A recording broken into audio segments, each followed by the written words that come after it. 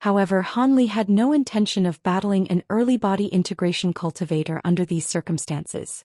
He flapped his wings without any hesitation, and spiritual light flashed from his body as he shot forth through the air as an azure thread, accelerating to close to twice his original speed, thereby allowing him to match the speed of the streak of red light. In just the span of a few breaths, the two of them had disappeared into the distance. The humanoid figure within the streak of red light was naturally none other than the elderly man from the Jiaoqi race. Using the profound heaven-shifting disc, he was able to track down Han Li's location, but before he could get close to Han Li, the latter suddenly accelerated and fled at an alarming speed. The elderly man's heart jolted with shock upon seeing this, but his astonishment was then quickly replaced by elation. It appeared that the being that he was pursuing was quite powerful, so it was quite likely that he was carrying one of the items he was seeking. Thus, the elderly man was even more determined to hunt Han Li down. The two of them hurtled through the air like a pair of shooting stars, making no efforts to conceal themselves, and it only took them a short while to cover a distance of hundreds of kilometers. During this time, the streak of red light was still unable to chase down the azure thread, and the elderly man was truly becoming rather surprised. Even though he wasn't proficient in movement techniques, his spiritual sense had clearly just revealed to him that his target was only a 7th-tier upper race being. As such, it was quite incredible that he'd managed to avoid being chased down over such a vast distance. However, the elderly man was a fearsome body integration stage being after all, so he naturally possessed a vast wealth of battle experience. As such, he abruptly stopped cold in his tracks before flipping a hand over expressionlessly to summon a purple talisman. He waved the talisman gently through the air, and a cloud of purple mist erupted, instantly permeating through an area with a radius of over 100 feet and completely concealing his body within. Han Li had been keeping an eye on his pursuer this entire time, and his brows furrowed slightly upon seeing this. He also immediately stopped mid-flight before casting his gaze behind him with narrowed eyes. He was rather curious about just what his opponent was plotting. The purple cloud of mist tumbled and surged before suddenly vanishing, and the elderly man within it also disappeared without a trace. Han Li's expression changed slightly, and he instantly released his spiritual sense to encompass an area with a radius of several tens of feet. However, the elderly man was still nowhere to be found, as if he'd truly completely disappeared. A grim expression appeared on Han Li's face, and he made a hand seal as blue light flashed through his eyes, activating his Bright Sight Spirit Eyes ability. However, even with his Spirit Eye ability, he was still unable to track down the elderly man. Han Li's heart truly sank this time. Body integration stage beings were extremely fearsome opponents, so losing sight of one in battle could prove to be lethal. With that in mind, Han Li immediately fled into the distance as an azure thread. He didn't know where his opponent was lurking, but staying in this place for too long would naturally be extremely dangerous for him. However, if his opponent gave chase, then Han Li was confident that he'd be forced to reveal himself. Thus, the azure thread hurtled through the air, covering a distance of over 1,000 feet in just a single flash and rapidly disappeared into the distance. As Han Li flew through the air, he continued to cast his gaze behind him while maintaining his Spirit Eye ability. Moments later, he finally discovered something and he raised an eyebrow in response to this discovery. Extremely deep within the ground several kilometers behind him, there was a purple humanoid figure traveling through the soil without any impediment. It was none other than the elderly man from the Jiaoqi race. He had unleashed some kind of ability that had allowed him to instantly burrow several hundred feet deep into the ground, and Han Li failed to notice him initially due to a split second of complacency. However, for the elderly man to remain so blurry and indistinct even in the face of Han Li's bright sight spirit eyes indicated that he was using quite an extraordinary concealment technique. Furthermore, not only had the elderly man managed to conceal himself underground, he was traveling even quicker through the soil than he was when flying in the air. Not only did the soil not impede him in the slightest, there were specks of yellow light constantly flying out from within the soil before injecting themselves into his body to further enhance his speed. Even though Han Li was already flying as quickly as he could, the elderly man was still slowly gaining on him. Han Li was rather surprised by this discovery, but he showed no sign of stopping or slowing down. Meanwhile, the elderly man that was surging through the soil was growing rather frustrated. He had thought that his disappearance would strike panic into Han Li's heart, and even if he decided to flee the scene he would gradually decelerate or even temporarily stop. However, Han Li had fled without any hesitation, and even after flying for so long he still didn't slow down even in the slightest. That was quite surprising to the elderly man. He was very confident in his concealment abilities. So in his mind, there was no way that a being with a cultivation base far inferior to his would be able to see through him with their spiritual sense. The only exception would be if said being possessed some kind of spirit eye ability, but the probability of that was so low that it was virtually negligible. Seeing as Han Li hadn't fallen for his ploy, the elderly man could only continue to give chase using his earth movement technique. However, he could naturally also see that he was traveling slightly faster than Han Li using this movement technique, so he naturally wasn't going to give up in his chase. Thus, the two of them traveled for thousands of kilometers without pause. Han Li could see the purple humanoid figure drawing closer and closer to him underground, and his expression gradually darkened as he began to inspect his surroundings. All of a sudden, a pair of tall mountains positioned alongside one another appeared up ahead. Both of the mountains were quite lush and steep, and there was a dense forest in between the two of them. Han Li's heart stirred upon seeing this before he cast a glance downward with blue light flashing through his eyes. At this point, the purple figure was only just over 1,000 feet away from him and was on the cusp of chasing him down. Thus, Han Li took a deep breath before suddenly changing directions and flying toward that forest. The azure thread flashed through the air before plunging into the forest, following which Han Li reappeared. Immediately thereafter he rustled a sleeve and several tens of small swords shot forth from within. He made a hand seal and all of the small swords plunged into the ground as azure threads.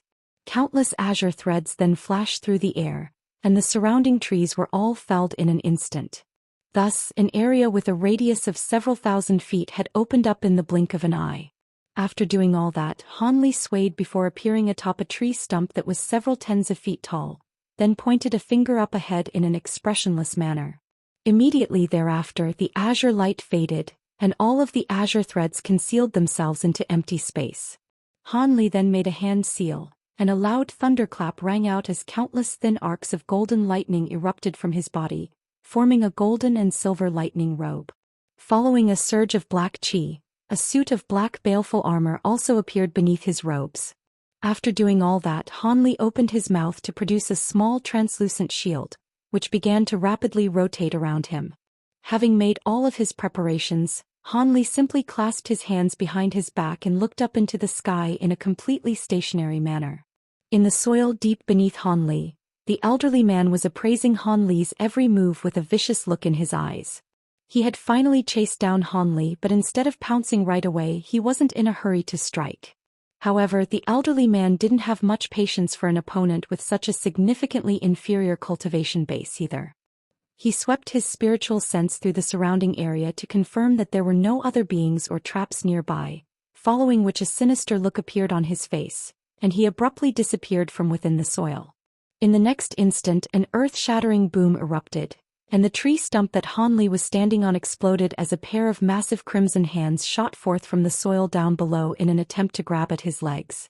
However, Han Li seemed to have already anticipated this attack, and his body blurred without any premonition before he abruptly appeared over 100 feet away in a flash. A cold harumph rang out, and Han Li had only just reappeared when red light flashed before him, and the elderly man also revealed himself. A ferocious light flashed through his eyes as he raised both arms up into the air in unison. Two crimson fist projections instantly appeared before hurtling toward Han Li, sending a scorching heatwave surging toward him. This high-grade Jiao Qi being was also a simultaneous cultivator. A hint of surprise flashed through Han Li's eyes as he reached out with an inky black hand, pressing downward from above.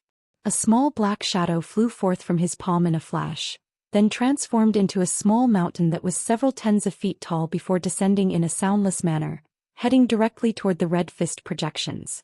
The elderly man's lips twitched upon seeing this, and instead of changing his attack, a derisive sneer appeared on his face. He was fully aware of just how powerful those fist projections were, and that was something that Han Li would only come to realize in the instant before his death. With that in mind, the elderly man activated his cultivation arts to an even greater extent, and the pair of fist projections instantly swelled to around twice their original size, making them comparable in size to human heads. Furthermore, the crimson light emanating from the surface of the fist projections also became extremely bright, illuminating the nearby air in a piercing red hue, and the scorching temperatures radiating from them was making the surrounding air completely twist and warp. He was planning to use this pair of fist projections to shatter the divine essence-fused mountain. A peculiar look appeared on Han Li's face upon seeing this. Right at this moment, the fist projection and the underside of the small black mountain clashed in a completely soundless manner. The projections and the mountain tremored in unison before becoming completely motionless, as if they'd been captured in a stationary snapshot in time. However, a halo of gray and red light then appeared between the two before proliferating outward in all directions at an alarming rate. Han Li felt his eardrums tremor as a doomsday-like burst of rumbling rang out. The tree stumps down below were all instantly reduced to sawdust upon making contact with this halo of light, and the earth tremored violently as a huge crater with a radius of several hundred feet and a depth of around 10 feet was blasted into the ground. Han Li's heart jolted with shock as he hurriedly cast his gaze downward with blue light flashing through his eyes. There, the divine essence-fused mountain remained completely motionless, but the pair of fist projections beneath it had been eradicated. A pair of mundane-looking human hands were currently resisting the small mountain with all their might, preventing it from crashing directly downward. The owner of that pair of hands was none other than the elderly man. At this moment, his arms were slightly bent, and his face was flushed in an unhealthy manner, but he truly had managed to keep the divine essence-fused mountain at bay with just his hands and his immense strength. Han Li was rather surprised to see this, but his body immediately swayed, following which he abruptly appeared on the summit of the small mountain before tapping it with the tips of his toes. Gray light immediately began to surge around the small black mountain, and it swelled drastically to 3,000 feet in size. The elderly man had been able to just barely hoist up the small mountain in its former state, and his expression changed drastically in the face of this sudden development. His feet began to sink into the ground and soon he had been buried up to his calves. This was an indication that the elderly man's strength alone wasn't enough to keep the mountain at bay, thereby forcing him to transfer some of the force into the ground beneath his feet. Han Li looked on expressionlessly as he stomped down onto the small mountain again. The divine essence-fused mountain was extraordinarily heavy to begin with, and with Han Li's assistance, the black mountain was able to crash down once again, completely crushing the elderly man beneath it amid a rumbling boom. However, Han Li only became warier upon seeing this. He was certainly not going to be deluded into thinking that a body integration stage being would be so easy to kill. Thus, he made a hand seal with one hand while his other pristine white palm pressed down toward the black mountain. Gray light flashed over the surface of the mountain, and it continued to expand at a dramatic rate. At the same time, a burst of 5 colored flames also surged forth from his fingers before spreading over the ground at the foot of the mountain. A layer of 5 colored ice was instantly formed, transforming the ground down below in a radius of several hundred feet into a frosty glacial land. At this point, the Black Mountain had already swelled to over 10,000 feet tall, making it comparable to a real mountain. Even so, Han Li still showed no signs of stopping. Spiritual light flashed from his body, and he shot forth toward one side as a streak of azure light before abruptly disappearing into thin air. Immediately thereafter, a burst of low buzzing suddenly rang out in the air around the Black Mountain. A series of small azure swords emerged before transforming into palm-sized azure lotus flowers amid a flash of azure light. These lotus flowers rotated on the spot, and countless lotus flower projections surfaced around them before gradually taking on a more substantial form. All of a sudden, lotus flowers had concealed the entire sky, and they formed a massive barrier of light to completely ensnare the elderly man within. Han Li had taken advantage of this brilliant opportunity to activate his Spring Dawn Sword formation. Right at this moment, a roar of fury erupted from beneath the mountain, following which a string of incantation chants rang out. Wisps of crimson light suddenly surfaced in the surrounding air. In the beginning there were only around a dozen or so of these wisps of light, but as the incantations were recited more quickly, more and more wisps of red light began to appear. Moments later, virtually the entire sky had been stained red by the crimson light. At the same time, the temperatures in the surrounding area became extraordinarily high, hot enough to instantly reduce a mortal into human jerky. At this moment, the incantations ceased, and the wisps of crimson light all surged into the layer of 5-colored ice on the ground in a flash. Immediately thereafter, rumbling booms akin to loud thunderclaps rang out from underground. Moments later, pillars of crimson light that were each as thick as a large bowl broke through the layer of ice. The pillars of light only flashed a few times, and the layer of ice rapidly melted into nothingness. The nearby ground was also instantly dissolved into a crimson liquid by the red light. In just the span of a few breaths, a vast stretch of ground had been transformed into a massive lava pit. The black mountain slowly descended into the bubbling lava, and it didn't take long for most of the mountain to be completely submerged. As expected, it looks like this won't be enough to kill you. Han Li's indifferent voice abruptly rang out from all directions. Immediately thereafter, the black mountain shrank dramatically within the lava pit, reducing itself down to around a foot in size before surging back as a streak of white light. However, after it had traveled several tens of feet away from the lava, the elderly man's cold voice suddenly rang out. I just so happen to be missing an ornamental treasure in my cave abode. This one's not bad. As soon as his voice trailed off, a massive wave of lava over 100 feet tall erupted from the lava pit down below. Immediately thereafter, red light flashed, and the lava transformed into a massive crimson hand that caught the small black mountain in its grasp. Red light flashed from the huge hand as it attempted to drag the mountain back into the lava. However, even though Han Li had already withdrawn most of the divine essence-fused mountain's power, its extraordinary weight was not something that could be easily moved by the massive hand. Thus, the black mountain managed to hold its position in mid-air, even as the giant lava hand continued to exert pulling force toward it. However, at the same time, it was unable to fly toward the nearby azure light barrier as Han Li had intended.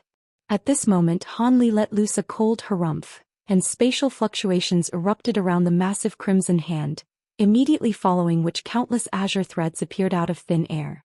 The azure threads flashed around the massive hand like lightning, instantly slicing its fingers into countless segments.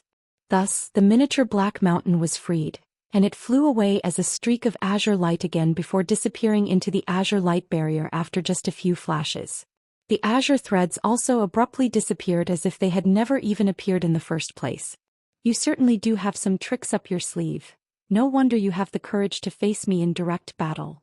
The elderly man didn't seem to have been irked by this development, but his voice was quite heavy and grim. Almost at the exact same moment, the lava down below parted, and the elderly man slowly emerged from within. His body was flashing with red light, and he only stopped after rising up over 100 feet into the air. He wore a cautious look on his face as he swept his gaze around him. This is a sword formation. The elderly man's expression changed as he instantly identified the situation that he was in. However, in the instant that the elderly man revealed himself, the azure lotus flowers around him began to shimmer with brilliant light, following which countless lotus petals shot forth. As these flower petals flew through the air, they instantly transformed into azure blades of wind that surged toward the elderly man from all directions. The elderly man's expression darkened, and the red light emanating from his body abruptly swelled to form a crimson light barrier that shielded himself within. A string of spluttering sounds rang out as the blades of wind disappeared into the red light like moths diving into a flame. However, in the next instant, they were all reduced to balls of fire that incinerated them into nothingness. This high-grade Jiaoqi being's fire tribute cultivation arts were clearly extremely powerful to be able to ignite and incinerate even attacks manifested from wind.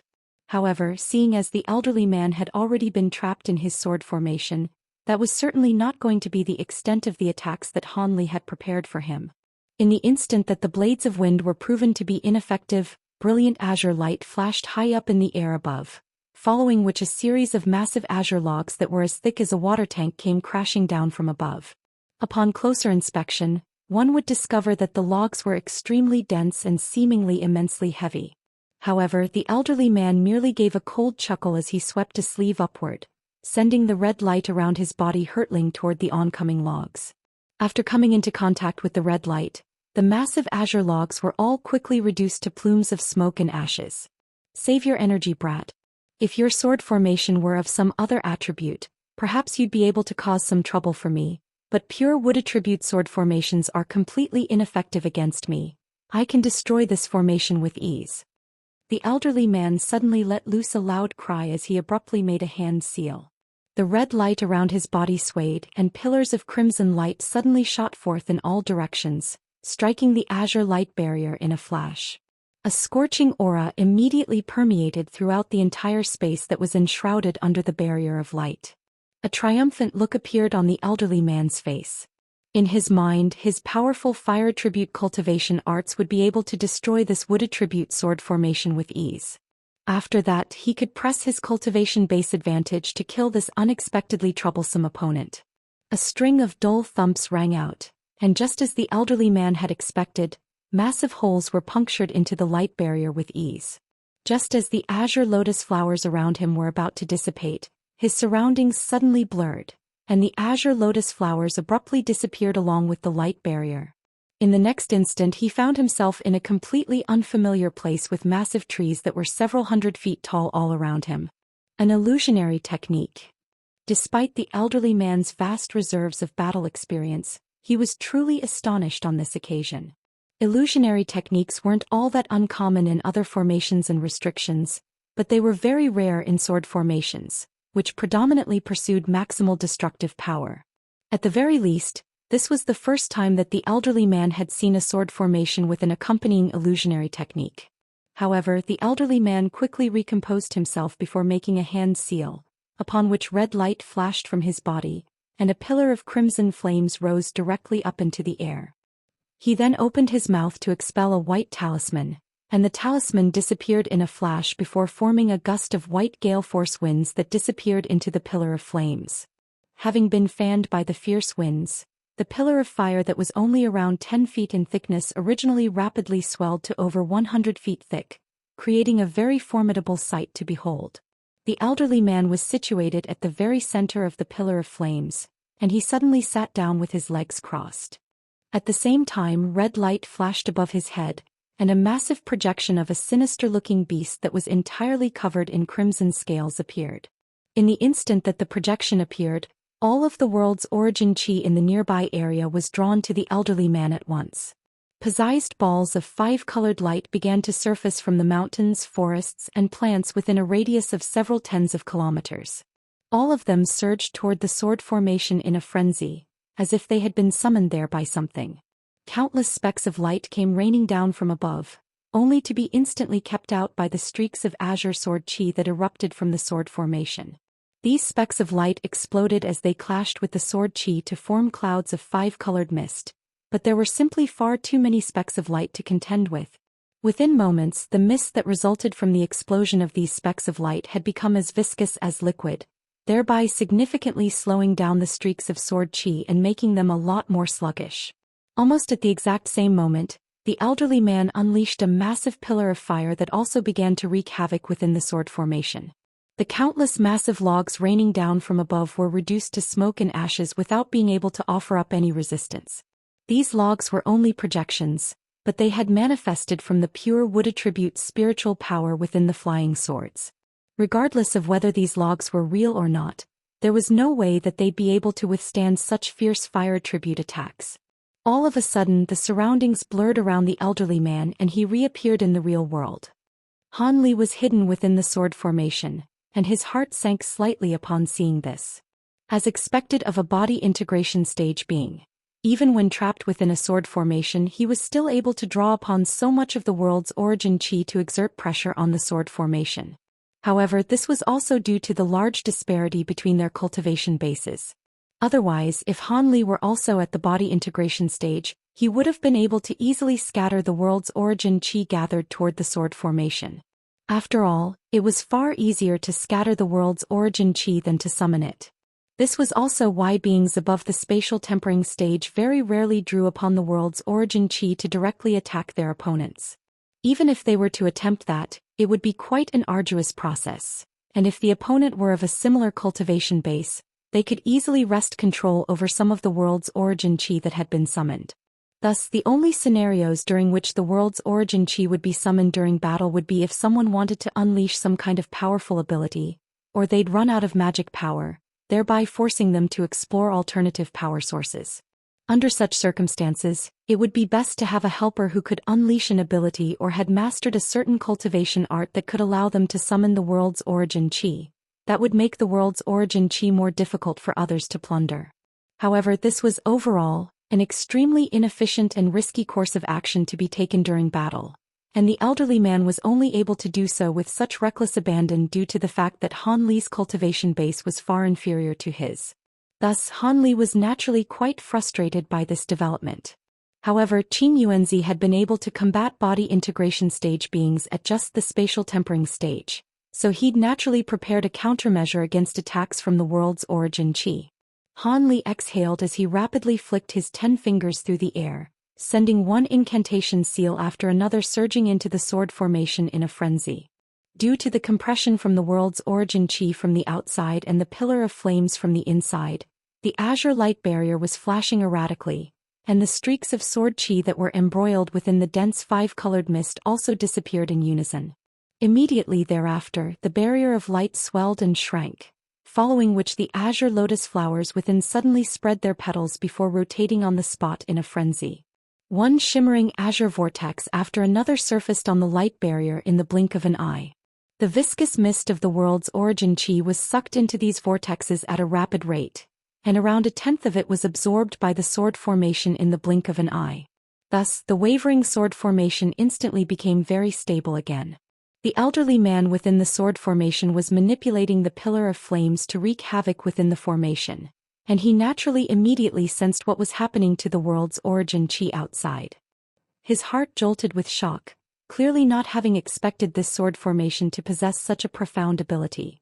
If things were to continue like this, the world's origin chi that he'd gathered would only be working to fortify the sword formation.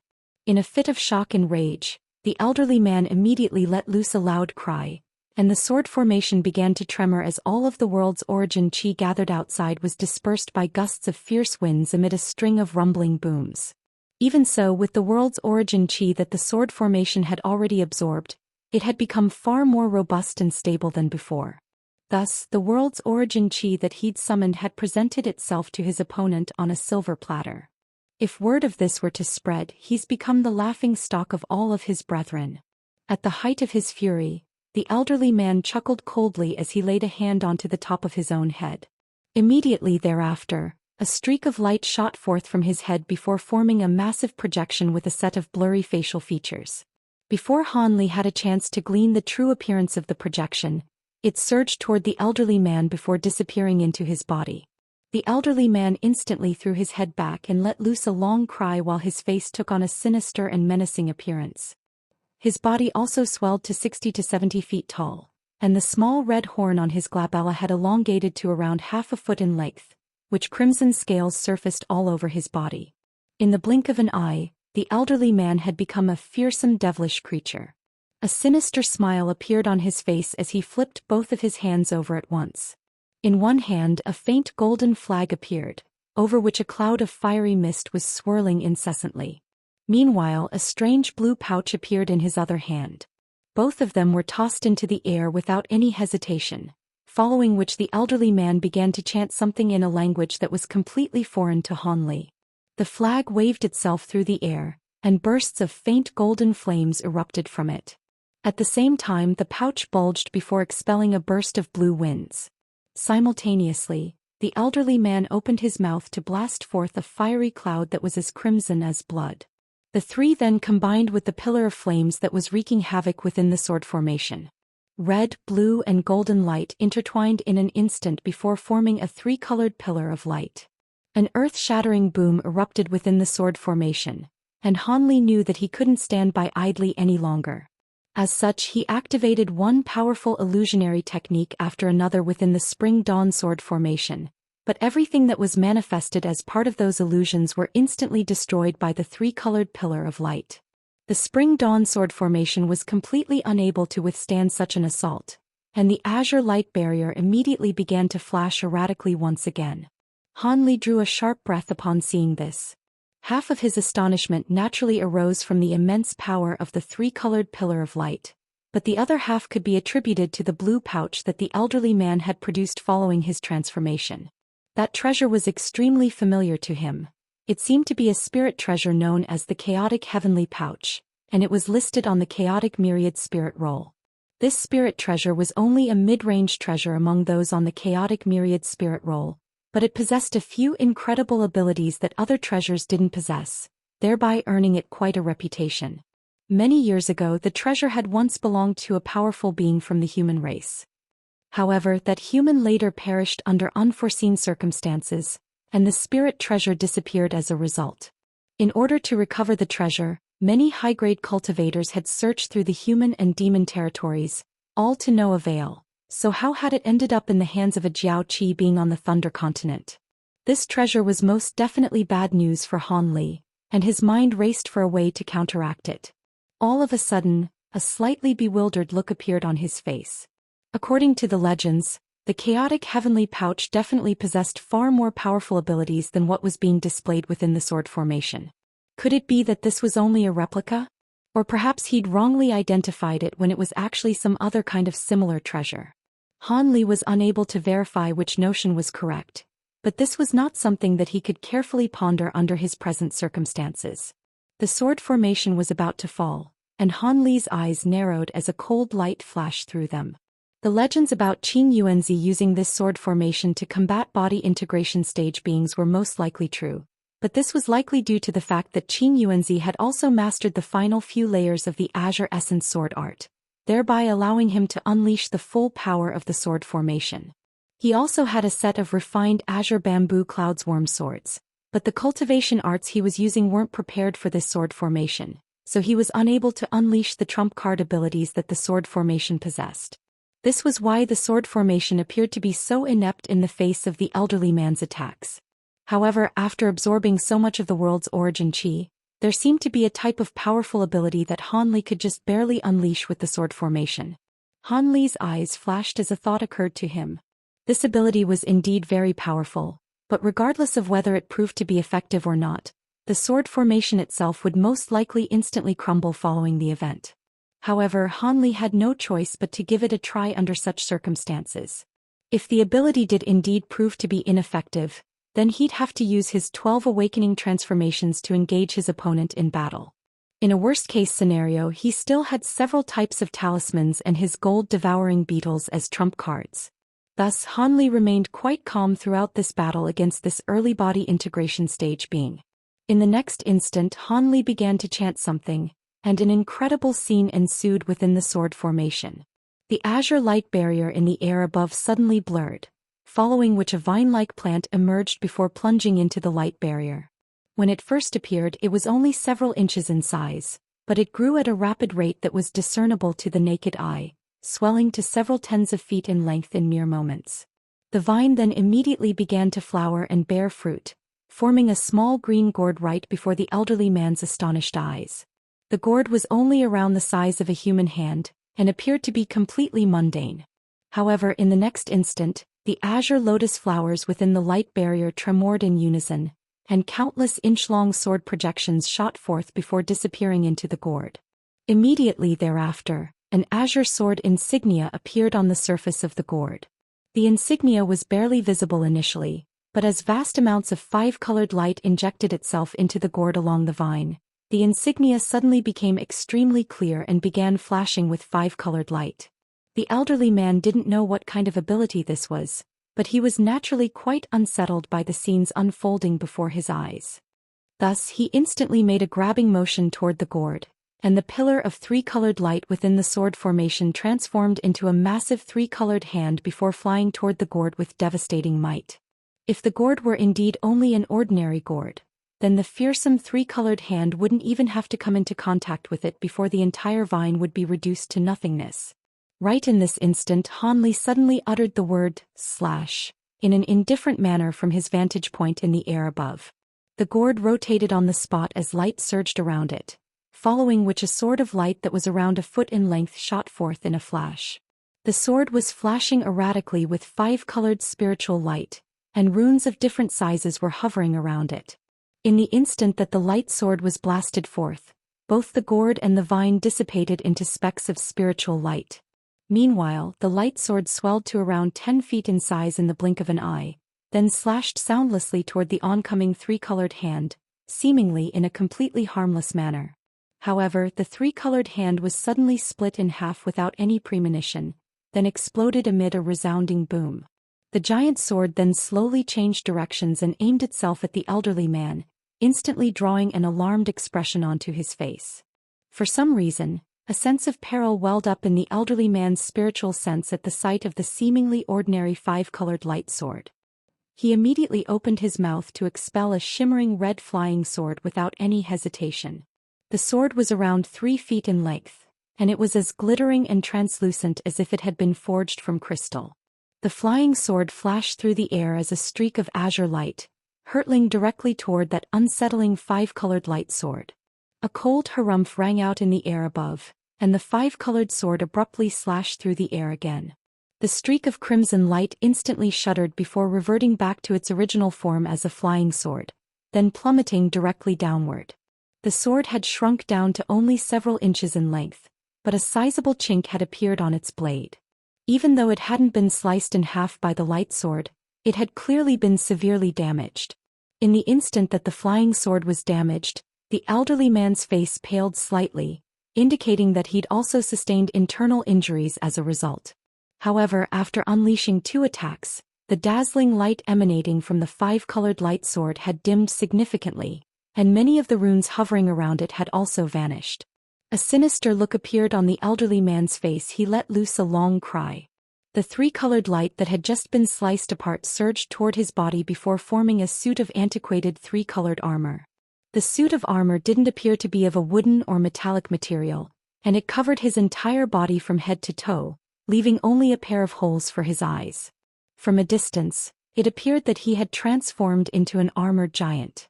Immediately thereafter, the elderly man raised both arms into the air, and three-colored light flashed as an antiquated giant sword appeared in his hand. The elderly man clenched both hands around the hilt of the sword before positioning it in front of his body, and an astonishing burst of baleful chi instantly erupted into the heavens. At the same time, the blue pouch and golden flag descended from above, revolving around the elderly man as a streak of blue light and a streak of golden light, respectively. Han Li's eyelids twitched involuntarily as he looked on from his hiding spot within the light barrier. Only after borrowing the world's origin chi that had been absorbed by the sword formation was he able to just barely unleash that ability, which had been named as the Origin Chi Sword Gourd by Qing Yuanzi. The ability manifested a gourd and used the sword chi from the 72 azure bamboo cloudswarm swords as a seed, then drew upon the world's origin chi to nurture a devastatingly powerful origin chi sword. The ability was extremely powerful, but it also required an astonishing amount of the world's origin chi to be unleashed. The 2 slashes that had just been unleashed had already expended close to half of the world's origin chi that had been absorbed by the sword formation. However, if the elderly man were led to believe that this was the extent of the origin chi sword's powers, then he was in for a nasty surprise. The power unleashed by the origin chi sword was completely dependent on how much of the world's origin chi was injected into the attack. Han Li was preparing to exhaust all of its remaining world's origin chi in the next attack. With that in mind, a cold smile appeared on Han Li's face, and he abruptly made a hand seal to spur the sword formation into action. Spiritual light instantly flashed from the azure light barrier, and the azure lotus flowers rotated on the spot before transforming into pillars of light that surged toward the giant light sword up above. Azure light flashed all over the entire heavens, and the azure light barrier thinned rapidly before completely vanishing. In the blink of an eye, only the 72 small azure swords remained hovering in midair, and all of them had turned rather dull and lusterless. Without the sword formation as camouflage, Han Li had also appeared high up in the air above. After absorbing so much power, the light sword had swelled to around twice its original size, and the details of the sword had become far clearer than before. Even though it was still a 5-colored sword, the azure color was clearly far more pronounced than the other 4 colors. Slash. Han Li pointed a finger down at the elderly man as he issued a cold instruction. The giant light sword slowly rose up into the air before crashing down from above. The armored elderly man also let loose a loud cry at the same time, and he slashed his antiquated giant sword through the air in retaliation. A thin thread of crystalline light and the thick streak of three-colored sword chi approached one another amid an ear-splitting screech. But everything abruptly fell silent in the instant that the two came into contact with one another. Immediately thereafter, the crystalline light flashed past the three-colored sword chi, and the latter vanished following a dull thump. The elderly man immediately raised his giant sword to defend himself upon seeing this. A crisp clang rang out and the elderly man remained completely motionless. However, in the next instant, a burst of azure light suddenly flashed from the giant sword, following which half of it silently crashed downward. After the giant sword had been sliced in half, the small golden flag appeared. The flag shuddered before radiating a ball of piercing golden light, then also plummeted from the sky above in two halves. Meanwhile, the chaotic heavenly pouch remained completely unscathed. The armor-clad elderly man looked up into the sky in an expressionless manner. The three-colored suit of armor he was wearing was also completely unscathed, with not even a single scratch to be seen on its surface. Han Li's pupils abruptly contracted upon seeing this, and he also looked back at his opponent with a cold expression. At the same time, an item fell soundlessly into his hand which was hidden up his sleeve. "Does this attack have a name?" The elderly man's voice rang out from within the suit of armor, and the question caught Han Li off guard a little. "Of course. I'm sure taking on my origin chi sword wasn't a pleasant experience for you," Han Li replied as a peculiar look appeared on his face. "Humph, it was indeed quite powerful. Even I was unable to completely withstand it," the elderly man harumphed coldly. As soon as his voice trailed off, a thin azure line suddenly appeared on his suit of armor. Immediately thereafter, an incision that was as smooth as a mirror's surface appeared on the seamless suit of armor, and that section of the armor crashed heavily onto the ground. Alongside the severed section of the suit of armor, one of the elderly man's huge arms had also been dismembered, and the overpowering odor of blood wafted through the air from his shoulder. However, the elderly man merely glanced at his severed arm, and it flew back of its own accord before reattaching itself to his shoulder amid a flash of white light. Immediately thereafter he circulated his magic power within his body and made a hand seal, following which the dazzling red light appeared once again, instantly elevating the surrounding temperatures by an astonishing degree. Han Li looked down at his opponent through narrowed eyes and he didn't attack right away. Instead, a derisive sneer appeared on his face as he scoffed. "Do you really think it's that easy to recover from a wound inflicted by my origin chi sword? What are you trying to say?" The elderly man's heart jolted with shock as he cast his gaze toward his wounded arm again, upon which a dark expression instantly appeared on his face. Blood was gushing down his reattached arm again, even though he was sure that it had been completely healed just a moment ago. As soon as you try to use your magic power, the wound will open up again. That's the true horror of the origin chi sword. Would you like to fight me without any magic power from here onward or keep fighting me until your blood runs dry?" Han Li chuckled as he abruptly swept a sleeve through the air. A loud buzzing sound instantly erupted as several tens of golden flowers flew forth from his sleeve. As soon as they emerged from his sleeve, they immediately turned into massive sinister-looking beetles that were around half a foot in size each. The elderly man had been extremely shocked and enraged by Han Li's words, but he managed to maintain an expressionless facade. However, that facade instantly crumbled at the sight of the golden beetles. "Gold-devouring beetles. You have mature gold-devouring beetles?" A hint of fear appeared in the elderly man's eyes for the very first time. However, Han Li didn't even bother to give a reply as he made a hand seal, following which all of the gold-devouring beetles rapidly surged toward the elderly man. In the same instant, brilliant golden light erupted from his body as golden scales surfaced over his skin. Black light then flashed from his glabella, and an inky black demonic eye was revealed. At the same time, a golden halo abruptly appeared behind him, and the Provenance True Devil projection appeared within the halo. A loud thunderclap erupted from his body, and countless arcs of golden lightning appeared, following which he flipped a hand over, and the divine essence-fused mountain emerged again amid a flash of gray light. Meanwhile, he waved a hand toward the azure bamboo cloudswarm swords in the surrounding area, and all of them converged to form a giant azure sword that was around 10 feet in length, which then landed in his grasp. After doing all that, Han Li stepped forward with a cold expression on his face, covering a distance of over 100 feet with a single step as he strode directly toward the elderly man down below.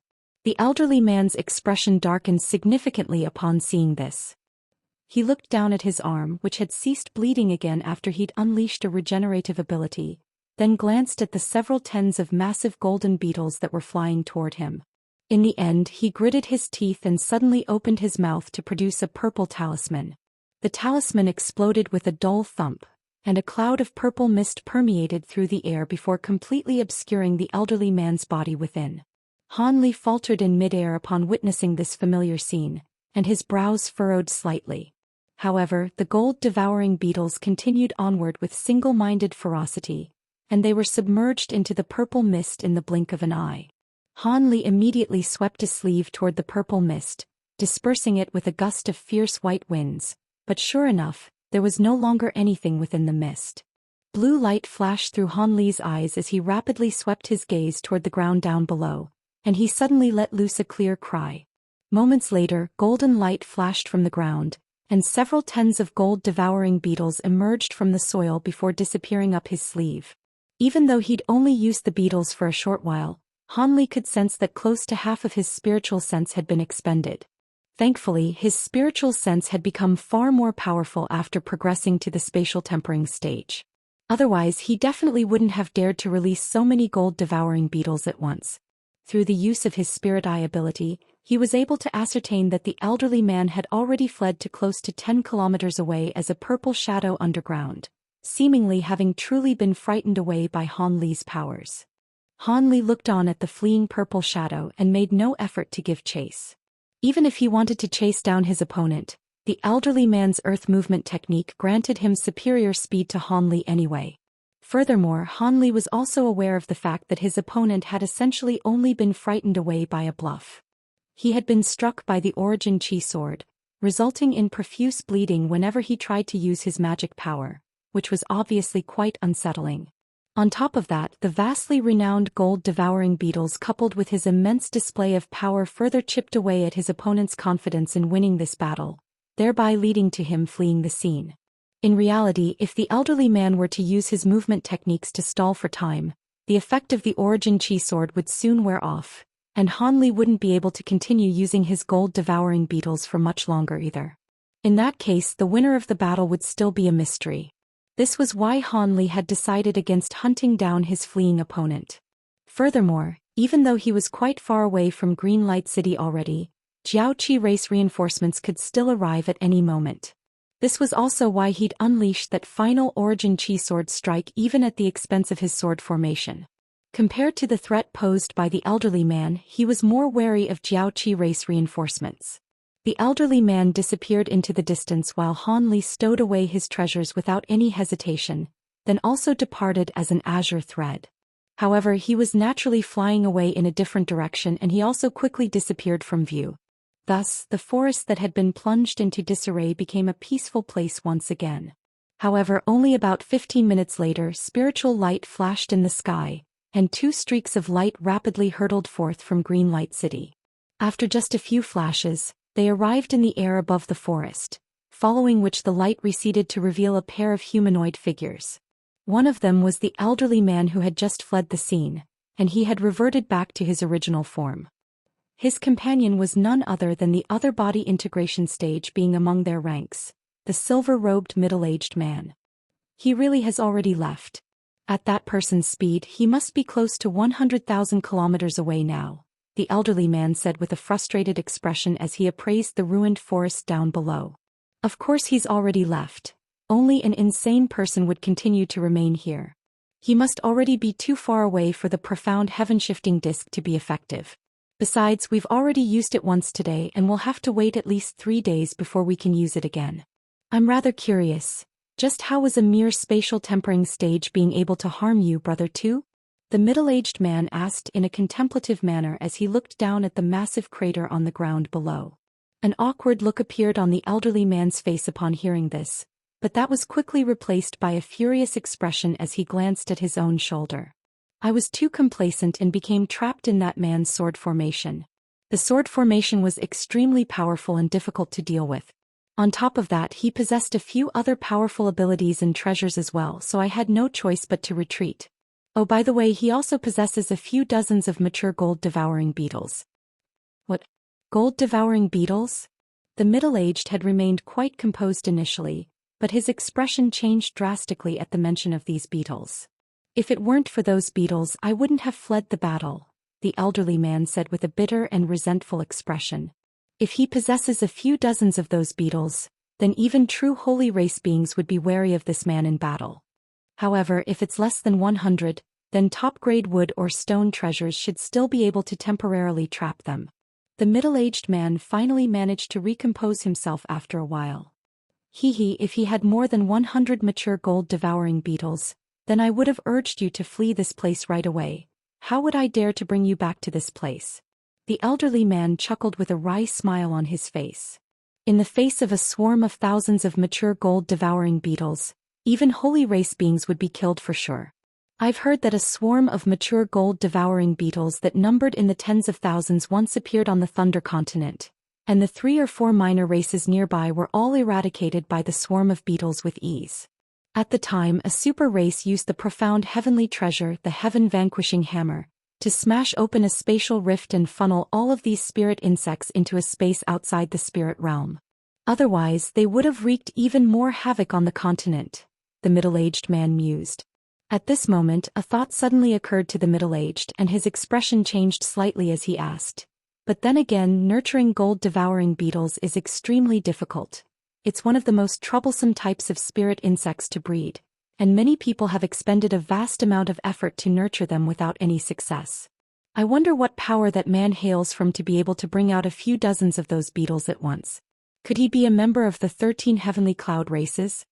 The elderly man contemplated the notion for a moment before shaking his head. No. The treasures I was carrying exhibited no reaction toward him, and I was unable to pinpoint what kind of being he was from his physical appearance either. In that case, things will be a little troublesome for us. If he's carrying a jade box with him, then it'll be very difficult for us to recover it, the middle-aged man said with furrowed brows. How many boxes did you recover, fellow Daoist Ning? The elderly man asked. I managed to secure 2 boxes. That myriad ancient being was quite sly and cunning. He tried to threaten me with the destruction of the box in an attempt to get away. Thankfully, my blood-melting technique is quite proficient in sneak attacks, so I was able to catch him off guard and kill him on the spot. The middle-aged man flipped a hand over as he spoke, and 2 identical boxes appeared in his grasp, both of which had restriction talismans plastered onto their surfaces. It turned out that the big-headed being still had 2 jade boxes left even after giving out 1 each to Han Li's trio. The elderly man nodded as he rustled his sleeve to summon a jade box as well. It was none other than the one that he'd obtained from the green-skinned being. In that case, we have 3 boxes. How many boxes did Hong Yin report that the myriad ancient being was in possession of? Perhaps the elderly man had truly forgotten, or he was simply asking for confirmation. In any case, he turned to his companion and then raised the question with an inquisitive look on his face. 5 or 6. The information he sent back to us wasn't very accurate either, the middle-aged man replied after a brief hesitation. 5 or 6. What a troublesome number. That means that man is carrying at least 2 jade boxes with him, the elderly man sighed. I'm afraid so. On top of that, he appears to be quite powerful, so Hong Yin must have fallen by his hands. We can't allow him to get away with this. The middle-aged man's expression darkened as he spoke in a cold voice. But he's completely disappeared now. How are we going to find him again? The elderly man asked. We obviously won't be able to do that on our own, but don't forget that most of the cities in this area are under our race's control. We can contact the closest few cities using our myriad distance talismans and request assistance from them to hunt down that man. The people deployed to search for him don't have to be very powerful either. All they have to do is startle him into showing himself, and we'll immediately get to him using a teleportation formation, the middle-aged man suggested. That's certainly worth a try. The elderly man didn't have high hopes for the proposed course of action, but he couldn't think of any better alternatives, so he still nodded in agreement in the end. Immediately thereafter, the elderly man rustled a sleeve, and a green rock tablet appeared in his hand. He then quickly inscribed something on the tablet with his finger, leaving lines of faint golden text on its surface. Moments later, the elderly man had finished writing his message, and he laid a hand over the tablet, upon which the lines of text instantly disappeared amid a flash of light. Let's return to the battle arc first. That myriad ancient beings set up a self-detonating formation in the city, but our detection treasures managed to discover the formation, and someone has since disabled it. However, there are still many other things to be taken care of. We'll be busy for quite a while to come, the middle-aged man said with a faint smile. Looks like we have no choice. The elderly man naturally had no objections, and the two of them returned the way they'd come as two streaks of light, quickly disappearing into the distance. Han Li fled for around 500,000 kilometers, and only after he was sure that no Jiaoqi beings could possibly chase him down did he decelerate to his normal speed. After just a prolonged period of high-speed flight, even Han Li was feeling a little worse for wear. Thus, he swept a hand over his storage bracelet, and a pair of green stones immediately appeared in his grasp. These were two top-grade wood attribute spirit stones. Spirit stones of this caliber were quite rare, but in his current perilous situation, Han Li couldn't afford to be stingy, so he immediately began to absorb the spiritual power within the spirit stones as he held one in each hand. Thankfully, the surrounding area was extremely bleak and desolate.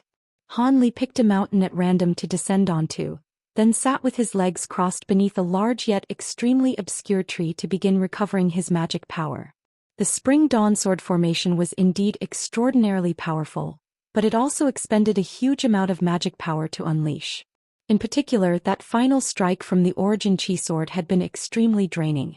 Thus, Han Li sat on the summit of the mountain beneath the large tree and no one else passed through the area. After about half a day had passed, Han Li had recovered most of his magic power. He reopened his eyes with an elated expression on his face, and displayed no intention of staying here any longer. Thus, he stowed away the spirit stone and hurtled into the air as a streak of azure light again. After flying for over 1,000 feet, the streak of green light suddenly became very blurry and barely visible. Within the azure light, Han Li pulled out a jade slip.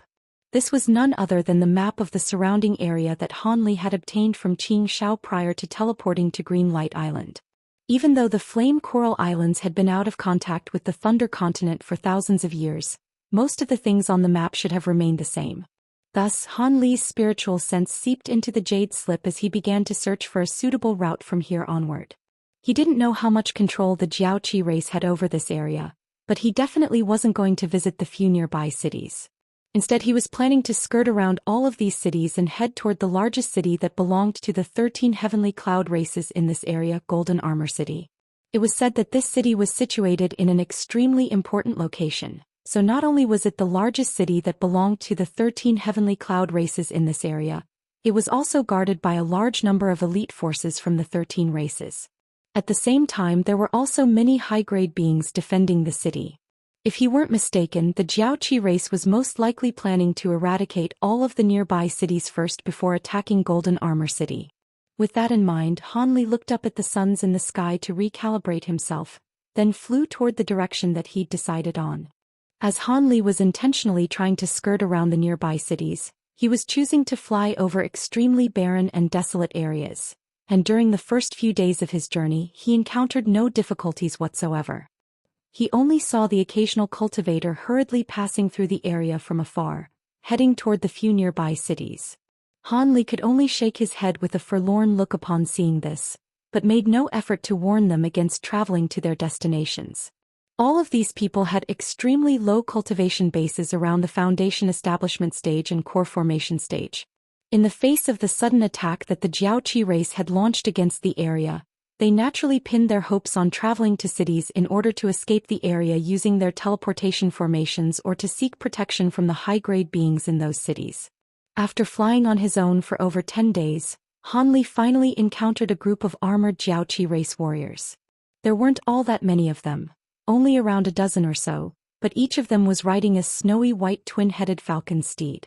The most powerful being among them was a nascent soul cultivator, while the others all possessed core formation stage cultivation bases. Han Li's heart immediately sank upon seeing these armored warriors. If he recalled correctly, there were no cities nearby, so why had these Jiaoqi beings appeared in such a secluded place? Han Li was quite bewildered by this development, But he wasn't very alarmed as these beings were nowhere near powerful enough to pose a threat to him anyway. However, even though he was capable of killing these armored warriors with ease, he concealed himself instead and only revealed himself again after they'd departed. He looked on at the group of armored warriors in the distance with a dark expression on his face before continuing on his way. However, after encountering the first group of Jiaoqi race armored warriors, he went on to encounter a second group, a third group, a fourth group. The regularity at which Han Li was encountering these groups was gradually on the rise. Their vast cultivation-based disparities ensured that Han Li could conceal himself from them with ease, but he was still struck by a sense of foreboding. Could it be that this entire area was under the control of the Jiaoqi race? Just as Han Li was starting to become alerted to his situation, the Jiaoqi race conquered a city that was several times larger than Greenlight City. Within the city, there were 3 high-grade Jiaoqi beings situated within a palace, conversing with one another about this matter. A red-haired woman and a thin and shriveled elderly man stood on either side of a golden chair in the hall, while a young woman who appeared to be in her 20s sat on the chair. The woman had a set of beautiful facial features, but there was a faint metallic silver hue to her skin. On top of that, she had a pair of purplish-golden eyes, and if one were to look into those eyes, they'd be struck by a piercing pain in their own eyes. The woman had a small horn that was several inches long growing from her glabella, and it was glittering and translucent like an intricate artistic masterpiece. Both the elderly man and the red-haired woman were spatial tempering stage beings, yet they were appraising the young woman with extremely respectful expressions on their faces. "Has there still been no sign of him?" the young woman suddenly asked. Her voice was quite pleasing to the ear, but her expression was quite cold. "I'm afraid not, Lady Yin. Our scouts have yet to return with any useful information. Perhaps he found an obscure location to hide in? In that case, it would be quite difficult to find him," the elderly man replied in a respectful manner. "It's very unlikely that he's hidden himself somewhere. He already knows that we're attacking this area, so he must be well aware of the fact that if we were to seize complete control over this area, he'll be dead no matter how powerful he is. I also didn't think that we'd encounter such a big fish so early on in our campaign. If we could capture that man alive, it would be quite the accolade," the woman said with furrowed brows. "We're aware of just how important that man is to the 13 heavenly cloud races, so we definitely won't allow him to escape from this place. We've already sent out a large number of scouts to scour through this entire area, as well as 2 groups of powerful beings that are constantly at the ready. As soon as we receive news of his location, those 2 groups will teleport over right away. Teleportation of that kind is restricted to within a certain distance and will require a huge price to be paid, but I'm sure it'll be worth it to capture that man," the red-haired woman chimed in a respectful manner. "Alright, I'll leave it to you 2 then. By the way, wasn't Envoy 2 requesting our assistance to capture someone a few days ago?" the woman suddenly asked. "Yes, Master 2 and the others did indeed distribute a portrait to all of the nearby cities, asking them to keep an eye out for a certain man. Apparently they're searching for an upper race 7th tier being who's carrying something important in the context of the mission," the elderly man replied after a brief hesitation. They really are useless. Even with such a huge cultivation base advantage, they still let a mere upper race being get away. If it weren't for the fact that it was already a part of the plan to put this area into complete lockdown, we wouldn't even pay any heed to such a ridiculous request," the woman scoffed as a derisive look flashed through her eyes. Neither the elderly man nor the red-haired woman dared to say anything in response. "Speaking on this matter, though, I'm rather curious about just what the elders sent those out to obtain. They even asked me to loan them one of only 2 fortress-level battle arcs in my possession. As a result of that setback, we had to change our plans, and we still haven't taken over this area even now," the young woman chuckled coldly, seemingly very displeased with the current arrangement. "Lady Yin, the panel of elders ordered us to loan them the battle arc, so we can't go against those orders.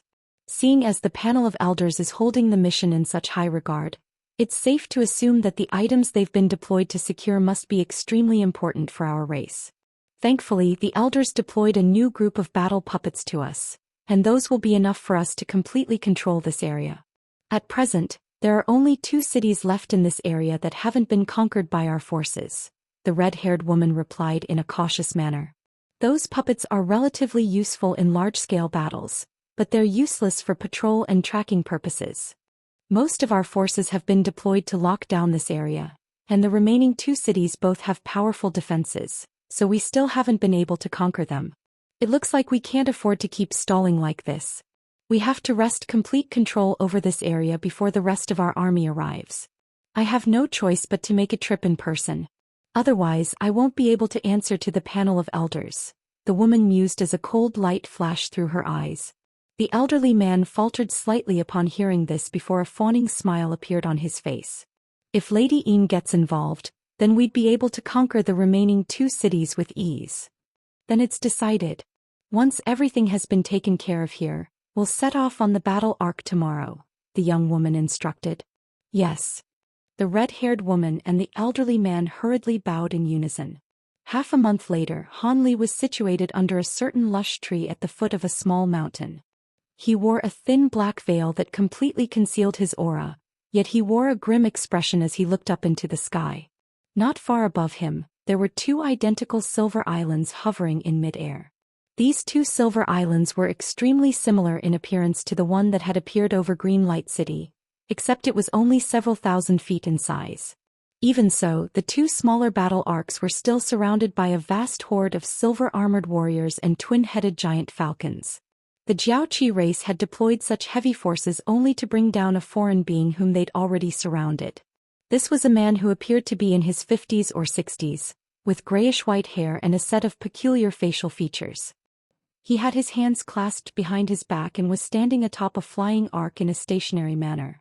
There was also a beastly puppet on either side of him. One of them possessed the body of a horse yet the head of a double, and it was several tens of feet in size, radiating shimmering azure light.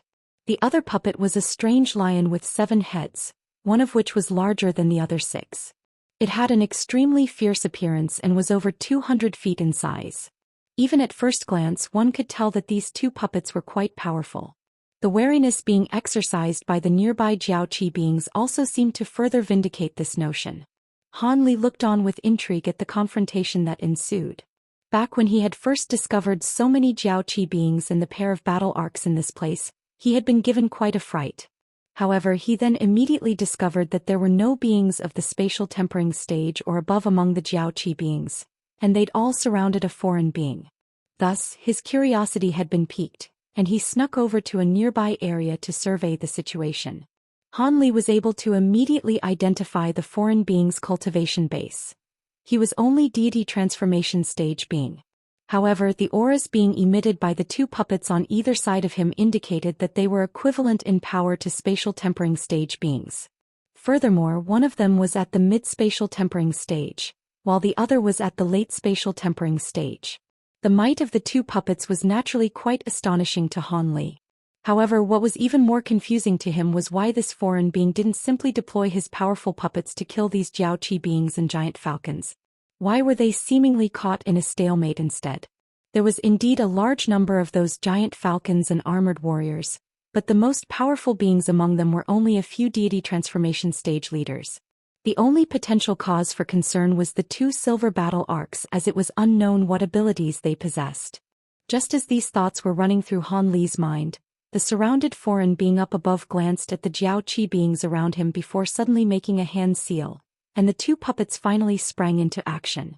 The W-worm-headed horse puppet abruptly spread open its wings, and they transformed into a pair of massive blades that shot forth through the air amid a flash of azure light. In the next instant, the azure light swept into the surrounding area, and a dozen or so giant falcons and armored warriors were instantly sliced in half. Meanwhile, the lion puppet opened all 7 of its mouths at once and countless fireballs erupted from within, forming a sea of flames in the blink of an eye that inundated all of the enemies in another direction. The surrounding armored warriors were initially quite alarmed by this sudden development, but under the commands of the deity transformation stage leaders, all of them raised their blades and unleashed countless attacks toward the two puppets. At the same time, all of the giant falcons rose up into the air before pouncing toward the puppets. All of a sudden, explosive booms and sharp screeches rang out incessantly as an intense battle ensued.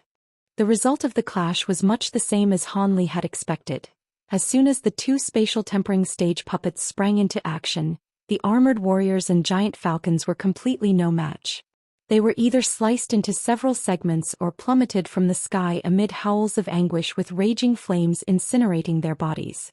However, the Jiaoqi beings seemed to have anticipated that this would happen in advance, so they weren't all that unsettled. Instead, many of the armored warriors suddenly patted something on their waists, and swathes of five-colored light were sent surging toward the long-haired foreign being. Before they had even gotten close to the foreign being, the five-colored light transformed into a series of large nets that hurtled toward him. It appeared that the Jiaoqi beings were trying to capture the foreign being alive. Han Li was quite surprised to see this. Right at this moment, the foreign being let loose a cold harumph before suddenly stomping down on the flying ark underfoot. The ark immediately flashed with yellow light, following which a dense yellow light barrier appeared. The foreign being then made a hand seal, and a layer of white lightning arcs instantly surfaced over the light barrier. As soon as those large nets descended, they were blasted into balls of spiritual light by the flashing arcs of lightning. Before the armored warriors had a chance to employ any other tactics, the long-haired foreign being flipped both of his hands over to summon a pair of shimmering golden treasures that resembled round shields, then tossed them up into the air. The two treasures shot forth amid a loud whistling sound, and all of the surrounding armored beings appraised the pair of treasures with alarm and wariness in their eyes. However, the two golden treasures merely circled around in the air before whizzing back to the foreign being, much to the bemusement of all of the surrounding Jiaoqi beings. Following a dull thump, the two shields crashed into the foreign being's body, upon which both of them began to emit a ball of piercing golden light. Immediately thereafter, the foreign being completely disappeared, but a large golden ball with a diameter of around 10 feet had appeared in his place. The ball was shimmering with golden light, looking as if it had been constructed from pure gold. Furthermore, there were all types of runes carved all over its surface, striking the onlooker with a sense of mystery and intrigue. A string of peculiar screeching sounds rang out from the golden ball, following which countless sharp blades that were each around a foot in length appeared all over its surface. The ball then hurtled into the crowd, leaving a trail of afterimages in its wake. The sharp blades on the surface of the golden ball didn't look to be anything special, but all of the armored warriors that came into contact with them were sliced into several pieces without being able to offer up any resistance. All of the attacks that were launched toward the golden ball were also repelled by its high rotational speed. In the blink of an eye, the golden ball had joined the horse puppet as they flew toward the same direction together. As for the seven-headed lion puppet, it was following close behind them with fireballs continuing to surge relentlessly out of its mouths.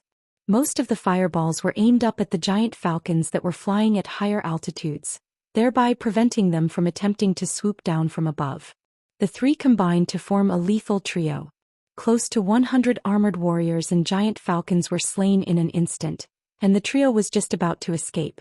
All of a sudden, one of the deity transformation stage Jiaoqi beings let loose a loud cry, and the armored warriors around the foreign being and his puppets suddenly backed away, retreating in all directions. The twin-headed giant falcons up above also dispersed, thereby creating a large area of empty space around the golden ball and the two puppets, with a radius of close to 1,000 feet. The foreign being within the golden ball faltered upon seeing this. Right at this moment, the two battle arcs in the sky finally sprang into action. The hundreds of crystalline pillars on the undersides of the battle arcs lit up in unison, following which white pillars of light came raining down from above. The white light completely encompassed the area of open space that had just appeared, and a string of deafening explosions rang out in rapid succession. The golden ball and both of the puppets were instantly inundated by this white light. Taking advantage of this opportunity, the armored warriors and giant falcons surrounded their target once again, reorganizing their formation during this period of respite. The attacks from the two battle arcs quickly subsided, and the white light gradually faded. Han Li narrowed his eyes and focused his gaze up above to discover that a shimmering blue giant umbrella with a radius of over 100 feet had appeared. Beneath the giant umbrella, the upper half of the foreign being's body was protruding out of the massive golden ball, and his brows were tightly furrowed in a concerned expression as he quickly assessed his surroundings. Meanwhile, his two puppets had also remained completely unscathed. On this occasion, the foreign being didn't seem to want to delay any further. He let loose a low cry before raising a hand and waving it up into the air. The giant umbrella above him immediately shrank at a rapid rate amid a flash of spiritual light, dwindling down to several inches in size before landing in his grasp. He then twisted around and his upper body disappeared back into the golden ball. At the same time, the two puppets flew through the air again and another fierce battle ensued. This battle was quite similar to the last one. The armored warriors and giant falcons were still no match for their opponents, and within moments almost half of them had perished. Just as the foreign being was about to escape again, the lion puppet suddenly ceased its fireball output. Red light flashed from its body several times in quick succession, following which all 7 of its heads drooped, and it fell completely stationary on the spot. The armored warriors nearby initially faltered upon seeing this before being greatly spurred on by this development. A few of them instantly raised their hands and 5-colored light surged through the air, forming several large nets that completely ensnared the lion puppet. The armored warriors dragged the nets toward them, and the lion puppet was forcibly captured. Without the fireball output from the lion puppet, the giant falcons up above no longer had any qualms as they flapped their wings violently and swooped down at an alarming rate. Large blades of wind came hurtling down from above, and as they struck the golden ball, the golden light emanating from its surface tremored, and its rotational speed was hampered drastically. Thus, the foreign being was surrounded again and he was in a far worse situation than before. To further compound his woes, the horse puppet also ceased to function for some reason a short while later, and it was also captured by the Jiaoqi beings. Thus, the golden ball was the only target left, and despite its astonishing defensive prowess, it was struggling to hold on in the face of all of the attacks being thrown at it. Han Li heaved a faint sigh upon seeing this. The foreign being was able to manipulate these puppets that were far more powerful than himself and last so long against such a vast number of opponents, clearly indicating that he was no ordinary being. However, under the current circumstances, it appeared that it would only be a matter of time before he was captured.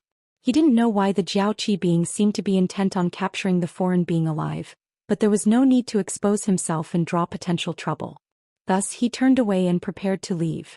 However, right at this moment, the foreign being's voice suddenly rang out from within the golden ball. "Senior, I am Jia Tianmu of the Myriad Ancient Race. If you can help me escape, I'm willing to reward you with a sentient puppet once we return to the Myriad Ancient Race." The foreign being hadn't employed any voice transmission techniques. Instead, he'd injected some of his spiritual power into his voice, making it clearly audible to everyone within a radius of several kilometers. Han Li initially faltered upon hearing this before being struck by the urge to cuss out loud. He didn't know how the foreign being had been able to detect his presence, but he definitely didn't have any good intentions by exposing him like this. As expected, one of the leaders of the Jiaoqi beings instantly waved a hand upon hearing this, and a few armored warriors as well as a dozen or so giant falcons were instantly deployed toward the small mountain where Han Li was hiding. These beings were somehow able to ascertain his rough location, but they were clearly unable to pinpoint exactly where he was, as evidenced by the fact that they were flying around the small mountain in a rather confused manner. Han Li's lips twitched, but he wasn't fearful of this development in the slightest. These Jiaoqi beings and giant falcons were far too weak to pose any threat to him, so the only potentially troublesome opponents would be those 2 battle arcs. Even so, he was naturally enraged by the fact that the foreign being had forcibly exposed him like this. Thus, a cold look appeared on his face as he swept a sleeve through the air, and several tens of inch-long flying swords shot froth from within. These flying swords then transformed into azure threads before disappearing into space in a flash. In the next instant, several azure threads appeared close to the Jiaoqi beings and giant falcons up above. Following a flash of azure light, all of those beings were sliced into several segments, and their dismembered remains came crashing down amid a rain of blood.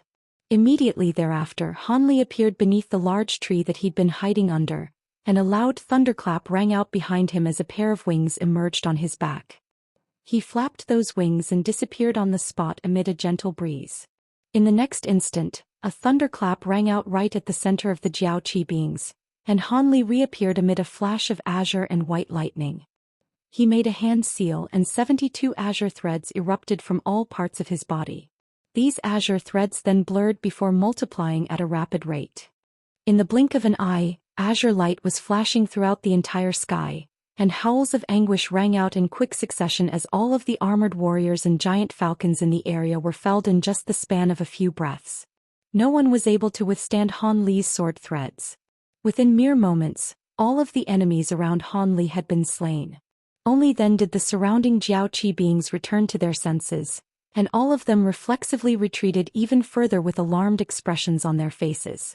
However, Han Li had no intention of stopping here. He swept his sleeve through the air and two black shadows instantly shot forth from within. Golden and black lights flashed, following which a small leopard-like beast and a small black monkey that was around a foot tall appeared. "Kill them all. Don't let anyone leave alive," Han Li commanded with a cold expression on his face. As soon as Han Li finished issuing that command, the leopard-like beast swayed to conjure up a dozen or so identical projections, all of which instantly rushed into the crowd. Meanwhile, black light flashed from the small monkey's body, and it swelled to several tens of times its original size, transforming into a massive black ape that was over 200 feet tall. The ape thumped its chest while letting loose a cold harumph, upon which a swath of yellow light swept forth from within its large nostrils. All of the twin-headed falcons that were struck by this yellow light plummeted from the sky as if they were inebriated. The giant ape then swung its fists violently up above, smashing the giant falcons into mincemeat as if they were nothing more than pesky insects. As for Han Li, he was unleashing his flying swords on the surrounding enemies once again. With each and every flash of an azure thread, at least one armored warrior or giant falcon was slain without any resistance. In the blink of an eye, almost all of the armored warriors and giant falcons had been slain by Han Li and his two spirit beasts.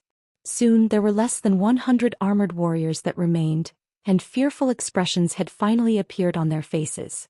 One of the deity transformation stage leaders issued a loud command, and all of them dispersed before fleeing for their lives toward the two battle arcs up above.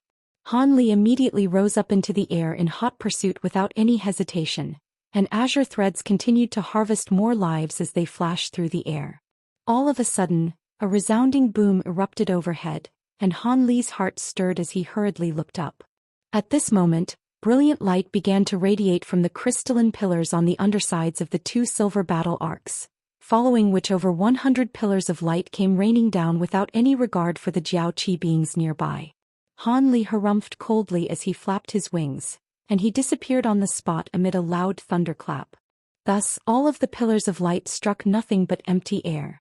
In the next instant, Han Li reappeared above one of the battle arcs before making a grabbing motion downward in an expressionless manner. An inky black palm extended itself out of his sleeve, then pressed down in a seemingly gentle manner. Gray light flashed and a miniature black mountain emerged from his palm. The mountain then swelled drastically to over 10,000 feet in size before crashing down toward the battle arc with devastating might. The divine essence-fused mountain had become even more gigantic than the battle arc, and it instantly cast a colossal shadow over the entire battle arc. The Jiaoqi beings within the battle arc were stunned to see this, and they hurriedly spurred on the battle arc to try and evade the attack, but it was already far too late. The underside of the giant mountain crashed into the battle arc amid a resounding boom, and despite the fact that the mountain was repelled slightly by the force of the collision, most of the battle arc surface had caved in significantly. At the same time, it was rammed down above, crashing heavily onto the ground below. Close to half of the entire arc had sunk into the ground, and it was quite clear that it wouldn't be doing any more flying anytime soon. However, a hint of surprise appeared in Han Li's eyes upon seeing this. The fact that the battle arc hadn't been completely destroyed by the divine essence-fused mountain indicated that the materials used to construct it were most likely not inferior to normal treasures. Constructing such a massive battle arc would require the expenditure of a vast amount of such materials. Thinking back to the giant island that Han Li had seen in Greenlight City, which was far more gigantic than even these two battle arcs, he couldn't help but draw a sharp breath. The insane wealth of the Jiaoqi race finally dawned on him. They really were worthy of being known as one of the most powerful races in the spirit realm. Despite the shock in his heart, Han Li displayed no intention of giving his opponents any respite. He flicked his fingers toward the black mountain from afar in quick succession, and the mountain came crashing down again. An earth-shattering boom rang out as the silver battle arc was flattened into a pancake of scrap metal beneath the colossal mountain. The Jiaoqi beings operating the battle arc may not have been killed as a result, but they most certainly wouldn't be enjoying themselves in there either. However, much to Han Li's surprise, silver light shimmered from the battle arc, and it was slowly repairing itself despite the horrendous condition it was in. Han Li raised his eyebrows upon seeing this before immediately making a grabbing motion. Several tens of azure threads instantly shot forth out of thin air, all of which converged into Han Li's grasp. Following a flash of piercing azure light, the azure threads formed a giant sword that was around 10 feet in length. However, its surface was shimmering with azure light, and it didn't appear to actually possess any substance.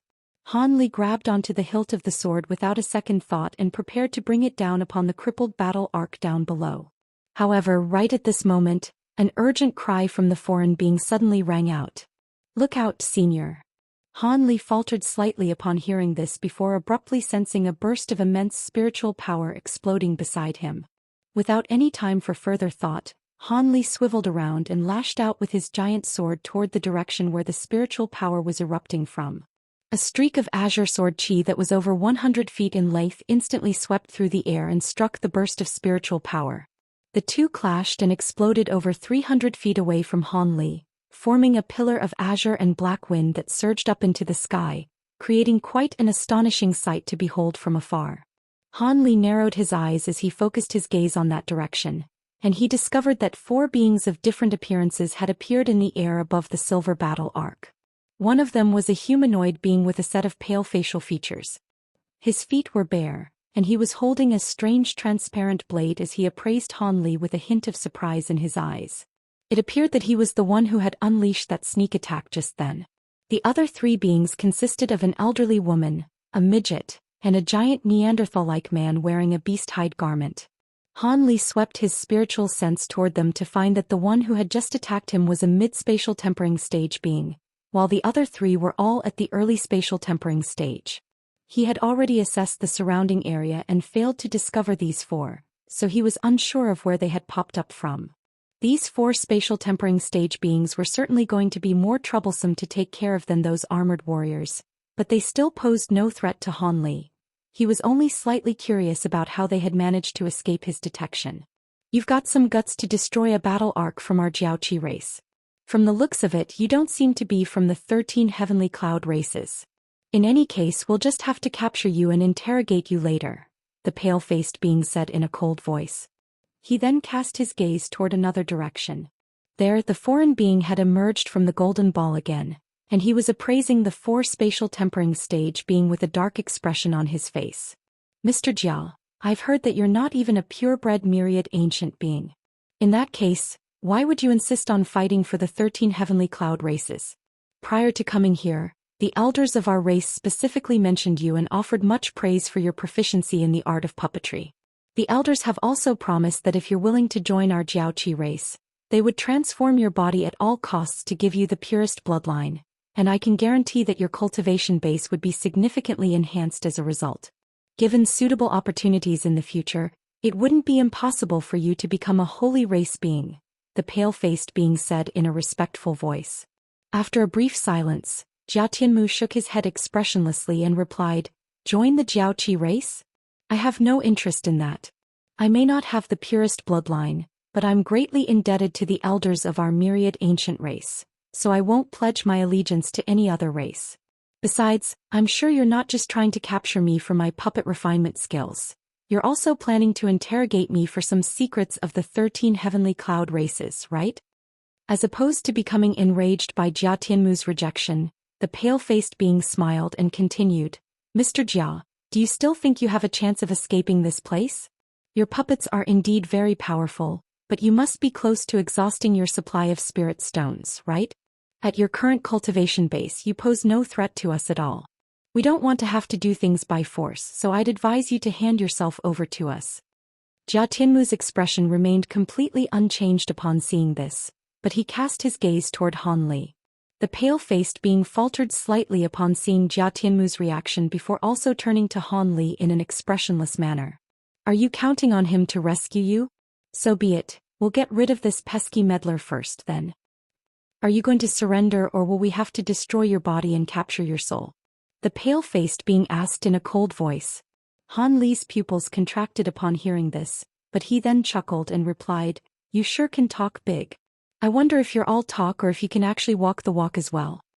The pale-faced being was rather surprised by Han Li's response. He carefully appraised Han Li for a moment before a thought suddenly seemed to have occurred to him, and his expression suddenly changed as he turned to the elderly woman in their group.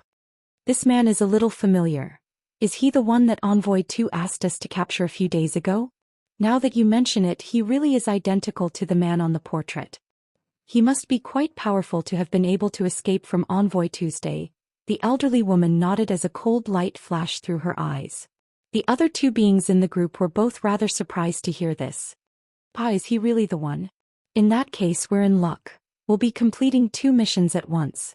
Come to think of it, it's all thanks to him for destroying the other battle arc. Otherwise, if the other team were to be teleported here as well, we'd have to split the reward for completing these missions with them. The giant man clad in beast hide guffawed. You seem quite confident, fellow Daoist Li. I'd advise you to be more careful against such a powerful opponent, though. Otherwise, you could be in for a nasty surprise. The midget chuckled coldly. No matter how powerful he is, there's no way he can take on all 4 of us on his own. The huge man chuckled nonchalantly in response. Of course he's no match for the 4 of us, but are you sure we can stop him if he insists on getting away?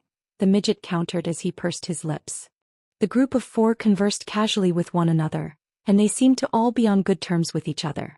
The price that had to be paid to teleport them here was most likely quite a hefty one, and from the sounds of it, there was supposed to be another team teleported to this place as well. However, due to the fact that one of the battle arcs had been destroyed, they were the only ones who had ended up here. The fact that they had deployed so many spatial tempering stage beings just to pursue a deity transformation stage being further highlighted that the foreign being was no ordinary character. However, the fact that these beings had managed to identify him right away was rather surprising. It seemed that the body integration stage being from Green Light City still hadn't given up on him. This made Han Li even more curious about what lay within the 2 jade boxes that the big-headed being had given to him. They clearly had to be harboring extremely important items for the body integration stage being to be so intent on capturing him. Even as these thoughts were racing through Han Li's mind, he remained completely expressionless. At this moment, the leopard Kirin beast and weeping soul beast also returned to Han Li's side, then glowered at the 4 beings with vicious looks in their eyes. However, they were also aware that these 4 beings were far more powerful than the ones they'd slain before, so they didn't rush in headfirst and attack in a reckless manner. Meanwhile, the pale-faced being turned to Han Li and seemed to be about to say something, but Han Li didn't give him a chance to speak, abruptly sweeping a sleeve toward all 4 beings instead. Several tens of azure threads immediately split up into 4 groups before hurtling toward the 4 beings like lightning, reaching them in the blink of an eye. All 4 of the spatial tempering stage Jiaoqi beings were given a massive fright by this development. They had witnessed Han Li using those sword threads to slay the armored warriors earlier, yet the speed being displayed by these threads was significantly superior compared to before, and in their shock and horror, they could only set up defensive measures or take evasive action in a panicked manner. The pale-faced being swayed and disappeared on the spot amid a plume of white smoke. Light shimmered from the elderly woman's body, conjuring up several identical projections. All of the projections were shattered in a flash by the azure threads, but the woman was nowhere to be found. The midget's expression changed in the instant that the azure threads came hurtling toward him, and he immediately made a hand seal, upon which a shimmering silver cloud appeared beneath his feet. The cloud swayed before abruptly carrying him away as a ball of silver light, traveling at a speed that was not inferior by much compared to the azure thread. Only the giant man chose to remain on the spot and take the azure threads head-on. Red light flashed from his hand, and a massive axe that was around 10 feet in size appeared in his grasp. There were scorching crimson flames burning along the axe, and he positioned it before him like a shield. The axe had been refined from many types of precious fire tribute materials, thereby granting it immense power and making it just as resolute as top-grade defensive treasures. This was why the man had decided to use it as a shield even after witnessing all of the armored warriors being sliced apart like cabbage by the azure threads. However, as soon as the man raised the massive axe, a burst of azure light flashed, and the axe suddenly became weightless in his hands. He looked down to discover that his axe had been severed into 7 or 8 segments by the azure threads in an instant, so he was left holding only a section of its hilt. Before he even had a chance to make a single sound, he was diced up into chunks of flesh and blood. Even his soul was completely eradicated by the azure threads before it had a chance to escape. Arg! Fellow Daoist Li! The pale-faced being yelled with shock and fury as he reappeared over 300 feet away. The midget and the elderly woman had also appeared elsewhere, and both of them were horrified by what they saw. They were aware that Han Li was far more powerful than his cultivation base suggested, but they didn't think that one of their companions would be killed in virtually the blink of an eye. However, before the three of them had a chance to try and avenge their fallen comrade, the azure threads flashed and surged toward them again. After witnessing just how fearsome these azure threads were in person, the three beings naturally didn't dare to try and keep them at bay with their treasures. As such, they were forced to unleash their movement techniques and take evasive measures once again. Thus, the three spatial tempering stage beings were forced to flee for their lives, seemingly completely powerless in the face of Han Li's domineering might. As for Han Li himself, he merely stood expressionlessly on the spot, manipulating his sword threads to hunt down his three opponents. Right at this moment, a resounding boom suddenly erupted in the air above. Immediately thereafter, a vast expanse of white light appeared overhead, following which hundreds of pillars of white light came raining down from above. The operators of the remaining battle arc could see that the three spatial tempering stage beings had been forced firmly onto the back foot, and they were using the battle arc to provide them with some assistance. Han Li looked up at the oncoming pillars of light through narrowed eyes, and he made no effort to try and evade. Thus, his body was completely inundated by white light amid a rumbling boom. The azure threads that were hunting down the three spatial tempering stage beings seemed to have been impacted as a result, and they suddenly ceased in their pursuit. All three beings heaved a sigh of relief in unison, and only then did they stop in midair before hurriedly summoning a few treasures. The elderly woman raised a hand to release a shimmering golden piece of artwork, depicting an extremely complex golden formation. The midget opened his mouth to expel a green wooden bowl, and at the same time, a dozen or so yellow darts flew out of his hand before revolving around his body. Meanwhile, the pale-faced being rubbed his hands together, and a pair of glossy black bracers appeared on his forearms. Both of the bracers were covered in complex and intricate patterns, giving them quite a mysterious and intriguing appearance. Even after summoning their treasures, the three of them still wore tense expressions as they looked on at the vast expanse of white light in the distance.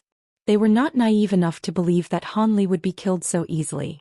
All of a sudden, an ear-splitting boom erupted from within the white light, following which azure light flashed and a massive bird erupted from within. In the beginning, the bird was only several tens of feet in size, but its body instantly swelled to around 700 to 800 feet in size amid a flash of spiritual light. The colossal bird flapped its wings and transformed into a gust of fierce winds that appeared above the elderly woman's head in the next instant. A rumbling thunderclap rang out as countless arcs of white lightning that were as thick as large bowls surfaced over the bird's body. Its gargantuan talons came crashing down amid the flashing lightning, and before they had even descended upon their target, a mountainous burst of spiritual pressure had already struck her. "Look out!" Both the pale-faced being and the midget were quite alarmed to see this. The pale-faced being lashed out from afar, and ghostly howls rang out from his bracers as two pillars of black light hurtled through the air. Meanwhile, the dozen or so yellow darts circling around the midget's body also shot forth as streaks of yellow light. Both of them were trying to stop Han Li in his tracks. At this point, they'd all realized that they'd severely underestimated Han Li's power, and that he was not an opponent any one of them could face on their own. Thus, they were absolutely petrified and were doing everything they could to avoid being divided and conquered. As soon as the immense spiritual pressure emanating from Han Li's pair of massive talons dawned on the elderly woman, her face instantly turned deathly pale. The massive bird was flying toward her far too quickly for her to evade, and in her desperation, she could only grit her teeth before expelling a mouthful of blood essence onto the artwork before her. The ball of blood essence instantly exploded into a cloud of blood mist that was immediately absorbed by the artwork, and almost at the exact same moment, a ball of dazzling golden light erupted from the artwork, following which the golden formation inscribed upon it shot forth from within. The formation swelled to over 100 feet in size in a flash, then rose up rapidly into the air. The giant bird completely disregarded the oncoming pillars of black light and streaks of yellow light, clamping down with single-minded ferocity onto the golden formation with its huge talons. An explosive boom rang out as white arcs of lightning intertwined with golden light to conjure up a spectacular lights show. The surrounding space exploded as a result of the clash, causing everything in the nearby area to twist and warp.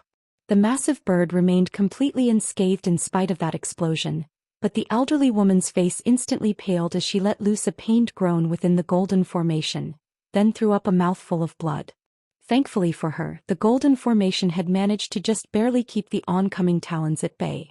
However, before she even had a chance to heave a sigh of relief, a cold light flashed through the giant bird's eyes, and it sent its other set of talons hurtling downward as well. The elderly woman's heart immediately sank upon seeing this. In the face of Han Li's devastating attack, she could only open her mouth and expel another mouthful of blood essence onto the golden formation up above. The formation expanded slightly in size as a result, and she could only hope that it would be powerful enough to withstand Han Li's attacks. She only had to keep him at bay for a short while before her companions would be able to swoop in and reinforce her. Despite how powerful Han Li was, there was still a good chance that the three of them would be able to kill him if they were to combine their powers. The woman had made the right decision under the current circumstances, but she had still underestimated the power of Han Li's Kun Ping transformation. Among the 5 transformations of the 12 awakening transformations that Han Li had mastered, the Kun Ping transformation was the one he was most proficient in. Furthermore, he had also absorbed 4 other true spirit bloods that further enhanced his body, thereby significantly bolstering the power of the Kun Ping transformation. In his current state, he was no less powerful than the spirit birds who had inherited the bloodline of the Kun Ping. Just as the giant bird's talons were about to strike the golden formation, a cold light flashed through its eyes, and it suddenly opened its mouth to unleash an extraordinarily thick bolt of lightning. The bolt of lightning struck the golden formation first, causing the latter to tremor violently. Right at this moment, the other set of talons also struck the formation amid an earth-shattering boom. The golden light emanating from the formation only flashed a few times before it was torn apart by the pair of giant talons as if it were nothing more than a frail rag. The woman was petrified upon seeing this, yet before she had a chance to unleash any other abilities, one of the massive talons flashed through the air, instantly splitting her body into several sections, and her dismembered remains plummeted from the air above amid a rain of fresh blood. At this moment, the 2 pillars of black light and dozen or so yellow streaks of light were also about to strike the gigantic bird's body. However, spiritual light suddenly flashed as a crystalline light barrier surfaced from within the bird's body. The pillars and streaks of light faltered initially upon striking the light barrier before being refracted in a completely different direction, thereby missing their target. The 2 pillars of black light disappeared into the distance in a flash, but the streaks of yellow light twisted around before hurtling toward the giant bird again. However, the bird merely flapped its wings to sweep up a burst of fierce white winds, and the yellow streaks of light were blown into oblivion. Arcs of lightning then began to flash erratically all over the giant bird's body, and it pounced directly toward the midget amid a string of successive thunderclaps. After witnessing Han Li slay the elderly woman before swatting aside his attack with ease, the midget's face instantly turned deathly pale at the sight of the oncoming Han Li. He immediately stomped a foot down onto his silver cloud before flashing through the air as a ball of silver light. In the next instant, he appeared beside the pale-faced being before pointing a finger at the green wooden bowl beside him. The bowl immediately transformed into a green light barrier then shielded his body within. Meanwhile, the pale-faced being wore a dark expression as he let loose a loud cry. Bursts of black mist immediately erupted from the bracers that he was wearing, and the black mist enshrouded both himself and the midget in the blink of an eye. The black mist then began to surge in all directions, quickly covering an area with a radius of over 300 feet and continuing to expand outward, showing no signs of stopping.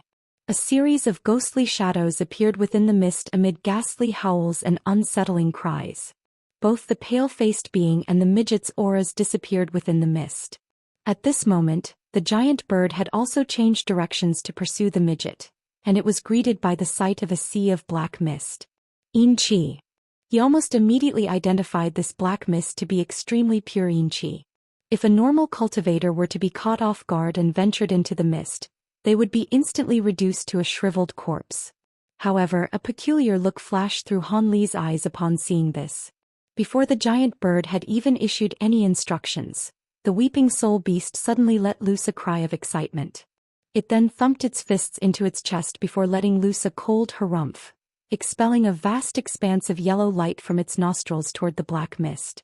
The massive bird also let loose a clear cry, and it flapped its wings as the arcs of lightning surging all over its body exploded in unison, transforming into a dazzling ball of lightning. After the lightning disappeared, a loud thunderclap rang out, following which a bolt of white lightning as thick as a water tank emerged in the air above the sea of black mist.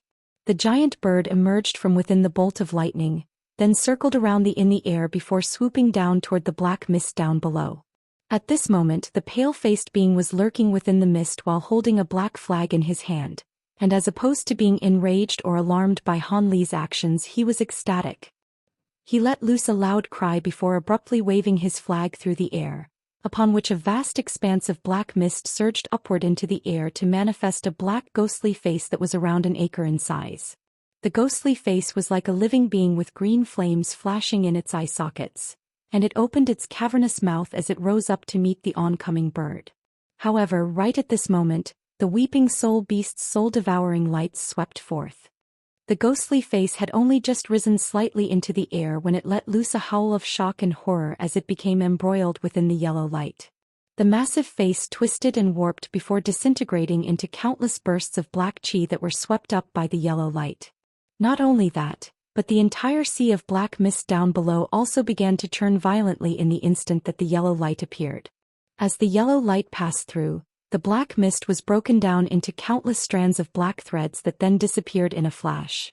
In the past, the weeping soul beast had been able to combat Yin power, but it would have been quite difficult for it to absorb such a vast quantity of Yin chi at once. However, following its many evolutions, its soul-devouring light had become far more powerful than it had been in the past. As such, most of the black mist was swept away in virtually the blink of an eye. Thus, the pale-faced being and the midget that were hiding within the mist were both completely revealed. The pale-faced being was holding a flag in his hand with an incredulous look on his face, and as soon as the two beings had been exposed, the giant bird lashed out toward them with its massive talons. Azure light flashed from the bird's wings, and it flapped them downward in unison. Nothing amiss seemed to have taken place as a result, but both the pale-faced being and the midget suddenly felt the air tighten around them, following which an invisible mountainous force crashed down on their shoulders. The pale-faced being possessed the superior cultivation base among the two, thereby allowing him to remain standing, albeit just barely, even in the face of such fearsome pressure. In contrast, his weaker companion let loose a muffled groan before being forced onto one knee. The azure light barrier around him became extremely warped, and a large section of it above his head had caved in significantly. At the same time, the barrier was shuddering violently, looking as if it could crumble at any moment. The midget was well aware of the immense defensive prowess that his treasure possessed, so he was extremely alarmed by this development. Despite how much their bodies were being debilitated by this immense pressure, they certainly weren't going to stand around idly and allow themselves to be killed. Thus, the pale-faced being forcibly flicked a wrist, and the black flag transformed into a black misty wurm that rose up into the air. At the same time, black light swirled around his bracers and a projection flew out from each bracer. Han Li focused his gaze to discover that this was a pair of malicious ghosts, one red and one green. Both had sinister sets of facial features with twin horns on their heads and bare upper bodies, wearing beast-hide garments to conceal their lower bodies. The two ghosts raised their arms in unison, and a swath of black immediately surged forth, close behind the misty wurm. Meanwhile, the midget laid a hand onto the top of his own head, and a small white jade sword flew out from within, then transforming into a streak of piercing light that hurtled toward the giant talons crashing down from above. In this dire situation, the two of them seemed to finally be fighting for their lives. A loud boom erupted up above again, and the silver battle arc suddenly unleashed countless pillars of light again, all of which hurtled directly toward the massive bird. However, the bird continued to swoop downward, but crystalline light flashed from its body in the process, forming a crystalline shield that flew out of its body. The shield was initially only around 10 feet in size, but in the instant that it was released, It swelled to become a giant shield that was over 200 feet in size, glittering under the sunlight in a dazzling display. All of the pillars of light that struck the giant shield were warped and refracted toward another direction, so none of the battle arc's attacks were able to land on Han Li. The white jade sword then crashed into the giant bird's talons amid a dull thump, only to be repelled with ease. The talons then closed around the sword like lightning, capturing it in an inescapable grasp that immobilized it no matter how much it struggled. The talons then clamped down with even greater force, and the flying sword was shattered into several segments amid a crisp crack. The midget down below immediately let loose a howl of anguish before throwing up several mouthfuls of blood in succession. Meanwhile, the giant talons continued downward and they grabbed onto the azure light barrier, leaving the midget looking on with sheer horror in his eyes. However, the azure light barrier really was quite powerful. Even after the massive talons had closed around it, it managed to remain intact, even though it was creaking and groaning in an alarming manner. On the other side, the mist WM absorbed the vast expanse of black light into its body, and it suddenly seemed to have attained actual substance. Its previously misty and insubstantial body had grown a layer of glossy black scales, and it let loose a menacing roar as it violently whipped its tail into the massive bird's other set of talons. Despite the bird's enormous strength, its talons really were kept at bay by the black WM. A hint of surprise flashed through Han Li's eyes upon seeing this, but he then opened his cavernous beak, and a silver ball of flames suddenly shot forth from within. At the same time, the huge beak came pecking down with ferocious might. Immediately thereafter, the black WM was struck by the silver fireball and began to burn in an uncontrollable manner. The black WM's body then rapidly shrank as if it were being devoured by the silver flames. At this moment, the gigantic bird's beak struck the azure light barrier with devastating power. The barrier was already on the brink of destruction, and it was shattered by the beak with ease. The midget within the shattered barrier no longer had the power to resist, and his body and soul were both crushed into a cloud of blood mist by the giant talons that instantly closed around him. Meanwhile, the pale-faced being was also in dire straits. After the black WM had been shrunk down to around a third of its original size, it was no longer able to withstand the massive bird's talons any longer, and was promptly destroyed.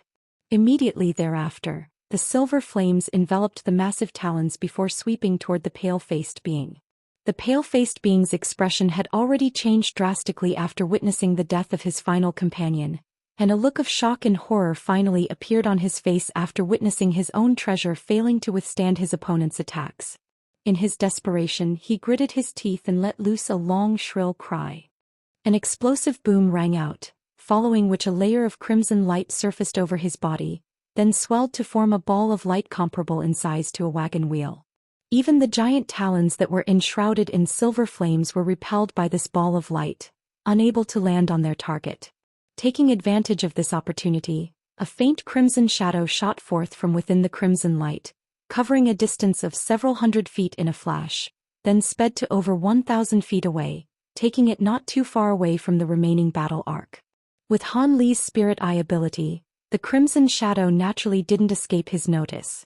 As such, he immediately twisted around to give chase. However, right at this moment, a pillar of golden light suddenly shot forth soundlessly and without any premonition, almost instantly striking the crimson shadow that had just reappeared above the battle arc. Several arcs of golden lightning struck the crimson shadow amid a loud thunderclap, and the shadow let loose a blood-curdling cry before being reduced to nothingness. Divine Devilbane lightning. Han Li was quite startled to see this familiar golden lightning. He cast his gaze toward the origin of the golden lightning to discover that the long-haired foreign being had already emerged from his golden ball, and that a blue humanoid puppet that was around 20 feet tall had appeared beside him. The puppet was entirely blue in color, and one of its hands was raised with thin arcs of lightning flashing in between its fingers. This Jia Tianmu had not only two high-grade puppets, but also a third one that was capable of unleashing divine Devilbane lightning. That came as quite a surprise to Han Li. However, he was only caught in a stunned stupor for an instant before flapping his wings and hurtling toward the silver battle arc as a gust of fierce winds. Azure light flashed and his massive avian body swelled dramatically once again. Immediately thereafter, the massive bird's talons came crashing down upon the battle arc with piercing lightning flashing alongside them. The talons instantly pierced into the battle arc amid a string of resounding booms, and a massive hole was torn into its silver surface.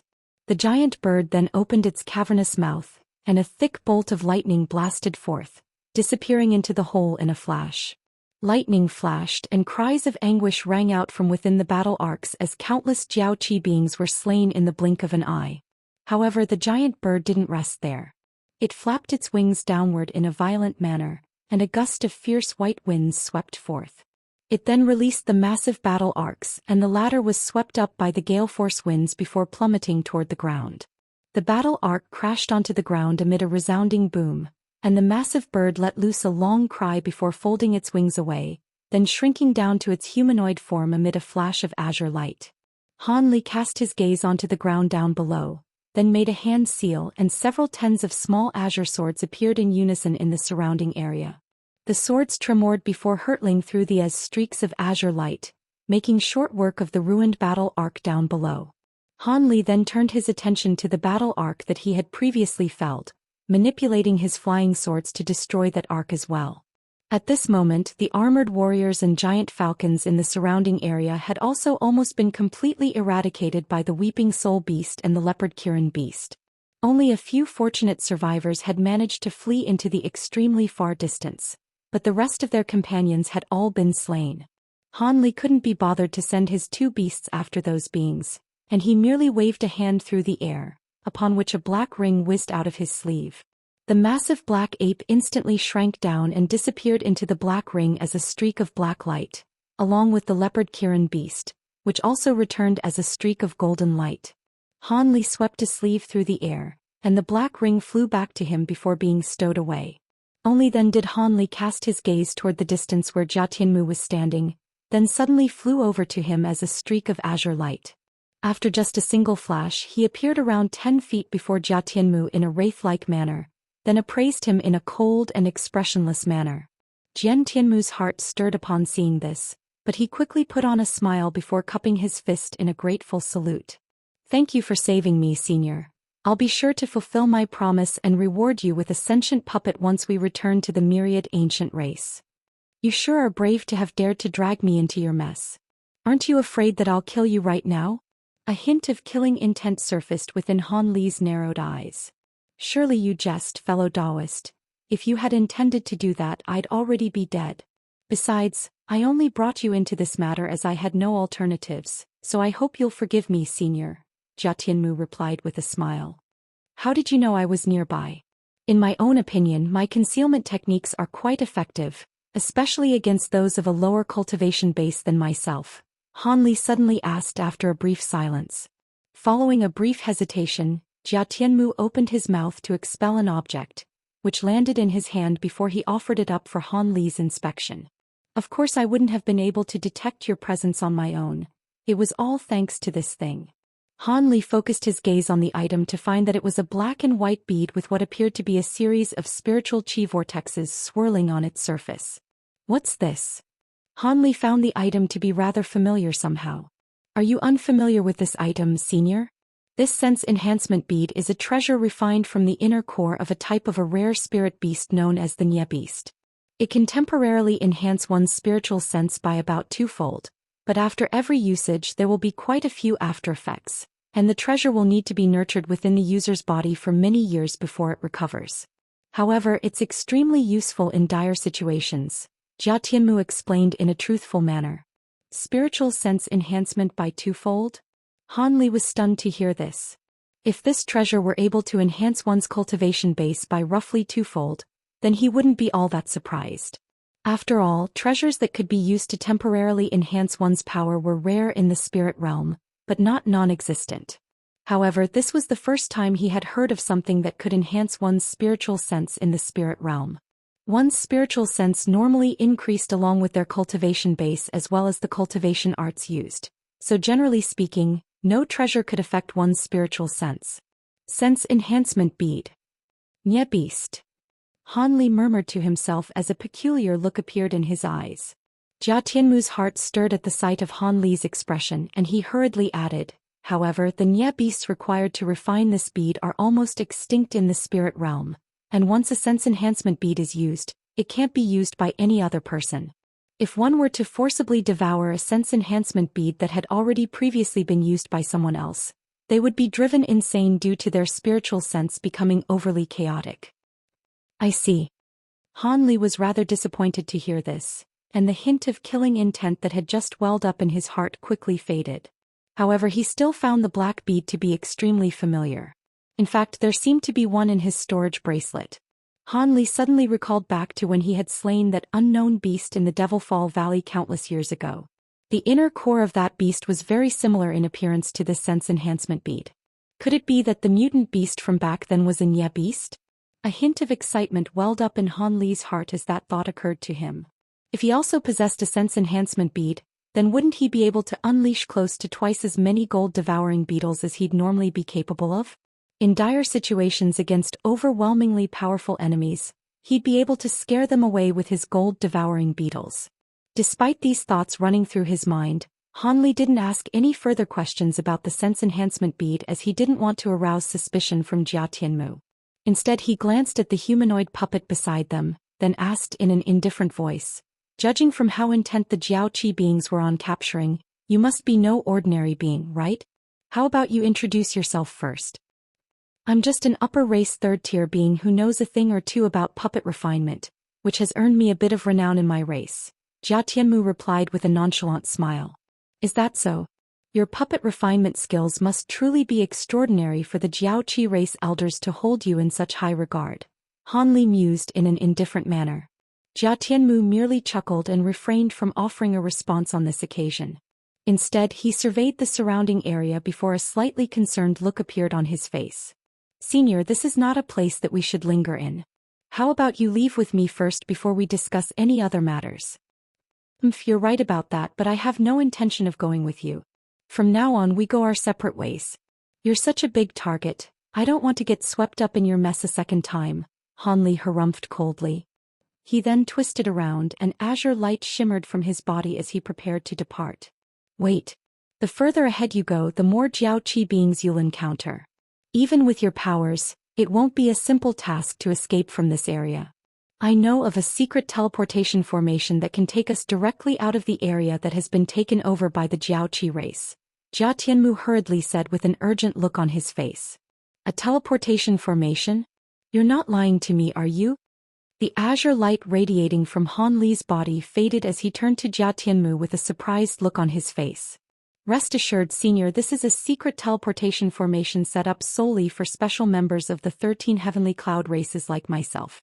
Once we get there, you'll be able to immediately ascertain the validity of my claim. If you discover that I'm lying, you can do with me as you please," Jia Tianmu replied with a smile. Han Li fell into silent contemplation upon hearing this.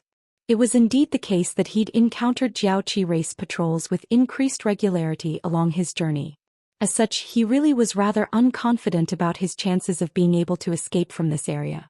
If he could use a teleportation formation that would take him away from here, then that would naturally be a very attractive option. He didn't have any ties with neither the 13 heavenly cloud races nor the Jiaoqi race, but the violence that the Jiaoqi race had displayed in slaughtering the entirety of Green Light City indicated to him that even if he were to surrender himself and offer up the Jade Box, there was no way that they would spare him. In contrast, it seemed that the 13 heavenly cloud races weren't as oppressive toward outsiders, so it would be a good idea to travel to their territory, then slowly try and find a way back to his original continent. Furthermore, he was carrying 2 jade boxes that had to be taken care of, and this Jian Tianmu seemed to be quite an important figure in the myriad ancient race, so perhaps he'd be able to help in that respect. After contemplating all these matters, Han Li nodded as his expression eased and he said, "All right, in that case I'll be happy to come along. Please lead the way, fellow Daoist Jia." Jia Tianmu was ecstatic to hear this and he hurriedly expressed his gratitude to Han Li. The spiritual power within the few types of special spirit stones used in his puppets had been completely exhausted, so there was no way that a third-tier upper race being like him would be able to travel to the place where the teleportation formation was situated on his own. However, with Han Li's protection he would have a far greater chance of getting to his destination without being captured or killed. Thus, Jia Tianmu immediately rose up into the air to recover the puppets that had been taken by the Jiaoqi beings, then stowed the humanoid puppet away before flying into the distance, leading the way for Hanli. Two streaks of light, one golden and one azure, disappeared into the distance after just a few flashes. In the air above a massive city enshrouded under a yellow light barrier, there were over 100 silver battle arcs of different sizes. These battles arcs ranged from just over 10,000 feet up to over 100,000 feet in size, and the largest of them were like small cities that hovered above the massive city. Within the largest of the battle arcs, there were a dozen or so spatial tempering stage Jiaoqi beings, and they were standing inside the tallest pavilion on the arc while looking out at the city down below. On a chair behind them sat a pale-skinned young woman with a pair of purplish-golden eyes. This group of beings was currently conversing in hushed tones with one another while pointing down at the massive city. The young woman wore a contemplative expression, seemingly in deep thought about something. All of a sudden, spiritual light flashed from the entrance of the pavilion, following which a streak of red light shot forth toward the young woman. The woman raised an eyebrow as she waved a hand toward the streak of light, and it transformed into a ball of red flames that fell onto her palm. She carried the ball of flames in her hand before seeping her spiritual sense into it. After a short while, her expression darkened and she said in a cold voice, "What a bunch of useless idiots." Everyone else's hearts stirred upon hearing this, and their conversation ceased as they turned their attention to her. "What's happened, Lady Een?" a hunchbacked man asked in a careful manner. A group of 7th-tier and 8th-tier upper race beings were deployed to capture that Jia Tianmu, only to all be slain at the scene, and the other teleportation formation couldn't even be activated in the first place. The young woman harumphed coldly in response. "How is that possible? That Jia Tianmu is indeed proficient in puppet refinement, but he's just a mid-tier upper race being. How could he have killed all of the troops we sent after him?" Another long-faced woman asked in an incredulous manner. "According to the survivors, someone else was responsible for all this," the young woman replied with a shake of her head. "Someone else? Are there other holy race beings in the area aside from in this flowing water city?" the hunchbacked man exclaimed. "No, not a body integration stage being, but a 7th-tier upper race being instead. That's why I called them a bunch of useless idiots. How did so many of them lose to an opponent of the same cultivation base?" The young woman's voice cooled even further as a hint of rage flashed through her eyes. None of the other beings dared to say anything after witnessing the young woman's fury. "Send a message to Envoy 2 right away, and inform them of the site of the incident. They'll be responsible for capturing Jia Tianmu from now on. We'll focus all our efforts and attention on conquering Flowing Water City." The young woman's words were like cold, scathing blades. "Envoy 2 has other missions to attend to. Surely he wouldn't be willing to come here," someone said in a careful manner. "Just tell him that the one who saved Jia Tianmu is the being that he wants to capture, and he'll have no choice but to take over this mission," the woman replied as she cast an indifferent glance toward the one who had just spoken. "The one who saved Jia Tianmu is the same being that Envoy 2 wants to capture?" Everyone was quite startled to hear this. "All right, that's enough of this matter. What we have to do now is conquer this city within the next 3 days. After that, Golden Armor City will be completely on its own, and it'll be as good as ours when that time comes. All of you just act according to the plan," the woman instructed. "Yes," all of other high-grade Jiaoqi beings replied with respectful bows. After that, they departed from the pavilion and flew back to the battle arcs that they were operating. 2 hours later, all of the battle arcs began to shimmer with spiritual light and emit bursts of ear-splitting rumbling following an order from the young woman.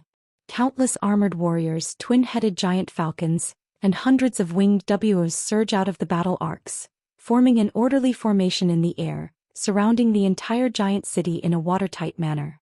Following the emergence of this Jiaoqi race army, a series of puppets of different colors also flew out of the battle arcs.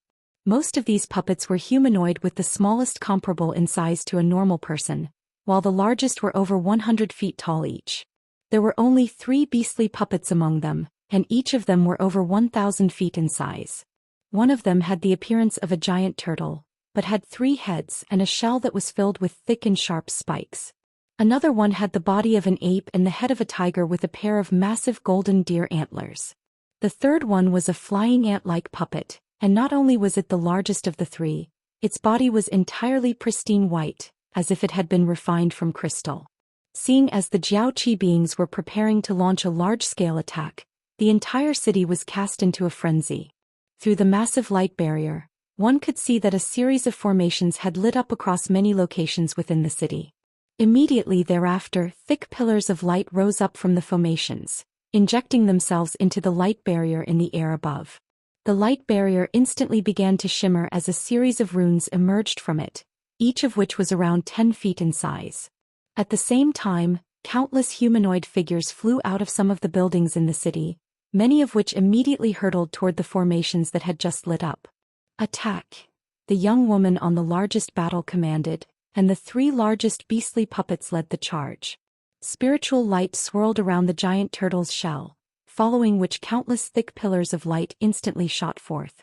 Meanwhile, the tiger-headed ape beast opened its mouth to blast forth a golden pillar of light, within which the sounds of howling winds and explosive thunder could be heard. As for the giant crystalline ant, it also opened its mouth, but it expelled a vast expanse of dense green mist that swept through the air instead. Immediately thereafter, brilliant spiritual light radiated from the undersides of the battle arcs as pillars of light came raining down in a torrential downpour.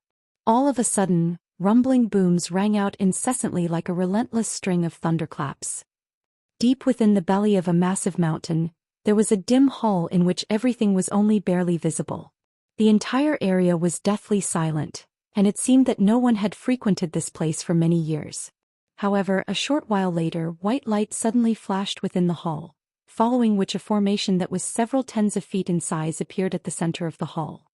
Spiritual light flashed amid a low buzzing sound, and 2 blurry humanoid figures emerged within the formation. One of them was a remarkably young man in a set of azure robes, while the other was a being with long disheveled hair that obscured half of his face. These 2 were none other than Han Li and Jia Tianmu. This place is extremely discreet and obscure, and this teleportation formation that was constructed here by our myriad ancient race cannot be used unless it's during a crisis. As the years have passed, fewer and fewer people know about it. Where we are now is already outside of the area taken over by the Jiaoqi race, and it's only several days of flight away from the 3rd largest city of our 13 heavenly cloud races, Cloud City, Jia Tianmu said with a smile. He then swept a hand through the air, casting an incantation seal onto a gem that was embedded onto a nearby wall. Spiritual light instantly flashed within the entire hall as a dozen or so locations on the walls lit up in unison, illuminating the entire room. Han Li inspected his surroundings to find that this hall was only just over 1,000 feet in size, and it had been entirely paved with massive stones that were azure and white in color. It appeared to be quite ordinary and mundane, but the entire place was spotlessly clean. Thus he nodded and said in an indifferent manner, "It does indeed appear that it's been a very long time since someone's been here. By the way, this cloud city seems to be quite an important one to your 13 heavenly cloud races. I've heard that even the Grand Elder of your myriad ancient race has arrived there." "You're aware of this as well, fellow Daoist Han?" Not only is Cloud City the 3rd largest city in the 13 heavenly cloud races, it's also been constructed in a very unique manner, so it's quite a renowned city. It's also the closest major city to the army deployed by the Jiaoqi race, and when the true battle finally commences, Cloud City will be the place where all of the powerful beings of our 13 races will gather, Jia Tianmu explained with a smile. "That's good to hear. The city must be quite a big one for it to be so renowned. I just so happen to be looking for a large city so I can do some things," Han Li replied in an indifferent manner. "I have a temporary cave abode in Cloud City, so I'm technically half a landlord there. If you have something you need to do, just come and find me. I can't guarantee that I'll be able to help you with any overly important tasks, but I should be able to lend you a hand if you're just running a few errands here and there," Jia Tianmu offered. After witnessing Han Li slay several beings of the same cultivation base as himself so easily, Jia Tianmu had naturally already deduced that Han Li was no ordinary upper race being. As such, even though he had already escaped from the area under the control of the Jiaoqi race, he still wanted to try and befriend Han Li. "Thank you for your kind offer, fellow Daoist Jia.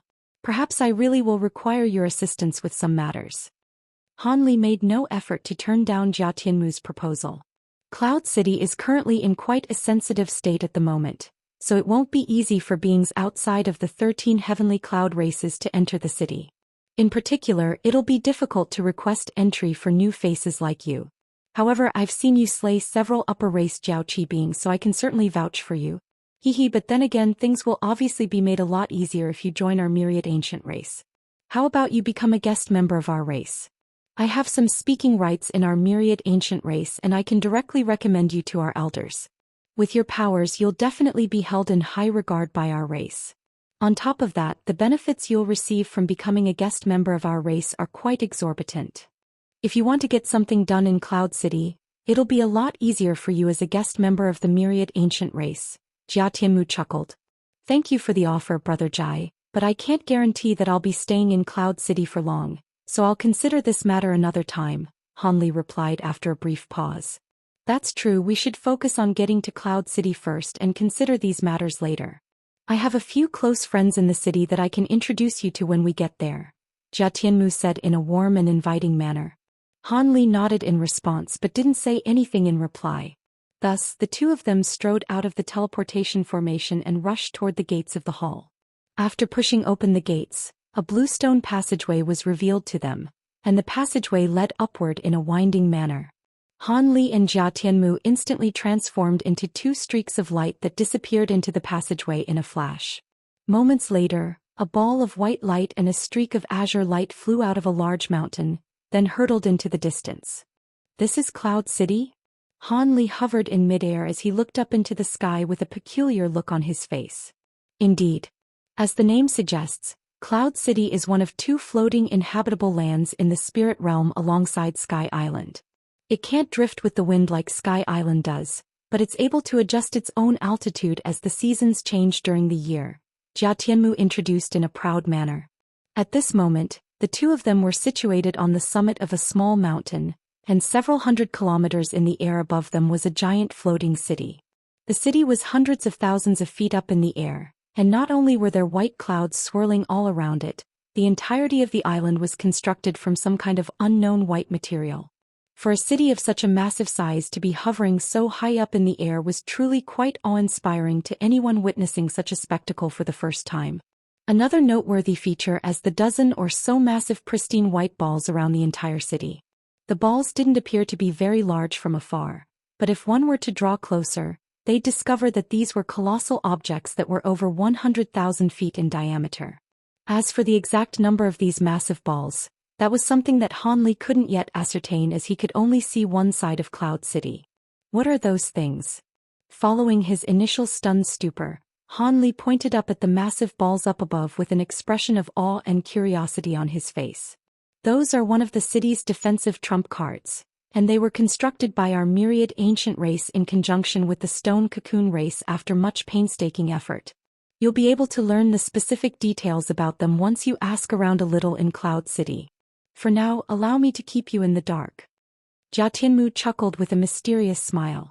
Han Li was rather speechless upon hearing this. However, he had no intention of trying to force an answer out of Jia Tianmu. As such, he rose up into the air, flying toward Cloud City with a hint of curiosity in his heart. Jia Tianmu also followed close behind him as a streak of white light. From several hundred kilometers, one couldn't develop an accurate grasp of just how massive Cloud City was.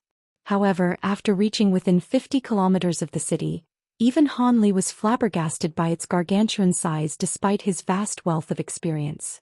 At such close quarters, Cloud City seemed to have obscured most of the entire sky, and along the way they began to witness foreign beings flying through the air as streaks of light, or aboard carriages, arcs and all types of flying treasures. As they approached the city, the number of foreign cultivators they encountered also steadily increased.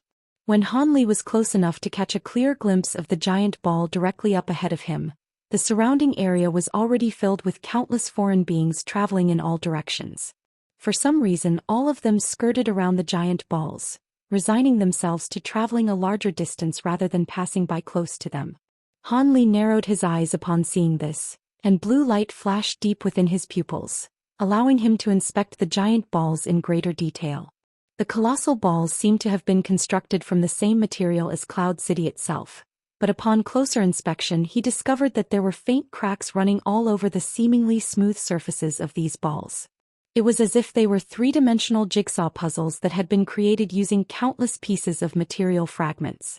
Almost every single piece of materials had golden and silver runes shimmering on their surfaces, giving the balls an extremely mysterious appearance.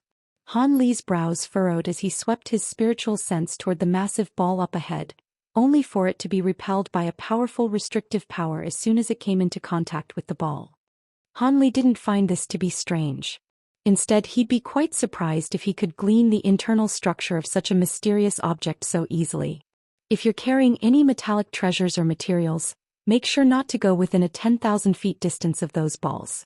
Otherwise, everything of a metallic nature that you're carrying will be forcibly taken and devoured by those things.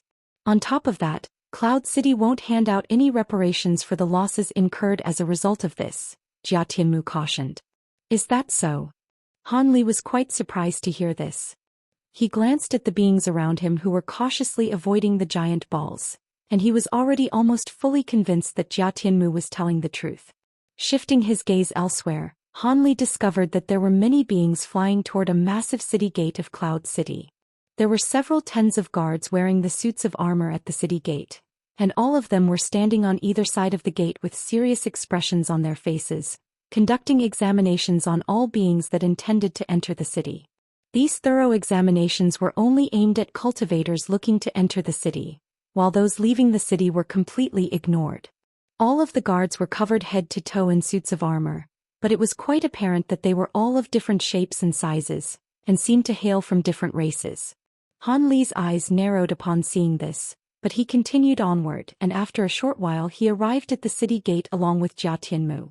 There were a dozen or so other beings that also descended at this moment, and all of them seemed to be preparing to undergo examination. The so-called examination merely consisted of several guards holding strange-looking discs and scanning them over the unfamiliar faces that were trying to enter the city. At the same time, another being was holding another object, recording some things into that object while listening to the verdicts delivered by his companions. No light barriers or restrictions of that nature could be seen in the air above Cloud City. However, the sky was completely clear without anyone daring to try and fly over the city walls that were thousands of feet tall. On this occasion, Jia Tianmu didn't explain anything. Instead, he merely smiled and suddenly made his way directly toward the guards at the city gate. In the process, he was jumping the line, and all of the beings ahead of him were naturally quite displeased by his actions. However, most of these beings were only at the foundation establishment stage or core formation stage. Hence, all of them hurriedly put away their enraged expressions after discovering with their spiritual sense that Jia Tianmu was an upper race being. The beings in the line didn't dare to do anything, but that didn't apply to the guards at the city gates, and all of them immediately turned to Jia Tianmu with cold expressions on their faces. These guards all possessed comparable or even superior cultivation bases to Jia Tianmu, yet he remained completely unflustered as he swept a sleeve through the air. A palm-sized black badge instantly flew forth from within, heading directly toward one of the guards. The guard faltered initially upon seeing this, but he quickly recomposed himself before catching the badge and focusing his gaze on it. At the same time, Jia Tianmu's lips tremored slightly, and even though he wasn't saying anything, it was quite clear that he was using a voice transmission technique. The scenes that unfolded next left all of the beings in the line completely flabbergasted. After catching a clear glimpse of the badge in his hand, an astonished look appeared on the guard's face, and after hearing Jia Tianmu's voice transmission, he hurriedly stepped forward to return Jia Tianmu's badge to him with both hands. He then extended a respectful bow and said, "Greetings, Master Jia of the Myriad Ancient Race. Please come in. The elders of the Myriad Ancient Race have instructed us well in advance to take you to the Heavenly Dawn Pavilion to see them as soon as you arrive. Seeing as we can't eliminate the possibility that there could be Jiaoqi race spies in the city, we'll be sending a few guards to accompany you to the Heavenly Dawn Pavilion." The elders are already in the Heavenly Dawn Pavilion? I was going to go and see them anyway. As for guards, don't worry about it. With fellow Daoist Han to accompany me, I'll be fine as long as I don't get attacked by body integration stage beings. Fellow Daoist Han isn't a heavenly cloud being, so prepare a free identity badge of the highest level for him. I can personally vouch for him, Jia Tianmu commanded as he accepted his badge from the guard. Yes, Master Jia. The guard faltered slightly upon hearing this before immediately nodding in response. At this moment, Han Li also strode over in an unhurried manner. The guards instantly waved the discs in their hands toward him, and Han Li sensed a burst of extremely faint spiritual pressure erupt from the strange round discs. Immediately thereafter, several bursts of spiritual sense emanated from the guards' bodies before combining as one, then sweeping toward Han Li's body. A hint of surprise appeared in Han Li's eyes. This was the first time that he had seen a technique that allowed the spiritual sense of several people to be combined as one. As expected of one of the core cities of the 13 heavenly cloud races, even the guards at the city gates were capable of using such an incredible secret technique. After examining Han Li's cultivation base, all of the guards were filled with a sense of awe and veneration. 7th-tier upper race beings were quite rare, even among the 13 heavenly cloud races. The guards were all quite relieved after verifying that their discs hadn't detected any Jiaoqi race bloodline within Han Li's body, and one of them said, "Senior, seeing as Master Jiao is vouching for you and you've passed our preliminary examination, we'll be issuing you a high-grade identity badge right away. With this badge, you'll be able to go anywhere in Cloud City aside from a few secret and forbidden areas." "Thanks for your hard work," Han Li replied in a benevolent manner. The deity transformation stage guard waved his hands in response and no longer mentioned anything about sending guards to accompany Jia Tianmu. It was quite clear that in his mind, a 7th-tier upper race being like Han Li was more than enough to ensure Jia Tianmu's safety. Moments later, the guards refined a jade badge that contained some basic information about Han Li before handing it over to him. After that, the guards all stepped aside to open up a path between them, and Jia Tianmu strode into the city with Han Li following behind him in an unhurried manner. "Fellow Daoist Jia, what kind of secret technique did they use just then to combine their spiritual sense as one? Wouldn't such an extraordinary technique be extremely effective in battle?" Han Li suddenly asked after they'd entered the city. "That's the spirit condensing technique. It is indeed quite an extraordinary secret technique created by the Azure race, but a strict set of prerequisites must be satisfied before the technique can be cultivated.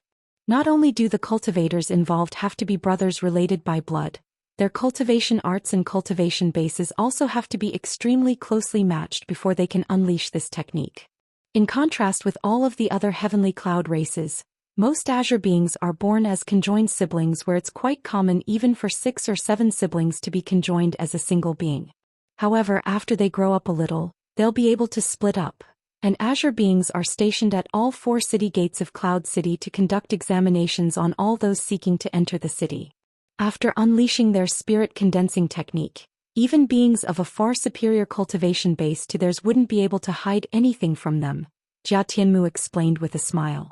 Han Li was a little disappointed to hear this, but he then decided that it certainly couldn't hurt to reference such an extraordinary technique as that could assist him in his own cultivation. With that in mind, he said, "I see. Looks like my knowledge is rather lacking. I really am quite interested in that technique though.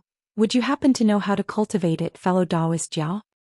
The Azure race holds the spirit condensing technique in extremely high regard, so there won't be many copies of the cultivation method circulating outside their race. However, I should be able to find a way to get my hands on a copy. If you really want one, I'll get someone to secure a copy for you," Jia Tianmu replied. "You have my thanks, fellow Daoist Jia," Han Li said with a smile as he cupped his fist in a salute. "Ah, don't mention it. You saved my life, so this is the least I can do. I have to go and visit the elders of our myriad ancient race, so I won't be able to accompany you any longer. This is the location of my cave abode. You can come and visit in a few days for the sentient puppet I promised you earlier. Truth be told, I only have 2 or 3 puppets of such a high caliber in my cave abode, and I have to secure approval from the elders before I can give one away to an outsider. However, rest assured I have some status in the myriad ancient race, so I'll definitely be granted approval with no issues," Jia Tianmu said with a smile as he handed over a stone tablet to Han Li. At this point, the 2 of them had already arrived in the city. Up ahead was a wide street that was lined with shops on both sides and filled with different types of beings. It wasn't exactly lively and bustling, but it certainly wasn't a ghost town either. Han Li accepted the stone tablet and inspected its contents in a cursory manner using spiritual sense, then smiled as he replied, "All right, I also have some matters to take care of, so let's part ways here." Cloud City is not just inhabited by heavenly cloud beings, but also many foreign beings as well, some of whom have stayed here for thousands of years. As such, aside from some temporary dwellings, there are also cave abodes available to be rented. The rental fees are very high, but seeing as you're not planning to stay here for long anyway, those costs shouldn't be an issue to you. Also, make sure that you don't fight anyone or use your spiritual power in the city for no good reason. Otherwise, if you're caught doing so by the restrictions in the city, you'll be banished if you're lucky, and in worst-case scenarios, you could even have your cultivation base completely disabled. Even the elders of our 13 heavenly cloud races have to abide by this rule. Alright, that's enough rambling from me. I'll be taking my leave now. After delivering some final words of caution, Jia Tianmu turned and departed. Han Li looked on as Jia Tianmu hailed a spirit carriage that was being drawn by a pair of deer-like spirit beasts, then got onto the carriage and traveled away. Only then did he withdraw his gaze before carefully appraising his surroundings. This place really did live up to its status as one of the major cities of the 13 heavenly cloud races. Not only were there countless buildings lining the streets here, all of them were of different styles, and there were virtually no two buildings that were exactly the same. Some of these buildings were mountainous structures over 1,000 feet tall, while others were only several tens of feet tall, yet all of them were extremely intricately crafted. Some of them were quite square and angular, resembling the pavilions often seen in the human race. Some were like giant trees that were shimmering with green light. It didn't take long for Han Li to become extremely intrigued by this city. As the name suggested, the 13 heavenly cloud races were comprised of 13 different races, yet ever since countless years ago, they'd lived together in harmony, advancing and coexisting as a single entity. If it weren't for the fact that they were objectively different beings with different bloodlines, they could almost be seen as one massive race. None of the 13 heavenly cloud races were anywhere near powerful enough to face a colossus like the Jiaoqi race on their own, but their combined powers were comparable with the top races of the spirit realm. This was why the 13 heavenly cloud races had managed to exist up to this point, despite their close proximity to the territory of the Jiaoqi race. In reality, battles would break out on the borders between the Jiaoqi race and the heavenly cloud races quite regularly. Either the Jiaoqi race took over some more of the heavenly cloud race's territory, or the latter recovered some of their lost land. Of course, under most circumstances the Jiaoqi race still came out on top. However, the 13 heavenly cloud races were constantly backing up one another, so they hadn't suffered any decisive losses. As such, the heavenly cloud races weren't surprised by the sudden attack from the Jiaoqi race. Instead, they were able to react quickly and calmly, gathering up their powerful beings in preparation to deal their enemies a heavy retaliative blow. This information had all been disclosed whether intentionally or unintentionally by Jia Tianmu during their conversations on the way here. According to Jia Tianmu, the heavenly cloud races had quite a vast territory, and the Jiaoqi race wasn't the only powerful neighbor. There was also the night race, which was not inferior in power to the 13 heavenly cloud races, as well as the slightly weaker explosion race. Of course, there were also many small races in the nearby area, but the only way for them to survive was to join one of the more powerful races. Otherwise, they would either be completely wiped out or forced to find another home far away. This gave Han Li a general understanding of the situation surrounding the races in this area. At present, he was examining the streets in the city while slowly advancing and contemplating about what he was going to do next. His target was undoubtedly to find a teleportation formation that could take him back to the Tianyuan continent. However, there was no way that a single being could own a teleportation formation of such a high caliber. Instead, it was most likely under the control of a certain major power. In that case, he had no choice but to liaise with the higher-ups of that major power if he wanted to use their teleportation formation. This was why he hadn't rejected Jia Tianmu's invitation to Cloud City. However, he was going to make up his mind about whether he was going to approach the higher-ups of the heavenly cloud races after he had gathered enough information. His top priority now was to find a place to stay in the city, then slowly search for some leads. Having made up his mind, Han Li no longer hesitated any further. He glanced at the shops around him, then picked one to visit that was similar in its design to a human pavilion. The shop wasn't very large and only had 2 levels. From the wares being sold on the shelves, it appeared that this was a very ordinary general store.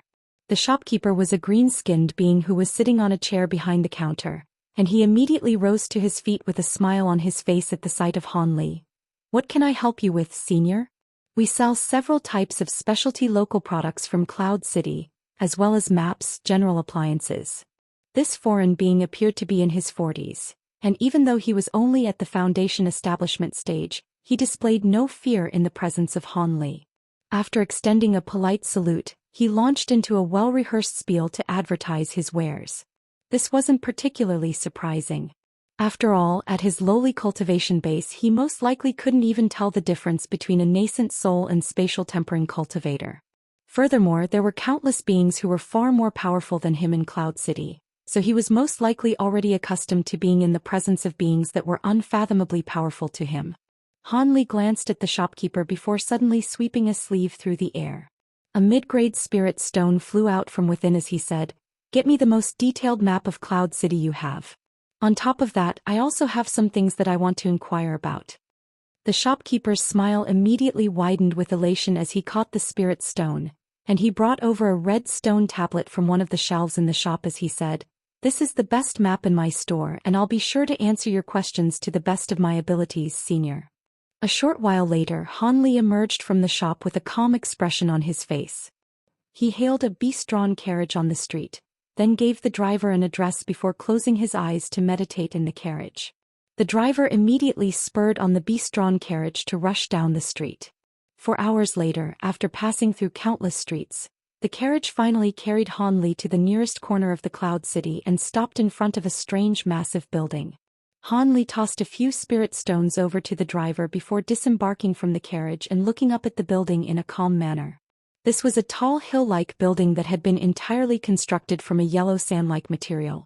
The building was over 10,000 feet, countless times taller than the other buildings nearby. Furthermore, there were several tens of rooms of different sizes littered all over the building, and the occasional being could be seen drifting in and out of the doors. This was like a giant wasp's net when appraised from afar. Han Li stood on the spot in a slight stupor for a long while before finally casting his gaze downward at a large wide-open entrance at the base of the building. There was a strange character inscribed on the wall on either side of the entrance, and even with the vast number of foreign languages that Han Li had mastered, he was completely unable to decipher what those characters meant. Following a brief hesitation, Han Li stroked his chin before striding toward the entrance. After making his way into the building, he found himself in an extraordinarily spacious hall. The hall was over 2,000 feet in size, and the walls and ground were all paved with beautiful green jade. There were also rows of flower pots that were several feet tall positioned along the walls, and within those pots were planted all types of vibrant spirit flowers and spirit herbs. At the center of the hall was a dilapidated black wooden table, on top of which was sprawled a man with snowy white hair in a set of long gray robes. The man was lying there in a completely motionless manner, seemingly in a deep slumber. Han Li made his way over to the table and said, "Find me one of your more secluded rooms. I want to stay here for a few days." Han Li's voice wasn't very loud, but it was like a loud thunderclap in the elderly man's ears, and he was instantly jerked awake. "Ah, welcome. I'll find a room for you right away, senior." The elderly man shuddered before sitting bolt upright, then hurriedly pulling out a shimmering white treasure that bore the appearance of an accounts book and quickly searching through it. Han Li's brows furrowed upon seeing this. This elderly man was a cultivator as well, so why he so unalert? It appeared that he wasn't pretending earlier and really had fallen asleep. Just as these thoughts were running through his mind, he cast a glance at the elderly man's face, upon which his expression changed drastically and he exclaimed, Your senior martial brother Xiang. Why are you here?" The sickly old man was none other than the Xianxia, who had entered the spatial node in the human world ahead of Han Li. His soul lamp had been snuffed out along with those of Old Devil Who, Eccentric Wind, and the others not long after they'd entered the spatial node, so he should be dead. That was why Han Li was so stunned to see him alive here. The elderly man abruptly faltered upon hearing Han Li's words, and only after a short while did he slowly raise his head to look up at Han Li. "Junior Martial Brother Han, it really is you," the elderly man murmured with a peculiar expression that was caught somewhere between a smile and a grimace. "Yes, it's me. Why are your cultivation base and aura so?" Han Li swept his spiritual sense towards Xianxia, upon which a confused look appeared on his face. Xianxia had been a deity transformation cultivator even back in the human world. Yet his cultivation base had since regressed to the core formation stage, and his aura was extremely feeble, as if his body had sustained severe damage. Xianxia stared blankly at Han Li for a long while before a thought suddenly seemed to have occurred to him, and he hurriedly rose to his feet as he said, Junior Martial Brother, you also came to the spirit realm through a spatial node, right? You seem to have progressed significantly in your cultivation as well. This is not the place to talk. There won't be any customers anytime soon anyway, so come with me and we'll talk elsewhere. He then led Han Li toward a door situated on the side of the hall, and Han Li hesitated momentarily before following along. After entering through the door, the two of them arrived in a long corridor, on either side of which a series of exotic plants were growing. Xianxia didn't lead Han Li very far before pushing open a nearby stone door and inviting Han Li into the room. Take a seat, Junior Martial Brother. Never would I have thought that I'd see you again in my life. In my current state, I'm almost too embarrassed to be in your presence. Xianxia chuckled with a wry smile as they both took a seat. His voice was very dejected and sullen, and he seemed to only be a shadow of his former self. What happened to you in the spatial node all those years ago? Are the other two still alive? Han Li asked. Eccentric Wind and Old Devil who both died. We were extremely unlucky and encountered multiple spatial storms along the way. On the last occasion, two spatial storms stacked on top of one another, and I was the only survivor among us three. However, I'd lost almost all of my cultivation base from unleashing too many secret techniques in quick succession in order to save myself. What little cultivation base I have now is a result of many years of arduous cultivation. Xianxia sighed in a resigned manner. The spatial node was indeed an extremely perilous place, so the fact that you survived is very much a silver lining on an otherwise dark cloud. However, the soul lamp that you'd left in the human world had already snuffed out. And why are you here on the Thunder Continent as opposed to in human territory? Han Li asked. My soul lamp was most likely snuffed out due to the secret techniques I used to save myself. The after effects from using those secret techniques left me in such a terrible condition that I was as good as dead. As for why I'm here on this continent, I'm afraid I don't know the answer to that question. I was able to barely survive the spatial storms that I encountered, but as soon as I emerged from the spatial node, I ended up here. If I hadn't been saved by someone, I wouldn't even be alive right now. From the sounds of it, you ended up in the human territory of the spirit realm after emerging from the spatial node. In that case, I can only assume that the spatial storms blew me completely off course. There was still a hint of lingering fear in Xianxia's eyes as he recalled his horrific experiences in the spatial node, even after so many years had passed. Han Li merely nodded without giving a reply this time. Why are you here doing this kind of job, Senior Martial Brother Xiang? Have you thought about returning to the human race? Han Li asked with a serious expression. The owner of this inn is a stone cocoon being, and he's the one who saved my life. He's quite kind-hearted and also quite powerful. He also seems to have some status in the stone cocoon race, and I decided to look after his inn for him to repay him for his kindness, and also because I have nowhere else to go. As for returning to the human race, I'd already given up on that dream long ago. There is indeed a teleportation formation under the control of the 13 heavenly cloud races that could facilitate teleportation to other continents, but it's said that an enormous amount of spirit stones is required to activate the formation each time. And just that expenditure alone is enough to strip a holy race being of all their wealth. Even if I were to return to the height of my powers, I'd still be far from entitled to use the formation. Besides, even if I were to teleport to the Tianyuan continent in my current state, there's no chance for me to pass through the primordial world to travel to human territory. On top of that, there's no chance for me to ever reach the spatial tempering stage, so I'm planning to spend the rest of my life here. Xianxia replied with a forlorn shake of his head. Han Li didn't know how to comfort him after hearing that. By the way, I haven't heard about your experiences yet. Even though I can't return to the human race, I still want to hear about how us humans are doing in the spirit realm. Can you tell me about that, Junior Martial Brother Han? Xianxia asked. There's not much to show and tell in terms of my experiences. After reaching the deity transformation stage, I also traveled to the spatial node according to the coordinates you sent me, and I ventured into it along with the Ice Phoenix, who had also reached the deity transformation stage by then. I was quite lucky in that even though I also encountered spatial storms, I was able to emerge largely unscathed with the assistance of the Ice Phoenix's spatial abilities. As for the current situation that the human race is in, I can't say that we're thriving. At most, we're just barely able to get by. As for the specifics, Han Li gave a brief recount of his own experiences, but refrained from disclosing the fact that he'd also once completely lost his cultivation base. As for the matters surrounding the human race, there was nothing strictly confidential anyway, so Hanli was happy to disclose the current situation to Xianxia. So we have 3 territories and a large number of body integration cultivators among our ranks? In that case I can breathe a sigh of relief. Xianxia listened intently to Han Li's story before heaving a long sigh. Han Li fell silent again for a short while before suddenly asking, "Is there really a super teleportation formation in the 13 heavenly cloud races? How did you hear about this, senior martial brother Xiang? Hehe, do you intend to use the teleportation formation as well? It's not really a confidential matter. Not only is there one in the 13 heavenly cloud races, the Jiaoqi race and the night race also have one each. Among the major races in this area, only the explosion race is apparently yet to construct one. Teleportation formations capable of teleporting beings between continents are only accessible to beings at or above the body integration stage, and you're not a heavenly cloud being either, so it's going to be very difficult for you to secure approval to use the formation. Thankfully, the 13 heavenly cloud races aren't too xenophobic toward foreign beings, so you should just settle and cultivate here.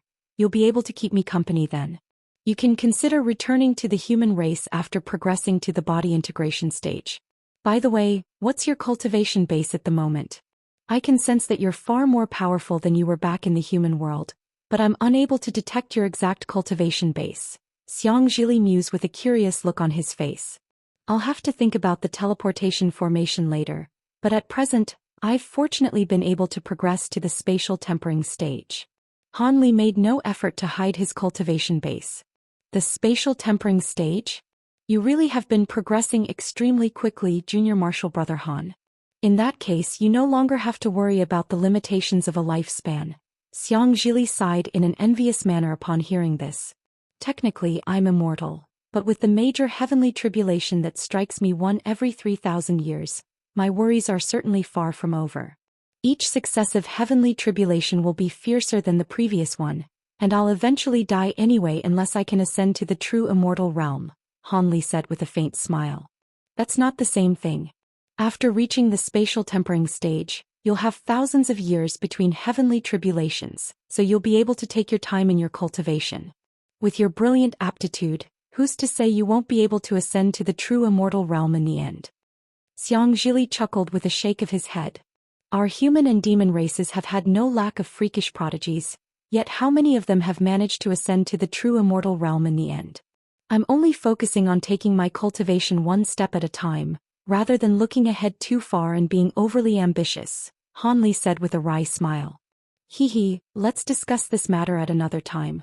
I have to look after the inn for now, and I'll come to your room tonight for a more in-depth chat. You wouldn't refuse to see me, would you, junior martial brother Han? Xianxia chuckled. Of course not. I've only just arrived in Cloud City, so I also have some things that I need to ask you about. Han Li nodded in response. Thus, Xianxia picked out a relatively secluded room for Han Li to stay in before returning to the hall. Han Li set up a restriction within the room, then sat down in a cross-legged manner and fell into deep thought. The fact that he'd encountered Xianxia here forced him to reconsider some things. That night, Xianxia showed up as promised and chatted with Han Li for the entire night. Han Li obtained a lot of information about Cloud City from Xianxia, and only after the sun had risen the next day did Xianxia finally take his leave. However, just as Han Li had accompanied him to the door, a thought seemed to have suddenly occurred to him, and he abruptly turned around as with a hesitant look on his face as he said, "Junior martial brother Han, I won't ever be able to return to human territory, but that possibility is still alive for you. If there ever comes a day when you want to leave Cloud City and go somewhere far away, please come to visit me first.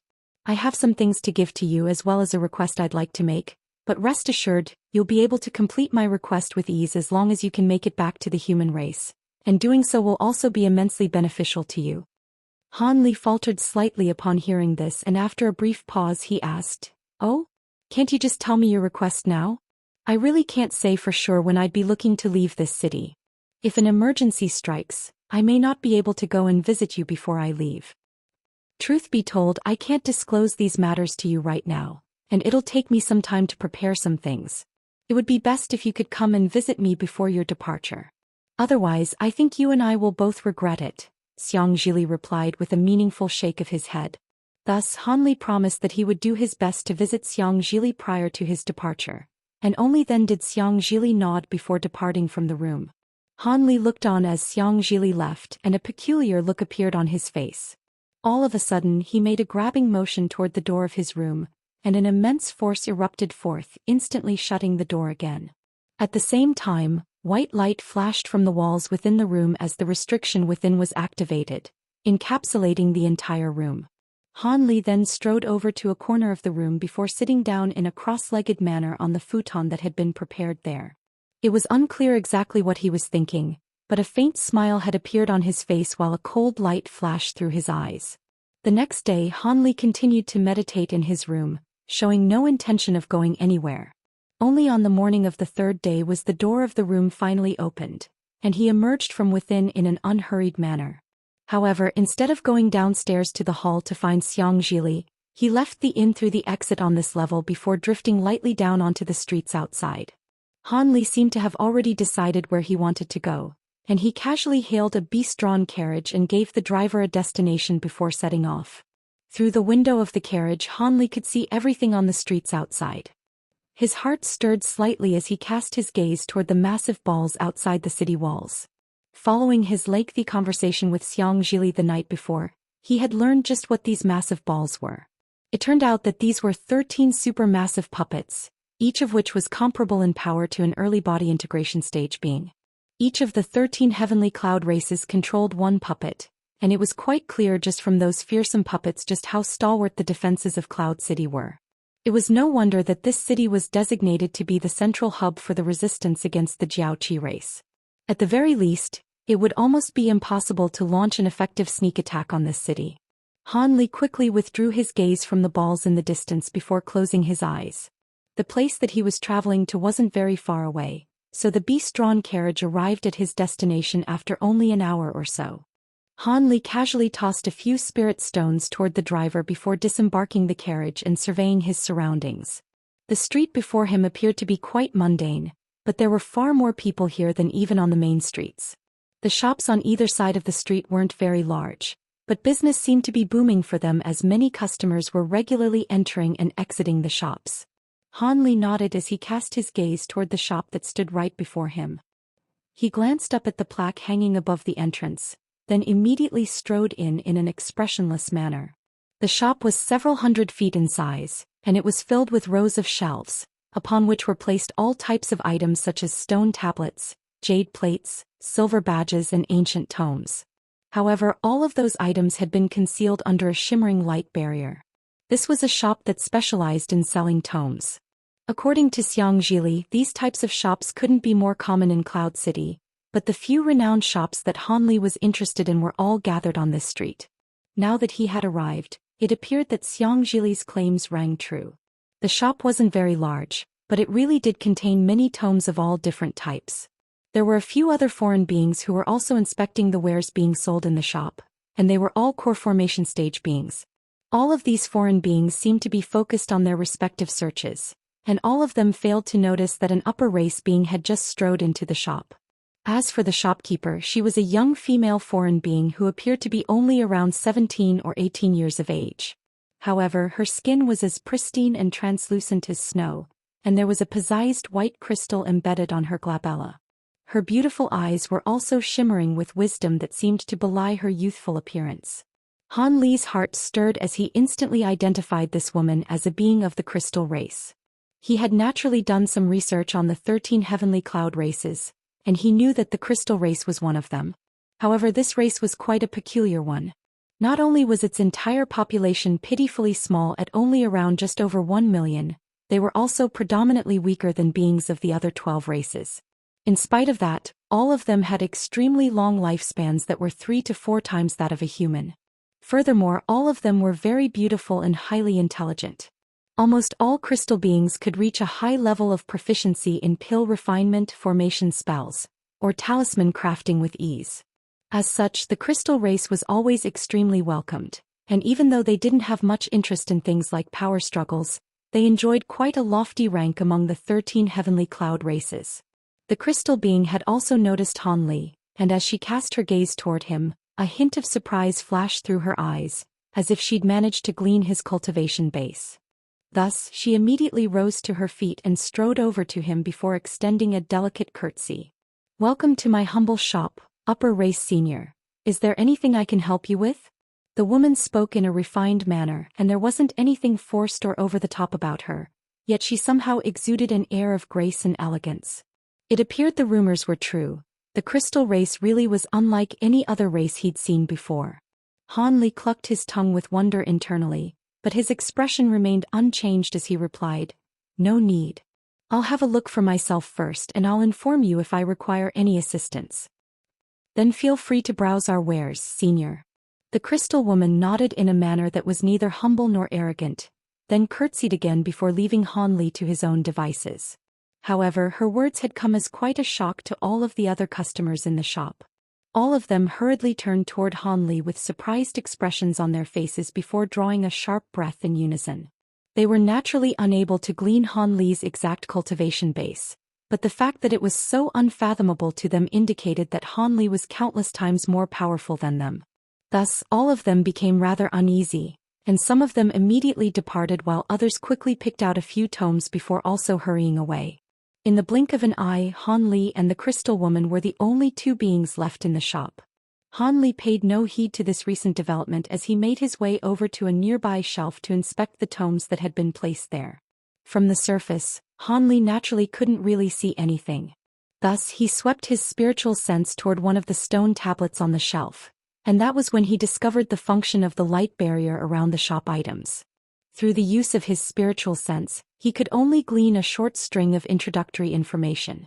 When he tried to inspect more of the stone tablet's contents, he encountered a slight obstruction. Of course, with his immensely powerful spiritual sense, he could naturally force his way through the restriction with ease, but doing so would undoubtedly attract the attention of the shopkeeper, and no being of any status would be willing to embarrass themselves in such a farcical manner. Han Li glanced at a few of the tomes on the shelf before him and discovered that most of them only contained some general information about the 13 heavenly cloud races, so he naturally wasn't very interested in them. Thus, he made his way over to another shelf before inspecting the tomes on there with his spiritual sense again. On this occasion he seemed to have found what he was looking for. A short while later, a hint of elation appeared on his face, and he waved a hand toward a blue jade plate to draw it into his grasp. He then continued to search through the shop, and in the blink of an eye he'd gathered over 20 tomes.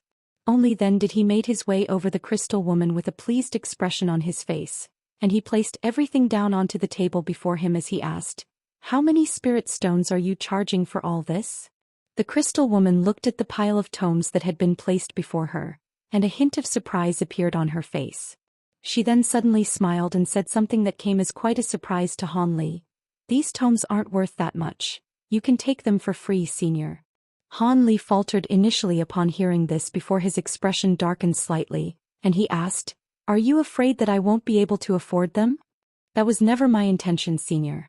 What I'm saying is that I have something else that may be of interest to you, and if you're willing to take it, then I can give all of these tomes to you for free," the woman replied with a composed smile. "Oh, what is it that you want to show me?" Han Li asked as his expression eased slightly. "Please wait for a moment. The item in question is quite valuable, so I've stored it in the back room." The woman rose to her feet with a smile before making her way toward the rear of the store. Han Li merely waited in silence on the spot, and moments later, the woman emerged with a black metal box. There were 2 azure talismans plastered over the surface of the box in a crisscross formation, indicating that the box was housing something very important. "Please take a look at the item in the box, Senior. I'm sure it'll be quite useful to you. Otherwise, I wouldn't have brought it out for your inspection," the woman said with a knowing smile. Han Li didn't waste any more time upon hearing this, and he accepted the black box before sweeping his spiritual sense toward it. Even though restriction talismans had been plastered over the box, they weren't enough to completely obstruct his spiritual sense, and he still sensed something within the box. Han Li cast his gaze toward the crystal woman with a hint of surprise on his face. "Looks like you really do know some things," Han Li said as he narrowed his eyes. "I'm working off a lot of assumptions as well, so I certainly can't say that I know everything. Why don't you open the box to see if the item inside interests you?" "This is not a good place to talk. Let's go elsewhere first," the woman said with a smile. She then flipped a hand over and a formation plate appeared over her palm. She glanced at the entrance of the shop before making a hand seal and chanting something, then pointing a finger toward the formation plate. Brilliant light instantly flashed from the formation plate, following which a vast expanse of 5-colored light swept forth in all directions, enshrouding Han Li and the woman within. Han Li raised an eyebrow at the sight of this sudden development. He could sense powerful spatial fluctuations from within the 5-colored light, but he remained still on the spot and made no attempt to evade. The light swirled around Han Li before forming a 5-colored light formation, and Han Li felt his surroundings abruptly blur before he found himself within a murky gray space. The space was extremely small, only just over 100 feet in size, and there was nothing in it aside from a table and a pair of chairs. At this moment, Han Li was standing atop a teleportation formation that was shimmering with 5-colored light alongside the woman. "This is a small spatial rift that I had someone open up for me. There won't be any danger of our conversation being eavesdropped on here. Of course, with your powers, even without the teleportation plate, it would be a simple task to force your way back to the original space," the crystal woman explained with an elegant smile. Han Li swept his spiritual sense toward the spatial walls around them to find that this space was indeed quite secure, and he nodded in a content manner before sweeping a sleeve over the black box in his hand. A swath of azure light immediately flashed past, and the 2 talismans detached themselves from the box while the lid was flung open. A burst of black chi immediately swept forth from within, swirling around the box before attempting to spread into the surrounding area. However, Han Li seemed to have anticipated that this would happen well in advance. He merely opened his mouth in a composed manner to expel a swath of golden light, and as soon as the black chi was swept up by this light, it transformed into a black pillar of mist that was sucked straight into Han Li's stomach. What pure devilish chi! The golden light around Han Li's body intensified in brightness as if it had been enhanced by the devilish chi he'd just swallowed.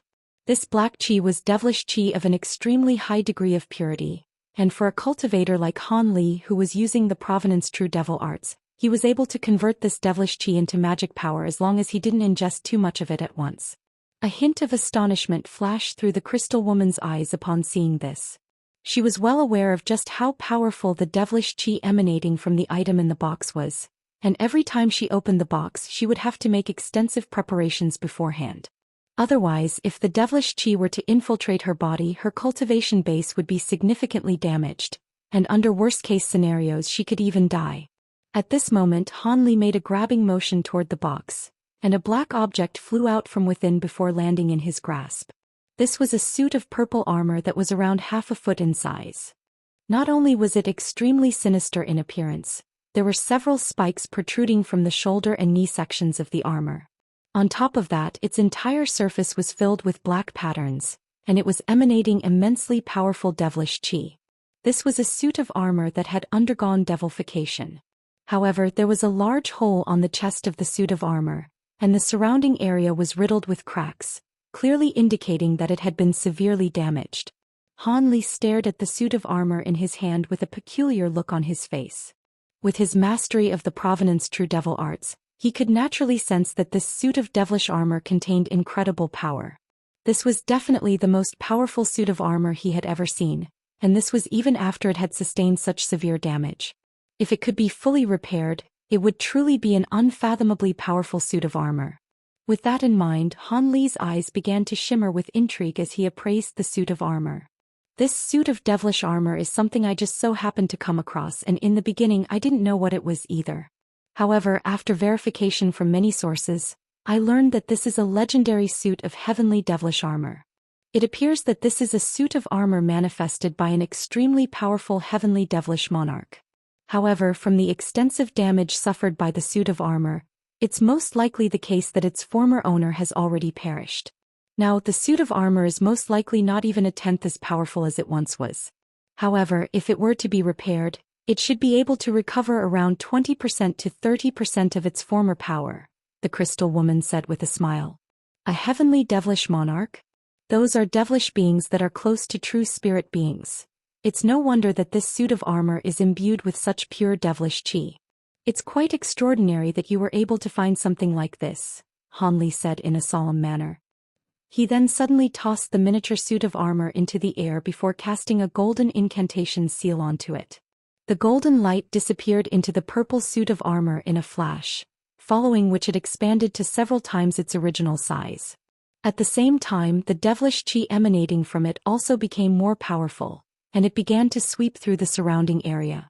The crystal woman's expression changed slightly at the sight of the black qi surging toward her, and she abruptly raised a hand to send several white talismans flying through the air. The talismans then exploded to form a white light barrier that shielded her within. A strange sizzling sound rang out as the devilish qi made contact with the light barrier, but it was kept at bay in the end. A hint of a smile appeared on Han Li's face upon seeing this. He abruptly made a hand seal and brilliant golden light erupted from his body as golden halo emerged above his head, within which a projection with 3 heads and 6 arms gradually surfaced. The 3 heads of the projection were chanting in unison while the 6 arms pointed a finger each at the suit of devilish armor at the same time. 6 pillars of golden light immediately surged forth, all of which struck the suit of purple armor. An astonishing scene then ensued. After being struck by the golden light, the suit of purple devilish armor rotated on the spot and disappeared. In the next instant, black qi swirled around the golden projection, and the purple armor somehow ended up on the projection's body. In the instant that the projection donned the suit of armor, its aura swelled to several times its original power. At the same time, black qi surged forth from its body, completely inundating the projection under a vast expanse of devilish qi. Han Li was ecstatic to see this. From this, he was able to deduce that the suit of armor hadn't lost all of its spiritual nature, and was thus able to be used by his provenance true devil arts. It was no wonder that this was the case. After all, the provenance true devil arts was a mysterious devilish cultivation art that originated from the elder devil realm in the first place. Even though elder devils were vastly different from heavenly devilish monarchs, both drew on true devilish qi as their essential source of power. Of course, if the suit of armor were completely unscathed with its spiritual nature fully intact or if its owner were still alive, then it would be close to impossible for him to take it for himself.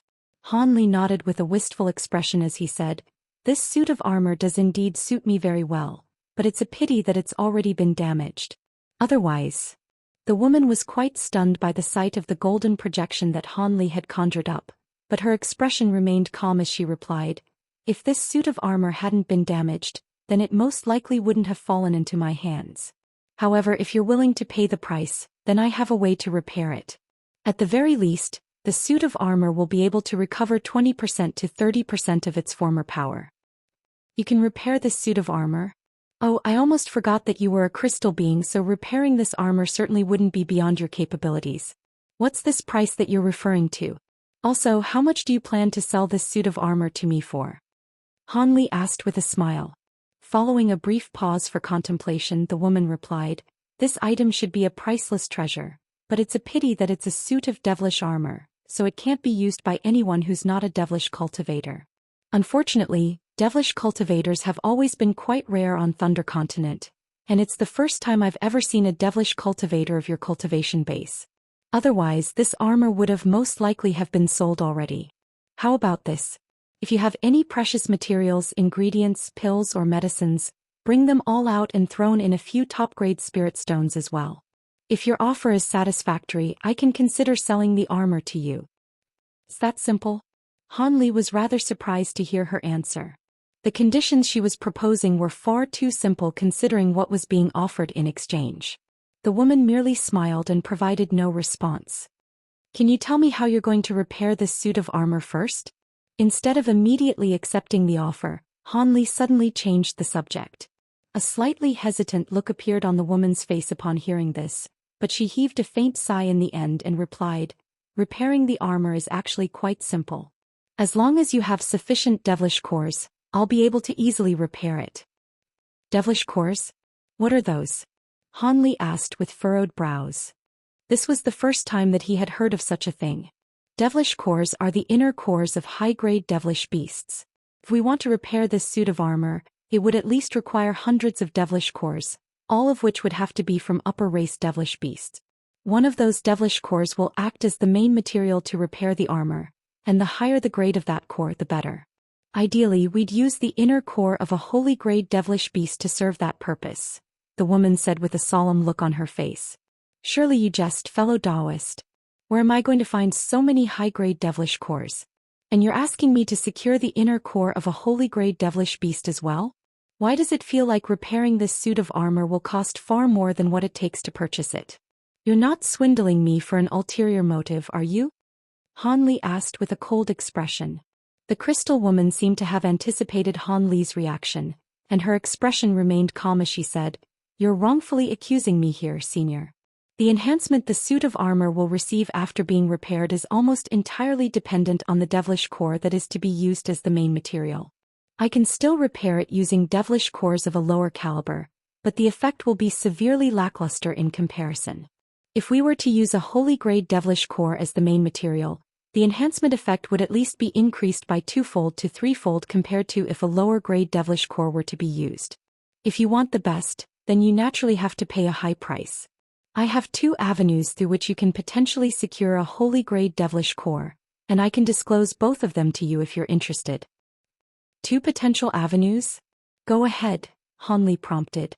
3 months from now, the Lucky Cloud auction house of Cloud City will be selling a holy race thorned devilish beast inner core as one of their auction items. From what I've heard, that devilish core is extremely rare, and even some of the holy race beings in the city have set their eyes on it, the woman disclosed in a slow voice. Han Li's brows furrowed upon hearing this. He did indeed possess considerable wealth, but he certainly wouldn't be confident that his wealth could exceed that of body integration stage beings. Those old monsters had all lived for tens of thousands of years, and the wealth they've accumulated during this time was most definitely quite staggering.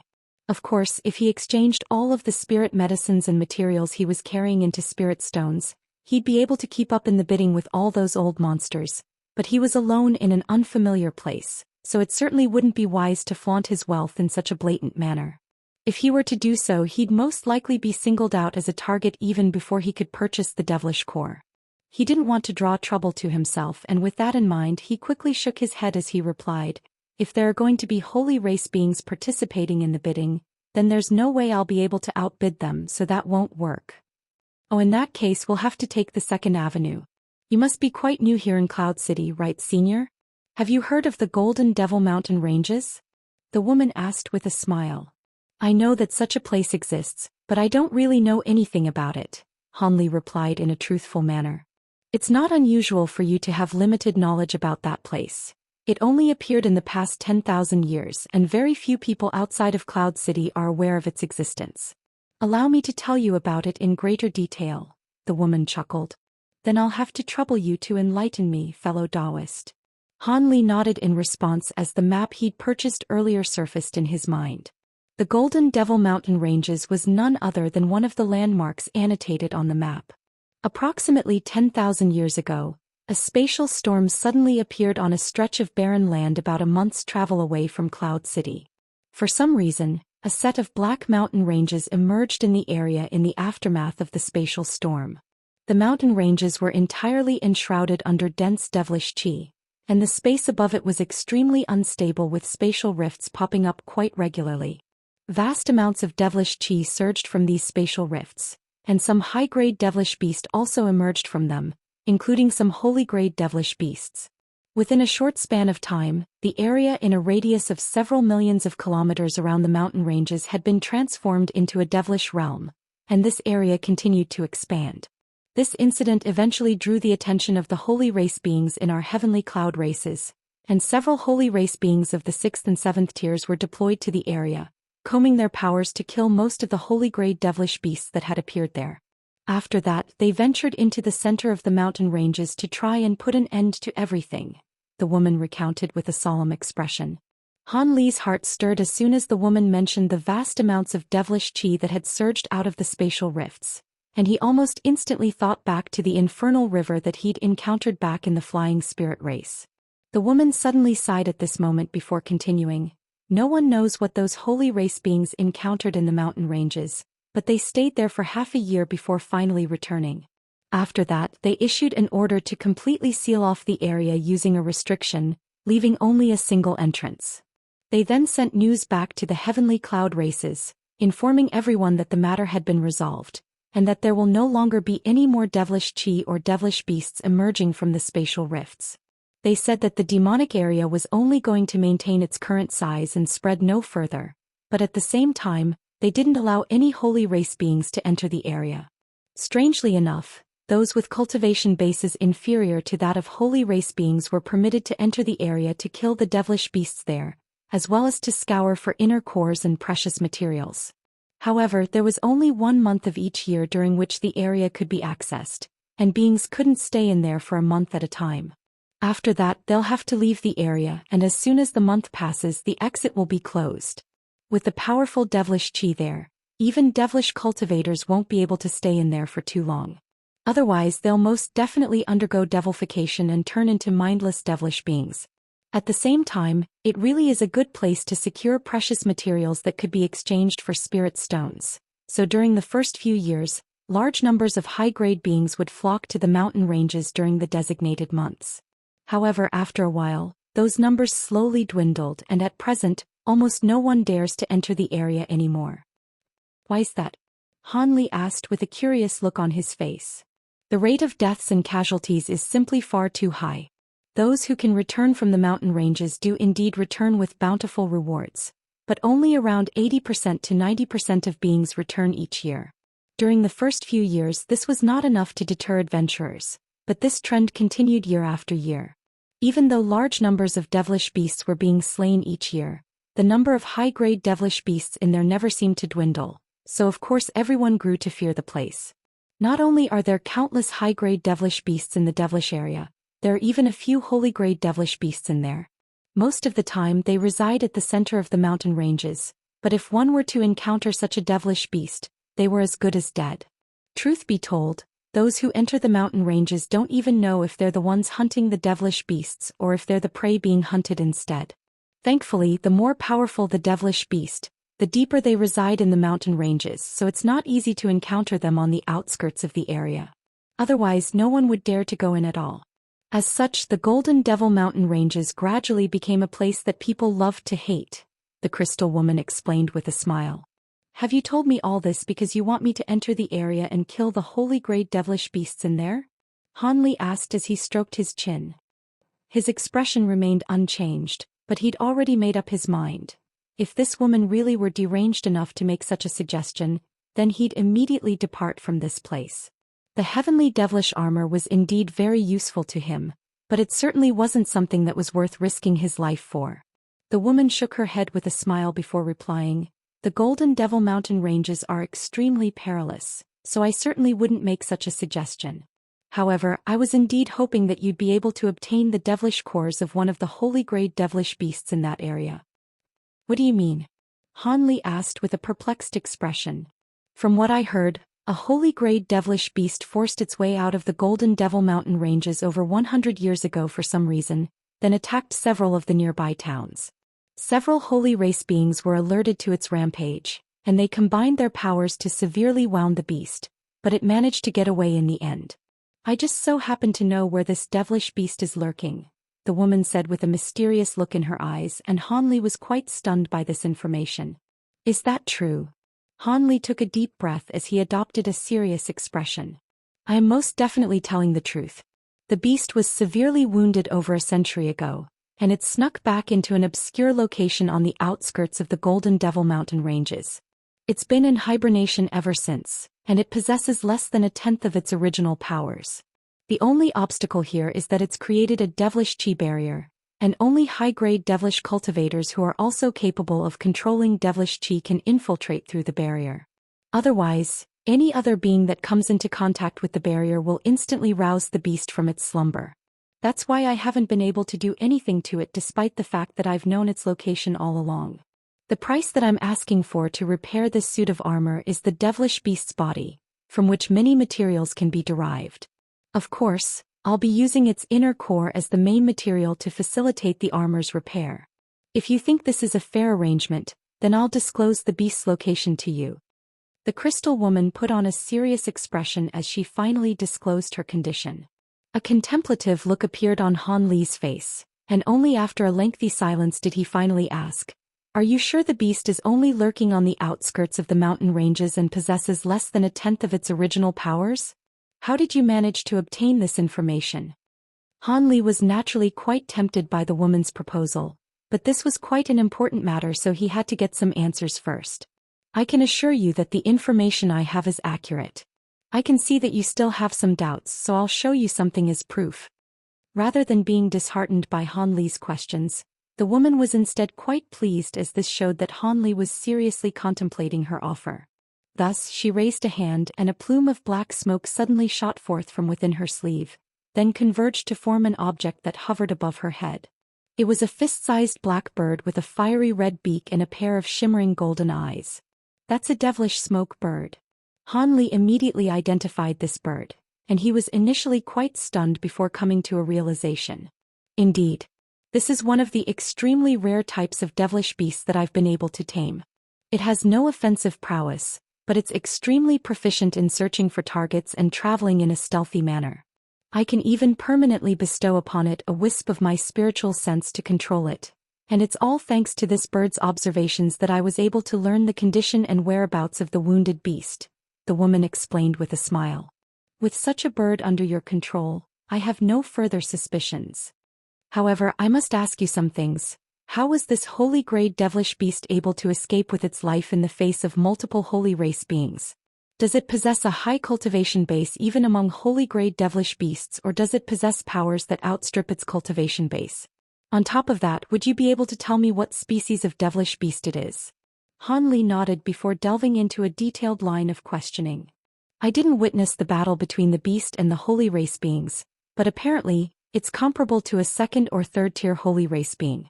Of course, I've only heard this from others, so the information may or may not be accurate. As for what kind of devilish beast this is, it's rather hard to say, but it seems to be similar to the legendary true spirit, the giant mountain ape. Perhaps it possesses that true spirit's bloodline, the woman replied. Han Li's expression changed slightly upon hearing this. A thought suddenly seemed to occur to the woman at that moment, and she raised a hand to toss a stone tablet at Han Li as she said, I just so happen to have an image of the beast. You can have a look at it, senior. Han Li caught the stone tablet before pressing it against his forehead and injecting his spiritual sense into it. After a short while, Han Li lowered his hand with a contemplative look in his eyes and mused, it really does bear a resemblance to a giant mountain ape. I've already said everything there is to say. Have you made a decision yet, senior? The woman turned to Han Li with a hint of anticipation in her eyes. However, Han Li merely smiled and asked her something that caught her a little off guard. May I ask your name, fellow Daoist? The crystal woman faltered slightly before smiling as she replied, You can call me Xianxia, senior. Xianxia, Han Li murmured to himself before nodding as he said, Seeing as I don't have to venture deep into the Golden Devil Mountain ranges and the holy grade devilish beast has been severely debilitated, this is a risk worth taking.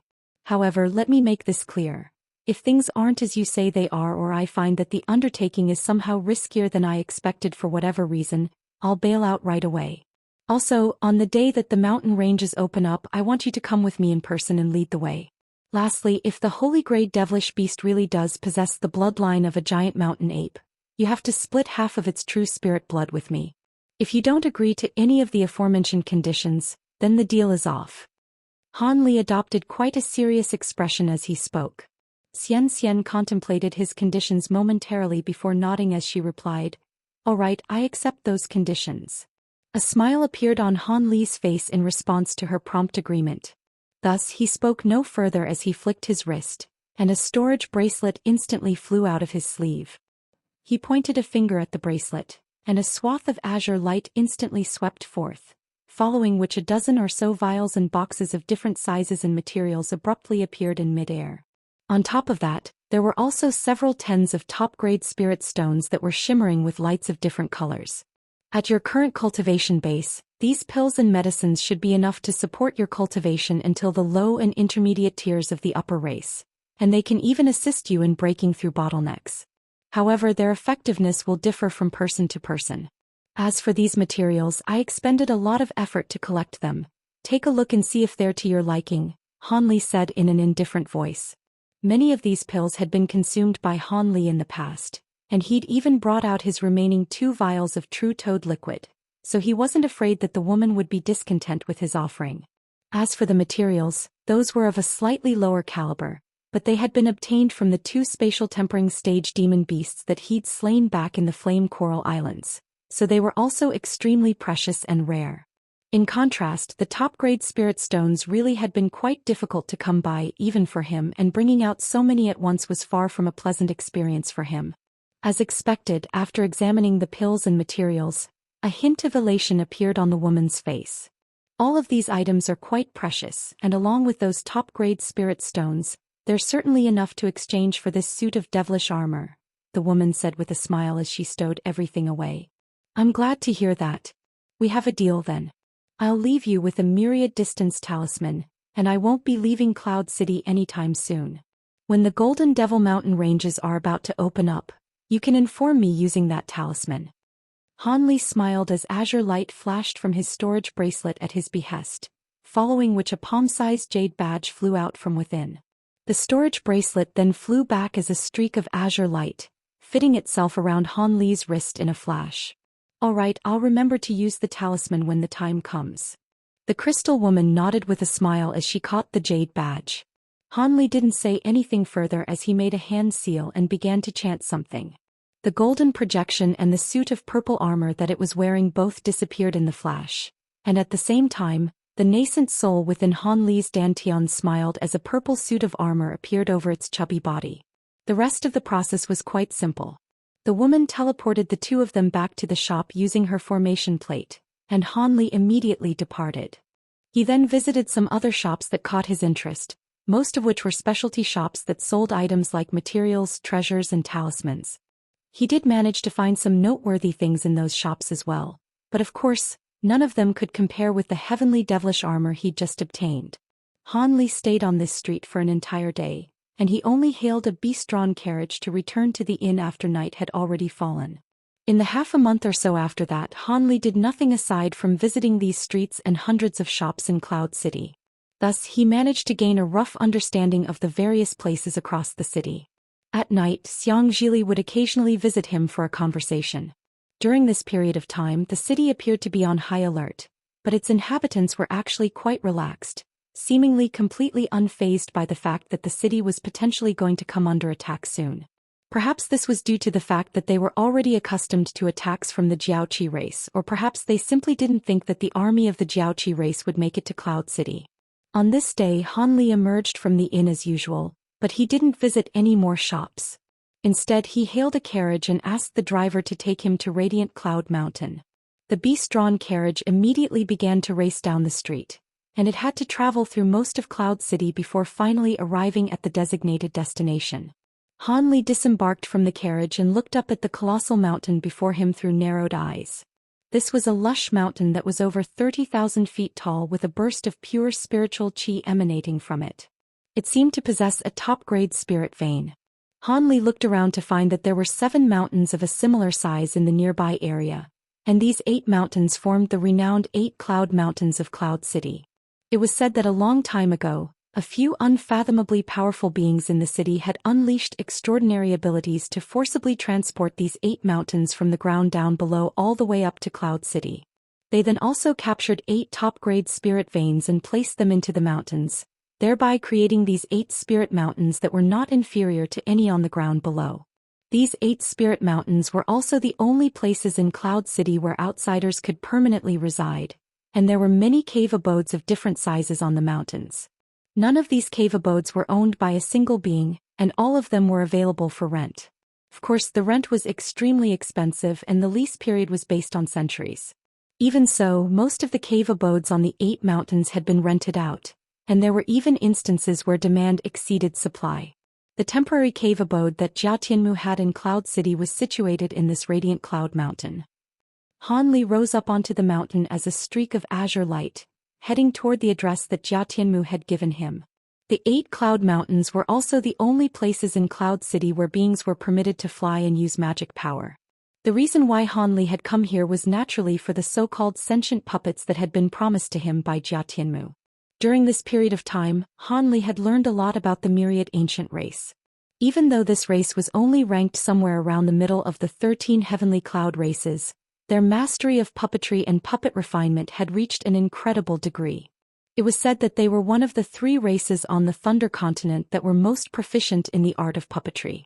Han Li was initially rather confused as to what these sentient puppets were, but after reading through some relevant tomes and learning about them from Xianxia, he finally understood what they were. These puppets all had to possess deity transformation stage power at a minimum, and they also possessed certain levels of spiritual nature. Even without having to inject spiritual sense into them, these puppets could carry out some simple instructions, so they were quite extraordinary indeed. On top of that, it was said that the spiritual natures of these puppets could evolve given the right conditions, and they could even develop a high level of intelligence. Of course, that was only a rumor. The myriad ancient race had never released an official statement to support or refute this claim, so these sentient puppets were given an extra layer of mystery and intrigue. Even for the myriad ancient race, these sentient puppets were quite difficult to refine, and they weren't sold to outsiders under normal circumstances. The few that did manage to somehow make their way out of the myriad ancient race were all highly sought-after items, and each puppet could be sold for an astronomical sum. Han Li was quite proficient in the art of puppet refinement himself, so he was naturally very intrigued by these extraordinary sentient puppets. Furthermore, he had some other objectives as well, and that was why he had decided to come to this place in person. After flashing through the air a few times as a streak of azure light, Han Li descended onto an obscure location halfway up the mountain. There was an ordinary-looking mountain face not far ahead of him, upon which a stone gate that was several tens of feet tall could be seen. Han Li didn't directly knock on the gate. Instead, he swept a sleeve through the air and a ball of light flew out from within, then disappeared into the stone gate in a flash. Not long after that, white light flashed from the surface of the stone gate, and it slowly opened of its own accord. Jia Tianmu emerged from within with a smile on his face and greeted, "Ha, it really is you, fellow Daoist Han. What took you so long? I've been waiting for quite a few days already." Han Li smiled and replied, "Apologies for the delay, I had some matters to attend to, so I ended up coming a little later than expected." Jia Tianmu nodded before extending a warm invitation. "I see. Come into my cave abode and we'll talk in there." "I'd be glad to." Han Li accepted the invitation and strode into the cave abode. Jia Tianmu's cave abode wasn't very large. After passing through a short passageway, the two of them arrived in a hall that was over 300 feet in size. The decor was quite unique and elegant, with a few shimmering beads embedded onto the roof, along with a table, 2 smaller side tables and a few chairs in the room. There was nothing else in the hall aside from that, and even the walls had only been paved with the most ordinary blue stone. "Take a seat, fellow Daoist Han," Jia Tianmu offered after sitting down on the main seat. Han Li nodded before taking a seat beside him. Before even saying anything, Jia Tianmu suddenly clapped his hands together twice, and footsteps sounded from a side door, thereby drawing Han Li's attention toward that direction. Moments later, a beautiful woman who appeared to be in her 20s emerged into the hall. She was wearing a yellow palatial dress and was holding a long wooden box as she strode into the room in an elegant manner. The woman made her way to the center of the hall, then placed the wooden box in her hands onto the side table in front of Han Li before standing off to the side in a respectful manner. Han Li merely took a cursory glance at the wooden box before turning his attention to the woman with a peculiar look in his narrowed eyes. "Has my servant caught your eye, fellow Daoist Han? If you like her, how about I give her to you?" Jia Tianmu chuckled upon seeing this. "It's not that, I was marveling at just how extraordinary sentient puppets truly are. If it weren't for the fact that I'm also proficient in puppetry myself, I'd be fooled into thinking that this sentient puppet was an actual person. The spiritual pressure emanating from her body is remarkably similar to that of a normal cultivator," Han Li praised with a smile on his face. Not only was Jia Tianmu not dejected upon hearing this, he burst into hearty laughter instead. "Haha, so you've figured it out, fellow Daoist Han. To say, among the fellow Daoists who have visited my cave abode, you are definitely the first below the holy race to discover that this servant of mine is only a puppet. I refined this puppet myself many years ago, and it's swindled many of my good friends since then." He seemed to be quite impressed that Han Li had been able to identify his servant as a puppet. "You're far too kind, fellow Daoist Jia. From the looks of it, this sentient puppet isn't very powerful, but it certainly does greatly resemble a human, Han Li mused with a smile as he appraised the puppet, which was virtually identical to a real human being. You do indeed have a brilliant discerning eye, Brother Han. This is the first sentient puppet that I've ever refined, and it's only a third-tier upper race puppet. I decided to solely pursue crafting a sentient puppet with the most spiritual nature at the time, but unfortunately, even after I've nurtured the puppet for so long, its spiritual nature hasn't been enhanced in the slightest. Jia Tianmu sighed as he turned toward the servant with a wistful look on his face. At this moment, the servant suddenly turned and smiled at Jia Tianmu in an extremely humanized manner, but its smile then instantly faded as it adopted a blank and wooden expression again. Han Li was a little speechless upon seeing this. Have a look at the sentient puppet in the box and see if you're happy with it, Brother Han, Jia Tianmu prompted after withdrawing his gaze from his servant. All right, then I'll go ahead. Han Li nodded as he swept a sleeve over the table, and a swath of azure light surged forth. The long wooden box opened following a crisp crack, revealing the item within. Han Li focused his gaze on the item and a hint of surprise appeared on his face. There was a white snake that was around a foot in length sitting inside the box. Its entire body was glittering and translucent, with a layer of white spiritual light radiating from it. This is a new type of sentient puppet that I refined not long ago. It possesses a cultivation base that's roughly the same as yours at around the 7th tier of the upper race, but even though it's not all that powerful, it possesses 2 forms.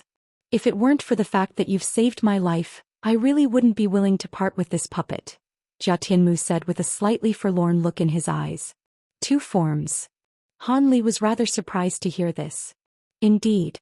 Even though I haven't infused my blood essence into it to perform a master recognition ceremony, I can still show you its basic abilities. Jia Tianmu made a hand seal as he spoke, then pointed a finger toward the wooden box in Han Li's hands. A beam of white light immediately shot forth from his fingertip, disappearing into the white snake's body in a flash. Spiritual light flashed and the motionless snake suddenly sprang to life.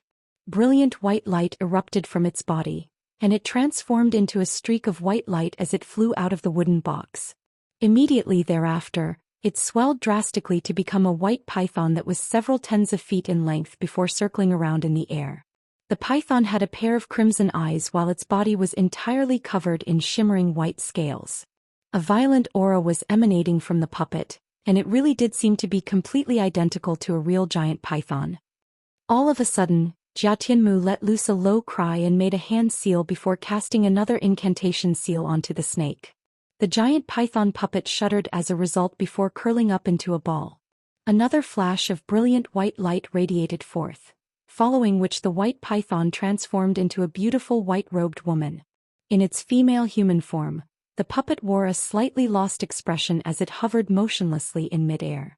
This sentient puppet can assist you in battle and also be used as a servant in your cave abode. Its only flaw is that it requires several times the number of spirit stones to function compared to other sentient puppets. On top of that, most of the puppet's body is constructed from glacial crystal iron, so it can only be powered by the extremely rare ice attribute spirit stones. If you want to use the puppet, you'll have to prepare to expend a lot of spirit stones on it in the future, Jia Tianmu explained. Han Li stared at the white-robed woman hovering in midair for a long while before smiling as he replied, "Ice attribute spirit stones are indeed quite rare, but I do have some in my collection, so I'd be more than happy to take the puppet." I'm glad that you're pleased with the puppet, Brother Han. You'll only need to use a drop of your blood essence to conduct a master recognition ceremony, and no one else will be able to use the puppet aside from yourself, Jia Tianmu said with a smile before making a hand seal, then pointing a finger at the puppet. The white-robed woman immediately swayed before flying toward Han Li as a ball of white light. It then transformed into a white snake that slowly descended into the box again. At the same time, Han Li rustled a sleeve, and a burst of azure light swept past to place the lid back onto the box. Fellow Daoist Jia, from the sounds of it, all of these sentient puppets were created by you, so you must be an extremely well-established puppet refinement master. I also have some interesting puppets that were given to me by someone else. Would you like to see them? Han Li turned to Jia Tianmu with a smile. Oh, I'd love to see them. Jia Tianmu seemed to be genuinely excited at the prospect of witnessing a new type of puppets. Han Li smiled as he flipped his hand over and a jade box appeared over his palm. The box was shimmering with spiritual light, and there were even a few restriction talismans plastered onto it. After peeling off the talismans, Han Li laid a hand onto the lid of the box, and it came flying off of its own accord, following which several tens of humanoid puppets flew out from within, each of which was around a foot in size. These were none other than the spirit servants that Han Li had received from Demon Monarch Di Shui. As soon as these humanoid puppets flew to the center of the hall, a cloud of 5-colored mist suddenly erupted forth. The mist then faded and 12 seductive gorgeous women in 5-colored dresses appeared in the hall. At the same time 24 handsome young men appeared on either side of the hall, and all of them were holding different types of musical instruments as they sat in a cross-legged manner. Han Li hadn't cast any incantation seals, but a delightful captivating symphony immediately rang out within the room. The beautiful women also began to dance along to the music. Their 5-colored dresses fluttered as they flaunted their slender figures, and a peculiar fragrant aroma wafted through the air. Jia Tianmu's eyes abruptly widened as soon as those humanoid puppets appeared, and he stared intently at them with rapt focus in his eyes. After a long while, the captivating music drew to a halt, and the 12 female dancers also stood still on the spot with their hands by their sides. They are indeed quite interesting. The spiritual sense within these puppets doesn't belong to you, does it, fellow Daoist Han? Jia Tianmu asked with an intrigued look on his face. So you've noticed that as well. These puppets are known as spirit servants, and they're half-spirit half-object entities. They're different from sentient puppets in that they're refined from infusing a type of spirit body into a puppet. However, they function much the same as sentient puppets in that they have a certain, albeit limited, degree of autonomy, and there's no way to further enhance their spiritual nature after they've been refined, Han Li explained with a smile. An elated look appeared on Jia Tianmu's face upon hearing this, and he immediately asked, I've thought of trying to fuse spirit bodies and puppets as one, and I've conducted several experiments to try and make that a reality, but none of them have succeeded. What kind of spirit body was infused into these spirit servants? I didn't refine these spirit servants myself, so I'm not too sure what kind of spirit bodies were infused into them. However, I'm sure that you'll be able to separate the spirit bodies from these puppets and identify them, Han Li replied as he stroked his chin. That's true. Wait, you're giving these puppets to me?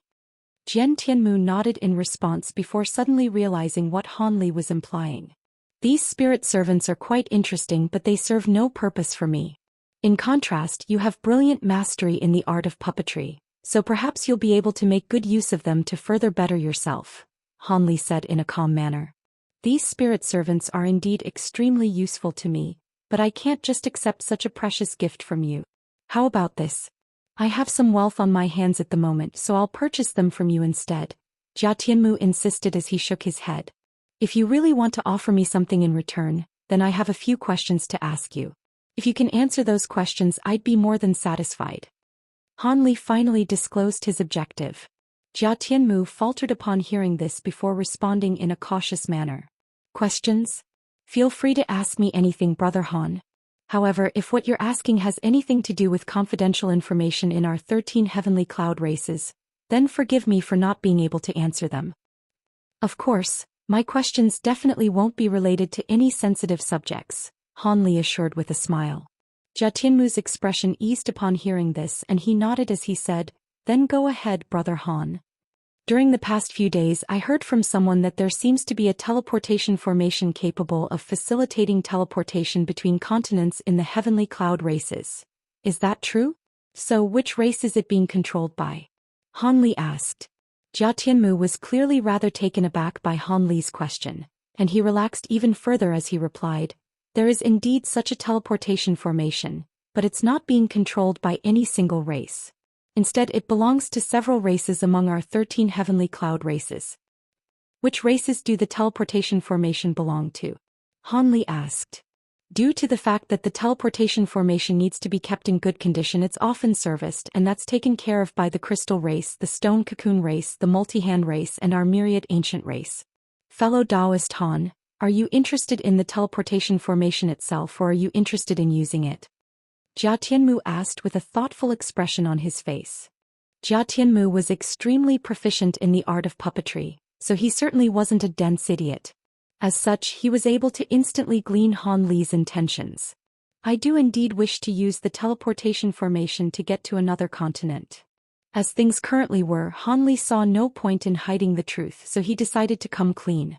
It'll be quite difficult for you to access the teleportation formation, Brother Han. Jia Tianmu chuckled with a wry smile and shook his head.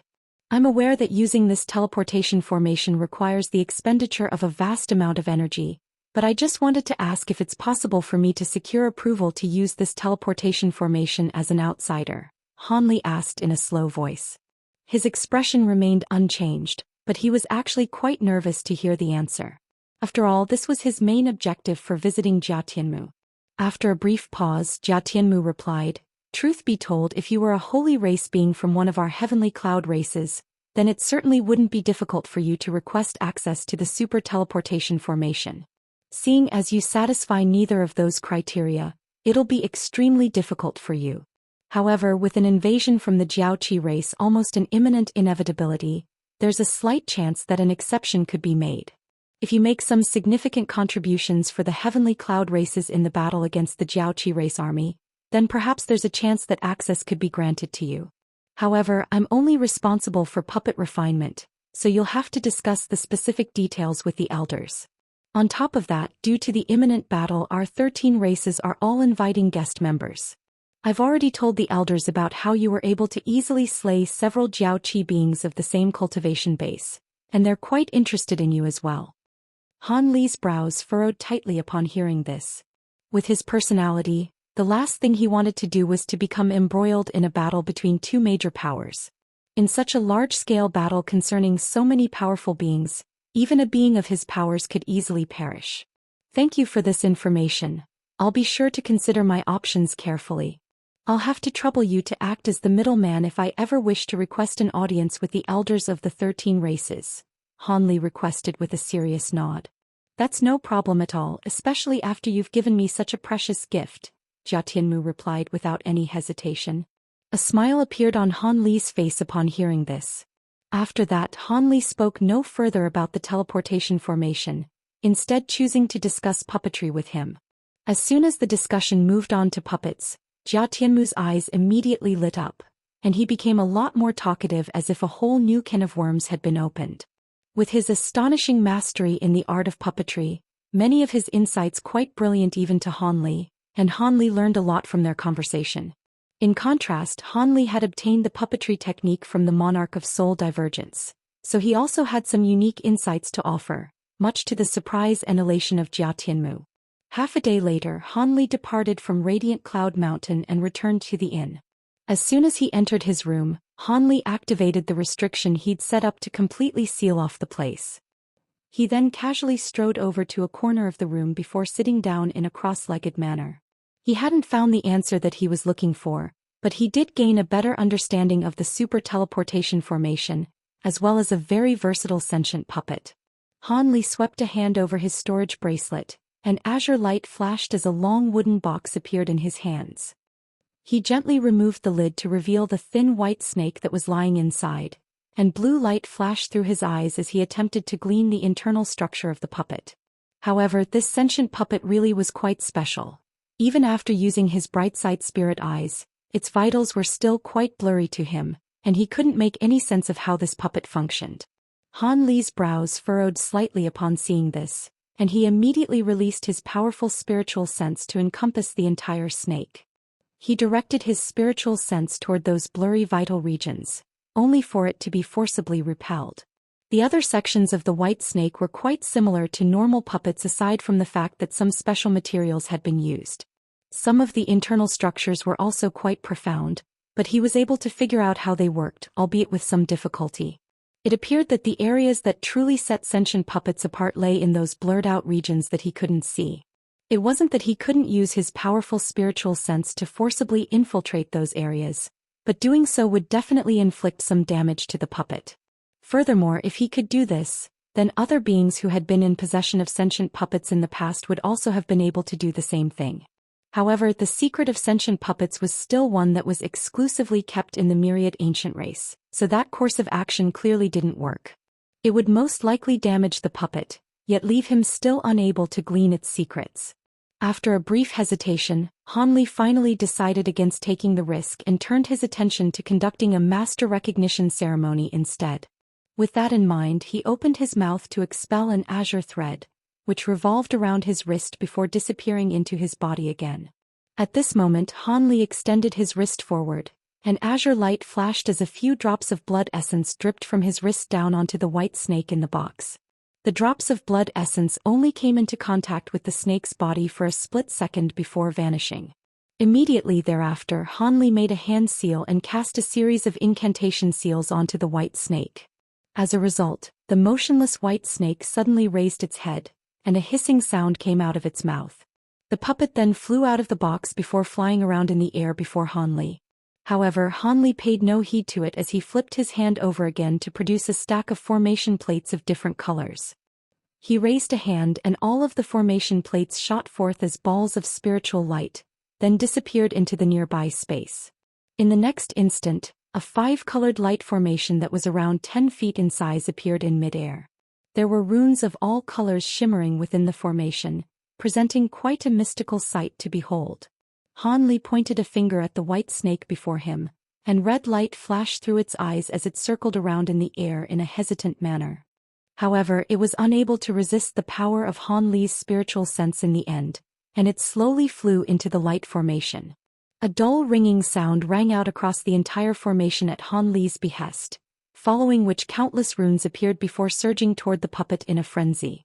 A layer of crimson light surfaced over the puppet's body, but it remained completely motionless, allowing these runes to fuse into the crimson light.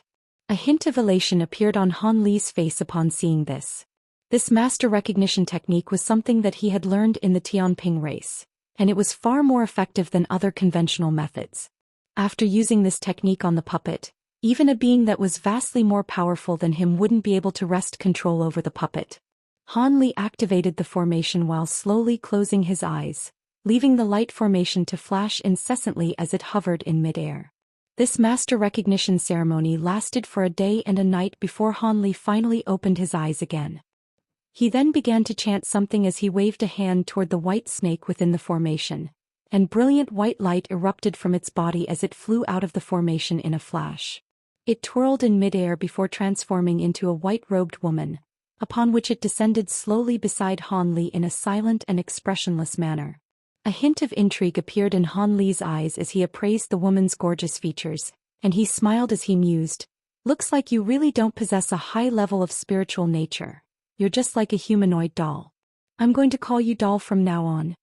Red light flashed through the white-robed woman's eyes upon hearing this, but she still remained completely motionless. Han Li shook his head in a slightly resigned manner upon seeing this. He made a hand seal and spiritual light flashed from the woman's body as she transformed into a white snake again, then disappeared up his sleeve. He then pointed at the light formation again, and it immediately vanished, reverting back to a dozen or so formation plates again, all of which were stowed away into Han Li's storage bracelet. After a brief contemplative pause, he pulled out another white jade box, upon which several crimson talismans were plastered. This was none other than one of the mysterious boxes that the big-headed being had entrusted to everyone. From the caution with which the big-headed being had treated the boxes with and the efforts that the Jiaoqi race was making to secure them, it was not difficult to deduce that they contained extremely important items. However, due to the fact that an extremely potent restriction may have been set up on the box, Han Li hadn't gotten around to attempting to open it.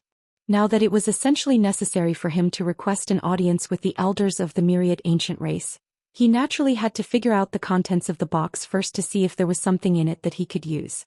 Han Li could sense that the item in the box was extremely important to the myriad ancient race. In that case, there was a chance that he could use it to exchange for an opportunity to use the super teleportation formation. Of course, Han Li wouldn't be willing to hand over the box to the myriad ancient race without inspecting its contents first. Only with the knowledge of just what this item was could he barter effectively with the myriad ancient race. With that in mind, Han Li glanced at the walls of his room, which were shimmering with faint white light, and his brows furrowed slightly. If opening the jade box were to create a massive ruckus, then the restriction he'd set up may not be enough to completely conceal the commotion. As such, he had to set up a few more layers of restrictions first. Thus Han Li pulled out several sets of formation flags from his storage bracelet again, all of which were sent hurtling toward the corners of the room. Immediately thereafter, a layer of azure light and a layer of five-colored light appeared in unison. Even after setting up the 2 additional barriers, Han Li still wasn't content. He thrust a hand into the air and a black shadow shot forth from his palm, transforming into a miniature black mountain that was only around a foot tall hovering above his head. Spiritual light flashed, and a layer of gray light emanated from the underside of the miniature mountain, forming a light barrier that encompassed an area with a radius of several tens of feet around Han Li. Thus the area around Han Li was in complete lockdown. Han Li had already examined the crimson talismans plastered to the surface of the box. They were nothing special and were only used to repress the aura of the item inside the box. On top of that, he had already formulated a plan to remove these talismans. For others, this would most likely prove to be quite a troublesome prospect, but he possessed several abilities that were extremely effective against restrictions.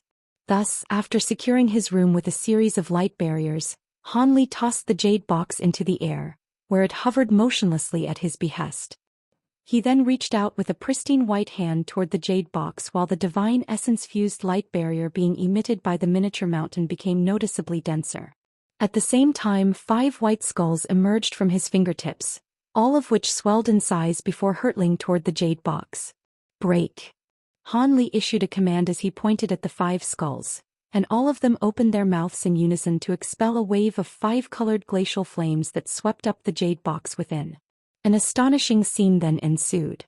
As the 5-colored glacial flames converged toward the box, the crimson talismans detached themselves from the box's lid of their own accord. The talismans should have been quite light and sprightly, but due to the effects of the 5-colored glacial flames, they were moving a lot more slowly than they normally would, and Han Li was able to clearly see the process through which they were separating from the box. This brief period of time was enough for Han Li to assess all of the changes taking place within the box. All of a sudden, his expression darkened, and the 5-colored glacial flames surging around the jade box transformed into a massive 5-colored hand, which forcibly removed the lid on the box. A burst of extremely unstable yet powerful fluctuations erupted from the box into the air, following which a golden ball of light shot forth, only to be caught in and completely immobilized by the 5-colored hand. Right at this moment, a resounding thump rang out as a red light formation surfaced around the jade box. The formation then swelled and shrank, looking as if it were about to explode. Han Li glanced at the light formation, and the terrifying spiritual power imbued within it was quite harrowing even to him. Thus he immediately made a hand seal, and the massive 5-colored hand locked firmly around the golden and silver ball of light before whizzing toward the corner as a streak of 5-colored light. At the same time, the divine essence-fused light in the nearby area suddenly tightened to form a dense gray pillar of light that trapped the light formation within. In the next instant, the light formation exploded, and a white halo immediately appeared within the pillar of light. The pillar of light then began to tremor violently as a series of strange ripples appeared over its surface, looking as if it were going to be vanquished at any moment by the force of the explosion. Han Li's eyes narrowed as he harumphed coldly, and he opened his mouth to expel a ball of silver flames. The fireball transformed into a silver fire raven that rushed into the gray pillar of light in a flash before plunging headfirst into the halo of white light. A bizarre turn of events then unfolded. The violent fluctuations that resembled an erupting volcano within the white halo of light suddenly receded, and at the same time, the halo of light shrank drastically at a rate that was discernible to the naked eye. Within just the span of a few breaths, it had disappeared completely, and in its place was the silver fire raven. The bird had swelled to several times its original size, and it was in the process of sucking one final wisp of white light into its stomach. Han Li finally heaved an internal sigh of relief upon seeing this. He waved a hand and the silver fire raven spread its wings before flying back to him, disappearing into his body in a flash. Meanwhile, the 5 white skulls also vanished amid a string of dull thumps. At the same time, the 5-colored hand in the air appeared above his hand, then relaxed its fingers to release that ball of golden and silver light.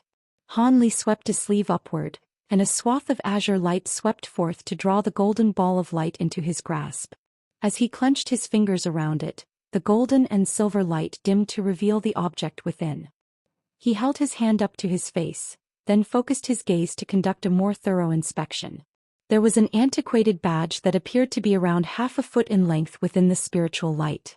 One side was shimmering with golden light while the other glowed with silver light, and the surfaces of the badge were riddled with profound ripples. At the same time, there was an unidentifiable ancient symbol carved onto each side of the badge. Even with Han Li's vast wealth of knowledge in foreign languages, he was still completely unable to figure out from which language these symbols originated. Han Li stroked the surface of the badge gently with his finger, and a hint of surprise appeared on his face. To think that the item that the big-headed being had held in such high regard was something like this. Even though the badge was shimmering with spiritual light, there were some signs of wear and tear around its edges, indicating that it was definitely quite an old item. Furthermore, the material used to forge the badge was also quite strange. One side was frosty cold to the touch while the other side was scorching hot, indicating that it seemed to possess both ice and fire attributes at the same time. Han Li fell into deep thought upon seeing this. However, as he swept a finger over one of the ancient symbols, something unexpected happened. A wisp of white light suddenly emerged from within the badge, and it was as thin as a strand of fine silk, but it was extremely fast and disappeared in a flash. A cold sensation shot through his palm, followed by a faint hint of stabbing pain. His hand then became a little moist and clammy, and in his bewilderment, Han Li reflexively tossed the badge into the air, where it hovered motionlessly above his head.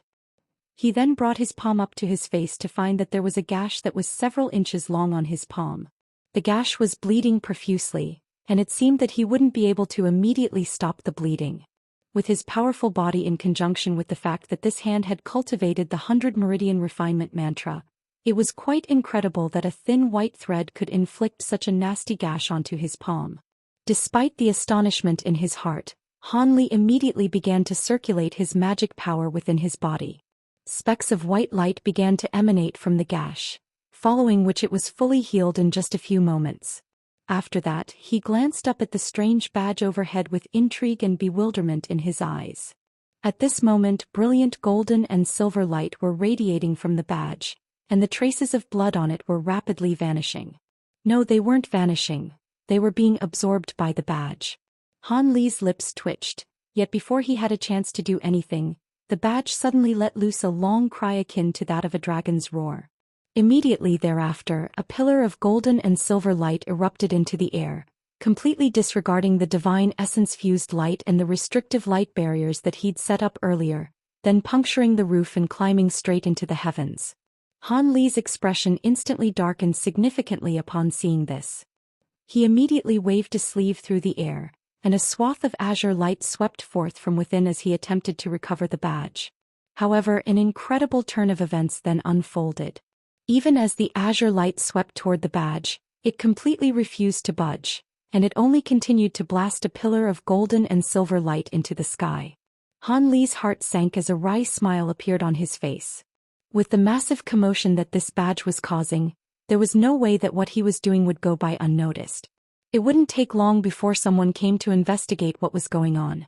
With that in mind, a series of thoughts flashed rapidly through Han Li's mind, and he immediately sprang into action.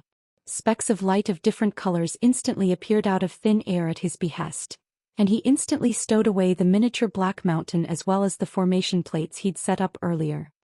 He then paused before making his way toward a corner of the room, where he sat down expressionlessly in a cross-legged manner, paying no further heed to the badge that was hovering in mid-air. A short while later, light flashed from the four walls and the door of the room at the same time, following which a few black-armored warriors of Cloud City emerged in the room in a wraith-like manner. All of them faltered slightly at the sight of the badge that was causing such a big commotion, then turned to Han Li in unison with a cold look in their eyes. However, their expressions then changed slightly after verifying Han Li's cultivation base with their spiritual sense to find that he was far more powerful than them. The leader of the armored warrior adopted a slightly more benevolent expression as he asked, "Is that your treasure? Are you not aware that activating powerful treasures and using too much spiritual power is prohibited in Cloud City?" Seeing as Han Li's cultivation base was far superior to theirs, they didn't dare to show him any disrespect before figuring out what was going on. "I encountered some issues while refining this treasure, but I'll sort things out right away. Han Li was quite calm and collected, and he made a grabbing motion toward the badge from afar as he spoke. A massive translucent hand instantly appeared in the air before grabbing down toward the badge. However, despite Han Li's best efforts to drag the badge down toward him, it refused to move so much as a single inch, as if it were completely locked in space somehow. Confused expressions appeared on the faces of the armored warriors in the room upon seeing this, and Han Li's lips also twitched in response to this situation. He took a deep breath, and just as he was about to exert more force on the badge, an indifferent male voice suddenly sounded from outside the room. "Don't bother. The vast glacial badge has already been activated by you in advance, and it's locked onto a spatial position so it won't move no matter what you do to it unless you shatter all of the space in a radius of 1,000 feet. As soon as the voice trailed off, spatial fluctuations rippled throughout the room, and an indistinct humanoid figure emerged out of thin air.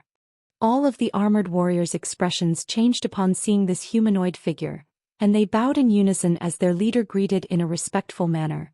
The members of the 73rd Enforcement Squad pays their respects to Elder Bai. The humanoid figure was a man in a brocade robe who appeared to be quite young, but both his hair and beard were snowy white in color. There's no mistaking it. This is indeed a vast glacial badge. I thought that all of these badges had fallen into the hands of the Jiaoqi race, but who would have thought that there'd be one here? In contrast with his snowy white hair and beard, the man had a pair of thick black eyebrows.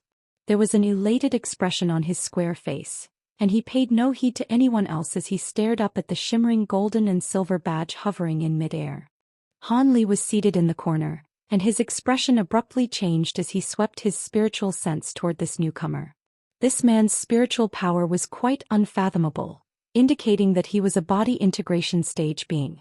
The man withdrew his gaze, then waved a hand toward the armored warriors before turning his attention to Han Li. "Are you the one who activated this vast glacial badge?" "I want to deny that, but it doesn't really seem possible at this point." Han Li sighed with a wry smile on his face. "Why would you deny this? You've encountered a massive stroke of luck," the man said with a hint of a smile on his face as he appraised Han Li through narrowed eyes. "A massive stroke of luck? What do you?" Han Li's expression changed slightly, yet just as he was about to ask a question, the man's brows furrowed as he abruptly turned toward one of the walls of the room. "Brother Tsongying, seeing as you're already here, why don't you show yourself? Are you planning to hand over this vast glacial badge to our water wraith race?" Not many vast glacial badges have appeared on this occasion, so every single badge is extremely valuable. Would your water wraith race dare to take one for yourselves? Without the myriad ancient race to set up and activate the required formation, the badge will be useless to you even if you do take it, a cold voice replied. A black shadow then flashed on the wall that the white-haired young man was staring at, following which a shadowy figure that was enshrouded under gray light appeared in a soundless manner. The figure was standing close to the wall, completely motionless as if it were an insubstantial object. The cold voice just then had sounded directly from within the gray light. As opposed to becoming enraged, the white-haired man merely chuckled. I'm naturally aware of this. However, if this fellow Daoist wishes to join our water wraith race, then it won't be an issue for us to use this vast glacial badge to take some of our brethren into the vast glacial realm, right? That would be fine, of course, but this fellow Daoist doesn't seem to have expressed any intention of joining your race. Perhaps he'd rather become a guest member of our Yin demon race. The shadowy figure referred to as Tsongying replied in a completely emotionless voice. Is that so? That's rather hard to say. If I recall correctly, there is an unspoken rule among our 13 races. If two races set their eyes on an outsider at the same time, the other race can only extend an invitation after said outsider has rejected the invitation from the first race. Fellow Daoist, I am by you of the Water Wraith race, and I'm officially extending an invitation to you to become a guest member of our race. If you're willing to join our race, I can promise you that we'll help you advance a tier in your cultivation base within 100 years, and we'll also offer you a variety of other immense benefits. The white-haired man turned his gaze away from Tsongying and extended a formal offer to Han Li. However, he stared intently into Han Li's eyes as he spoke, and a strange iridescent light rapidly swirled within his own eyes, seemingly emitting an invisible power that threatened to suck away the beholder's sense of reason. Han Li's eyelids twitched, and as soon as he looked into Bai Yu's iridescent eyes, his spiritual sense blurred, and almost reflexively opened his mouth to accept the offer being extended toward him. However, in the next instant he activated his great development technique, and his pupils contracted as piercing blue light appeared in his eyes, thereby allowing him to resist the strange captivating force of the white-haired man's eyes. At the same time, Han Li regained clarity in his spiritual sense, following which a burst of fury welled up in his heart. This white-haired young man appeared to be quite honest and benevolent, yet he had used a captivation technique to try and sway Han Li's decision. If it weren't for the fact that he possessed his bright sight spirit eyes, he would have most likely been drawn into accepting his offer just then. The white-haired young man faltered upon seeing this before a hint of surprise appeared on his face. Song Ying was also rather taken aback by this development, but he then burst into laughter as he said in a derisive tone, I didn't think that your iridescent illusionary eyes would fail to take effect on a being below the holy race. Stop trying to play your little tricks, fellow Daoist Bai. As you said yourself, the rule stipulating that invitations had to be made in sequential order to outsiders is only an unspoken one. In the face of the vast glacial badge, none of our 13 races would be willing to follow an unofficial rule like that. The white-haired man's expression quickly returned to normal, and he cast a meaningful glance toward Han Li before turning to Nag Ying. Seeing as this fellow Daoist has no intention of joining our water wraith race, I naturally won't force him to do so against his will. Brother Song Ying, aren't you going to try and invite this fellow Daoist to join your demon race? This matter concerns a vast glacial badge, which is an item of the utmost importance, so neither of us can decide which race he will join. In that case, I'm not going to waste my efforts doing something that won't lead to anything, Song Ying harumphed in response. Bai Yu merely smiled and remained silent upon hearing this. Song Ying also chuckled as he fell silent as well. As for Han Li, he also refrained from saying anything as the blue light in his eyes faded. Thus, the room became extremely silent, and the nearby armored warriors were left staring blankly at one another, wondering what they should do in this situation. However, this silence was broken just moments later. The sound of knocking suddenly rang out from the other side of the door, following which an elderly voice sounded. I am Qian Jizi of the Myriad Ancient Race. Would I be able to see the owner of this place? Bai Yu's face paled slightly upon hearing this elderly voice, and the gray light around Song Ying's body rippled unsteadily as well. Han Li immediately replied, Please come in, senior. It is a great honor for me to welcome you to my humble abode. Upon hearing Han Li's polite response, the elderly man didn't delay any longer. Spiritual light flashed and he passed directly through the door, appearing in the room in the next instant. This was a chubby yellow-robed elderly man with a strange woven basket on his back. He wasn't very tall and he had a set of benevolent facial features. Fellow Daoist Bai, fellow Daoist Song Ying, I didn't expect to see you two here, the elderly man greeted in a warm voice, as if he really were only just finding out that these two beings were in the room. Greetings, fellow Daoist, the two of us have only just arrived as well. Indeed. I just so happened to be doing something nearby and I noticed the phenomenon resulting from the activation of the vast glacial badge, so I decided to come and have a look. Bai Yu and Song Ying were regarding each other with enmity just a moment ago, but in the face of this elderly man, both of them were behaving in an extremely careful manner. Han Li was naturally rather intrigued by their sudden changes in demeanor, and he swept his spiritual sense toward the elderly man, upon which a wave of shock surged through his heart. This Qian Jizi's magic power was as boundless as the ocean, and it was completely unfathomable to Han Li. At the very least, he was unable to glean the elderly man's cultivation base as he currently was, which meant that the elderly man was most likely a being at the pinnacle of the body integration stage. It was no wonder then Bai Yu and Song Ying were so wary of him. Even if the two of them were to combine their powers, they'd most likely still be no match for the elderly man. So there really is a vast glacial badge here. Does this badge belong to you, fellow Daoist? Qian Jizi gave the two a benevolent smile, then glanced at the golden and silver badge hovering in midair before turning to Han Li. Indeed, senior, Han Li hurriedly replied with a respectful bow. Your surname is Han, right? Qian Jizi suddenly asked with a smile. How did you know that, senior? Han Li's expression changed slightly, and even though he was asking that question, he most likely knew the answer already. As expected, Qian Jizi smiled and replied, I've heard about you from fellow Daoist Jia and I also have your portrait. I was going to send someone to invite you for a chat a few days from now, but it looks like I have no choice but to meet you a little earlier than expected. Do you recognize him, fellow Daoist Xianxia? Bai Yu asked. He, one of our myriad ancient race's 4 top puppet masters, Master Jia, was almost captured by the Jiaoqi race a few days ago, and it was all thanks to fellow Daoist Han that he was able to escape unscathed, so of course I've heard of him, Xianxia replied as he stroked his beard. What? Does that mean Master Jia was sent to the border? Song Ying asked with a surprised look on his face. Indeed. Our race had an important matter to take care of, so we had no choice but to send Master Jia.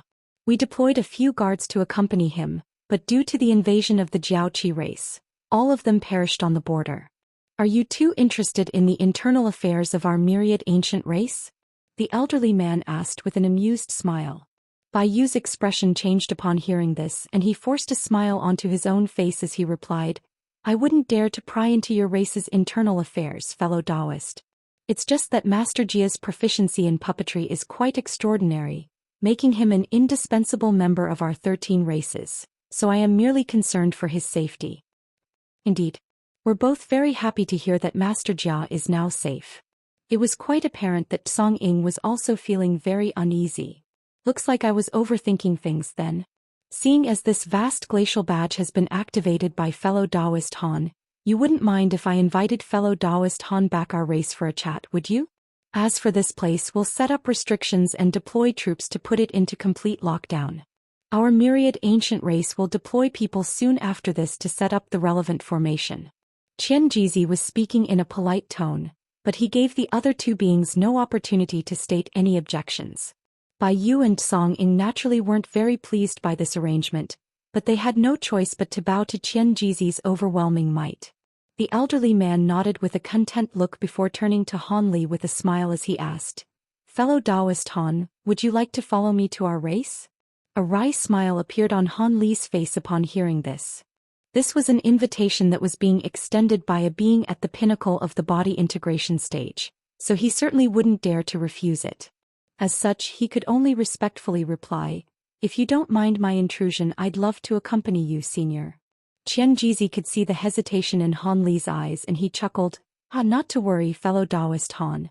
Setting aside everything else, you are the one who saved Master Jia's life, and our myriad ancient race isn't one to repay kindness with animosity. Han Li could naturally only proclaim that those were never his thoughts. The rest of the process was quite simple. The armored warriors departed at Xianxia's behest to gather more of their comrades to this place, temporarily placing the area in a radius of several kilometers into a state of lockdown. As for this inn, it was naturally also isolated as the epicenter of the incident. Thus, a completely oblivious and stunned Xianxia was summoned to the room, and Han Li could only appraise the situation with a resigned smile. After that, Han Li and the elderly man departed from the inn while the vast glacial badge remained there with countless armored warriors guarding the place. Bai Yu and Song Ying didn't remain in this place for much longer before taking their leave.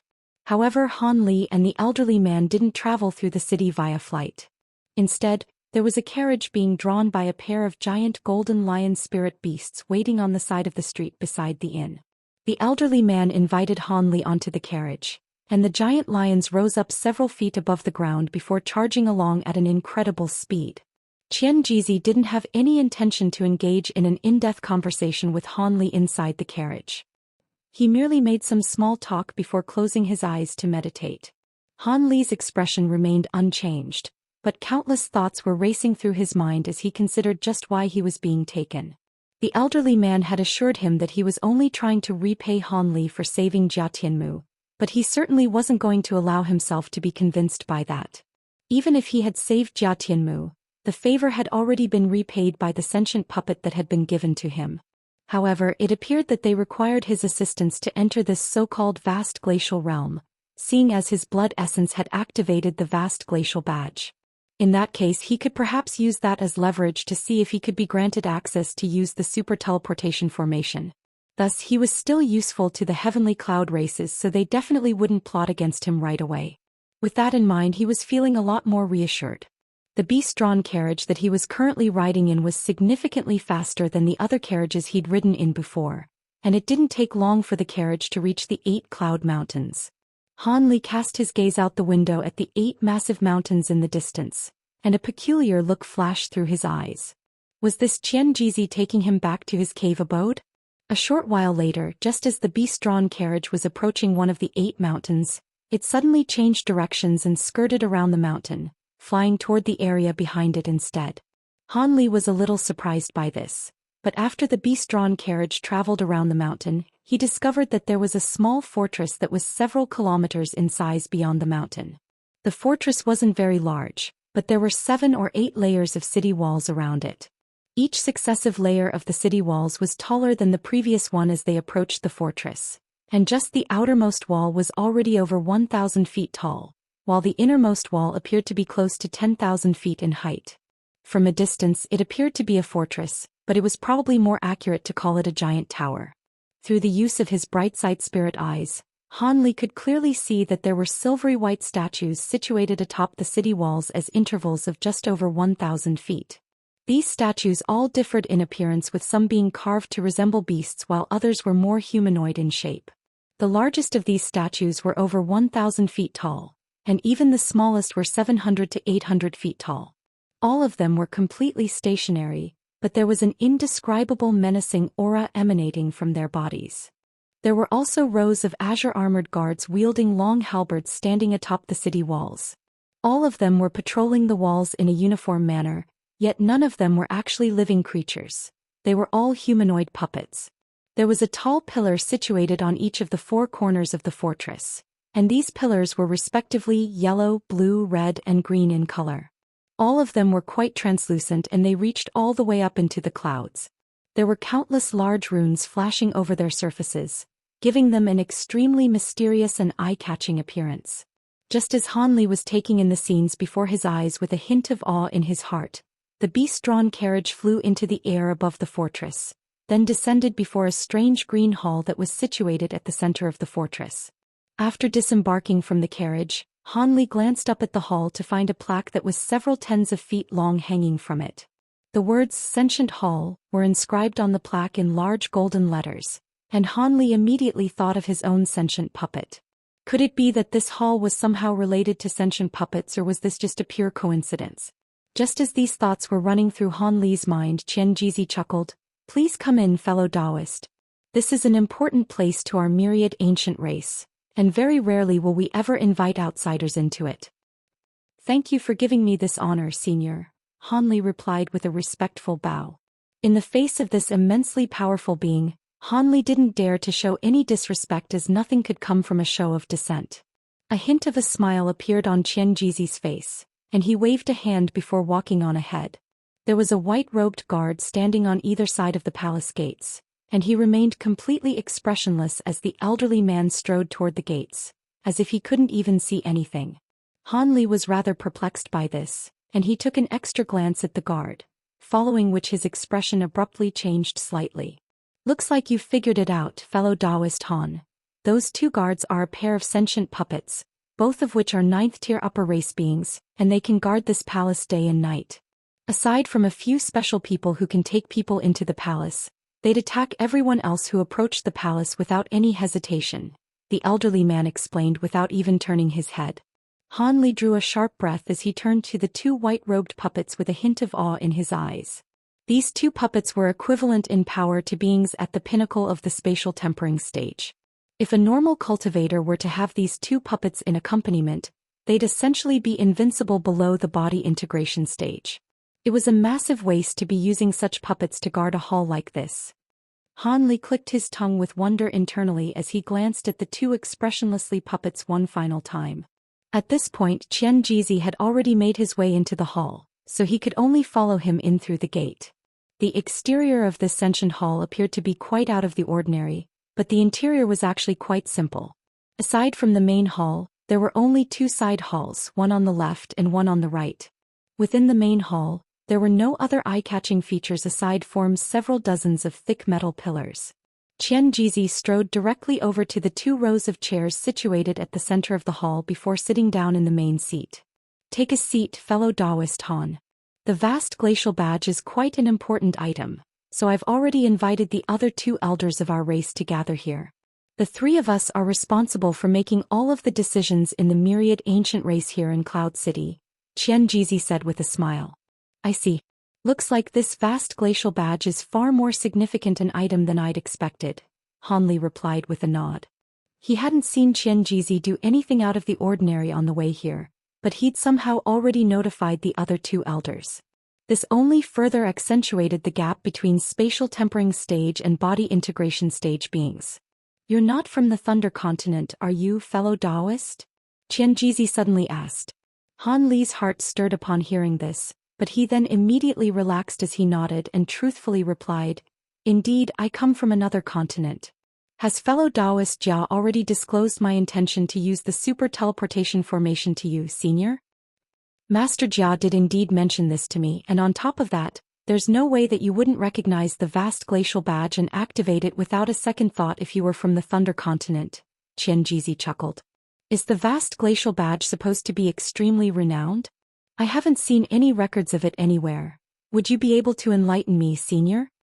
Han Li asked with a wry smile. He didn't blame Jia Tianmu in the slightest for informing Xianxia of his intention to use the super teleportation formation. Instead, he would have found it quite strange if he hadn't done so. It's no surprise that there are no records of the vast glacial badge. It's quite a renowned object on our Thunder Continent, but it can't be used by any single being. Without the power of an entire race acting as support, even if one were to obtain the vast glacial badge, it would be impossible for them to enter the vast glacial realm. However, many beings of the upper race have heard about this badge, the elderly man explained with a smile. Using the badge requires the power of an entire race? This vast glacial realm must be quite an extraordinary place, Han Li mused as he stroked his chin. It's not just extraordinary. Some of the things that can be obtained from the vast glacial realm could even determine the fate of an entire race. Of course, such monumental treasures are exceedingly rare, even in the vast glacial realm. The main aspects about the realm that make it very attractive are that the richness of the world's origin chi there is over 10 times that of our spirit realm, and there are also many spirit medicines and spirit fruits there that were extremely difficult to find in the spirit realm, the elderly man explained with a smile. How can there be a place with such rich spiritual chi? An incredulous look appeared on Han Li's face upon hearing this. Hehe, what kind of place do you think this vast glacial realm is, fellow Daoist? A spatial rift or a small subsidiary realm to the spirit realm? Xianxia chuckled as he stroked his beard. Please enlighten me, senior, Han Li replied in a respectful voice. The elderly man's smile faded and he paused for a moment before continuing. This has not been completely confirmed, but we are almost entirely sure that the vast glacial realm is a damaged subsidiary space to the true immortal realm. A subsidiary space to the true immortal realm. Even with Han Li's steadfast nature, he couldn't help but be stunned by this revelation. Indeed, it should be a now-defunct space in the true immortal realm. Those who have entered this space in the past have found cave abodes and even remains that are suspected to have once belonged to immortals. However, no one has ever seen a living immortal in there, Xianxia confirmed with a nod. Han Li was left speechless as he sat on his chair with a blank expression on his face. There's no need to be so shocked, fellow Daoist. At present, this is only mere speculation. Among the cave abodes, remains, and treasures discovered within the vast glacial realm, we've yet to discover anything that's actually useful, so it's not like anyone can just go in and come back out with extraordinary treasures that defy the natural order. Even the spirit medicines and spirit fruits I mentioned are mostly hidden in obscure locations that require extensive efforts to find, the elderly man said with a smile. All of a sudden, a clear voice sounded from outside the hall. In summary, there are many rare and precious items to be found in the vast glacial realm, but what you find in there will be down to your luck. Immediately thereafter, a streak of white light hurtled in through the gate, and the light faded to reveal a middle-aged man in a set of brocade robes. He had a pale face with a pair of thin and long eyes as well as a distinctive hook nose. You sure got here quite quickly, Elder Ma. I had thought that Brother Huang would get here before you, Xianxia greeted the middle-aged man with a warm smile. It was quite obvious that this was another body integration stage elder of the myriad ancient race. Nad Han Li hurriedly rose to his feet to extend a respectful salute. Elder Huang has recently been refining a batch of pills, and even if he received the news before me, It'd most likely take a while for him to get here. Is the fellow Daoist the one who activated the vast glacial badge? The middle-aged man asked as he turned an indifferent gaze toward Han Li. Indeed, senior. Han Li could only reply in a truthful manner. 7th tier upper race, not bad. Your magic power seems to be over twice as abundant as beings of the same cultivation base, and even upper race beings of the 8th or 9th tiers won't want to face you in battle. For some reason, this elder Ma decided to disclose his observations surrounding Han Li's cultivation base. Han Li was quite stunned that the elderly man was able to glean so much from a single cursory glance, but his expression remained quite polite and respectful as he explained, I have some special cultivation arts, so my magic power is indeed slightly more abundant than normal. It's not just slightly more abundant. If a being of a higher cultivation base were to engage you in battle, thinking that they'd enjoy an easy victory, you'd most likely be able to turn the tables on them with ease. Your spiritual sense seems to be completely out of place in an upper race being as well. Golden light flashed past the middle-aged man's face as he unleashed some kind of secret technique, and a hint of surprise appeared in his eyes as he gleaned Han Li's immensely powerful spiritual sense. Han Li's calm facade finally cracked a little upon hearing this as a hint of astonishment crept onto his face. Alright, Elder Ma, you can stop flaunting your divine inspection technique now. It isn't really all that strange that fellow Daoist Han is far more powerful than beings of the same cultivation base. After all, he slew several such beings with ease while saving Master Jia, so it would be foolish to regard him as a normal upper race being. The elderly man wasn't surprised in the slightest by Elder Ma's findings. I see. Forgive me for my impudence, fellow Daoist. Please take a seat. The middle-aged man chuckled before sitting down beside Qian Jizi. Han Li finally managed to recompose himself before also sitting down with a wry smile on his face. I heard on my way here that the two of you were discussing matters surrounding the vast glacial realm, and it sounded to me like you don't know much about it, fellow Daoist Han. What's the point in speaking in such a roundabout manner, Brother Qian? Just lay out the information in the most straightforward manner possible, Elder Ma urged, seemingly with a hint of displeasure in his voice. Qian Jizi splayed his hands open upon hearing this, and a slightly resigned look appeared on his face as he replied, I was just about to do that, but your arrival cut me off. Now that you mention it, my entrance was indeed rather abrupt. The middle-aged man chuckled. Seeing as you're here, why don't you tell fellow Daoist Han about the vast glacial realm yourself, Brother Ma? After all, you once entered the realm in person, so you're far more qualified to talk about it than I am, Qian Jizi suggested. What's there to be said? I had very ordinary luck back when I entered the vast glacial realm, and I didn't obtain any extraordinary treasures or medicines. All of the races hold the vast glacial realm in such high regard mostly because of the abundant spiritual qi in there. They want to use the realm as a place where beings who had been stuck at their bottlenecks for extended periods of time could finally make their breakthroughs. If it weren't for the fact that I had entered the realm once, I wouldn't have achieved my current cultivation base. The middle-aged man shook his head with a slightly peculiar look on his face. You used the spiritual qi in there to break through a bottleneck? Han Li was quite surprised to hear this. Indeed. At the time, the spirit medicines that could be obtained in there were only a secondary objective for me.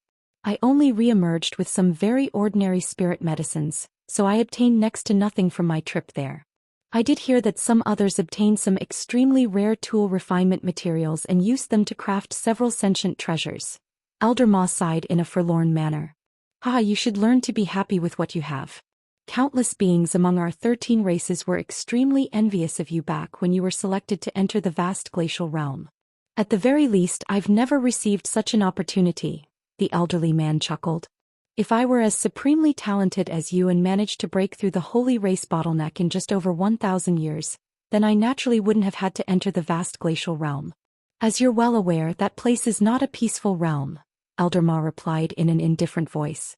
That's true.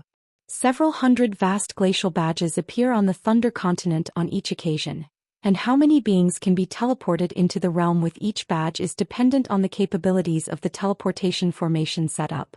Our myriad ancient race has always been responsible for setting up the teleportation formations for our heavenly cloud race, but teleporting around a dozen or so beings into the realm per badge is the extent of our capabilities.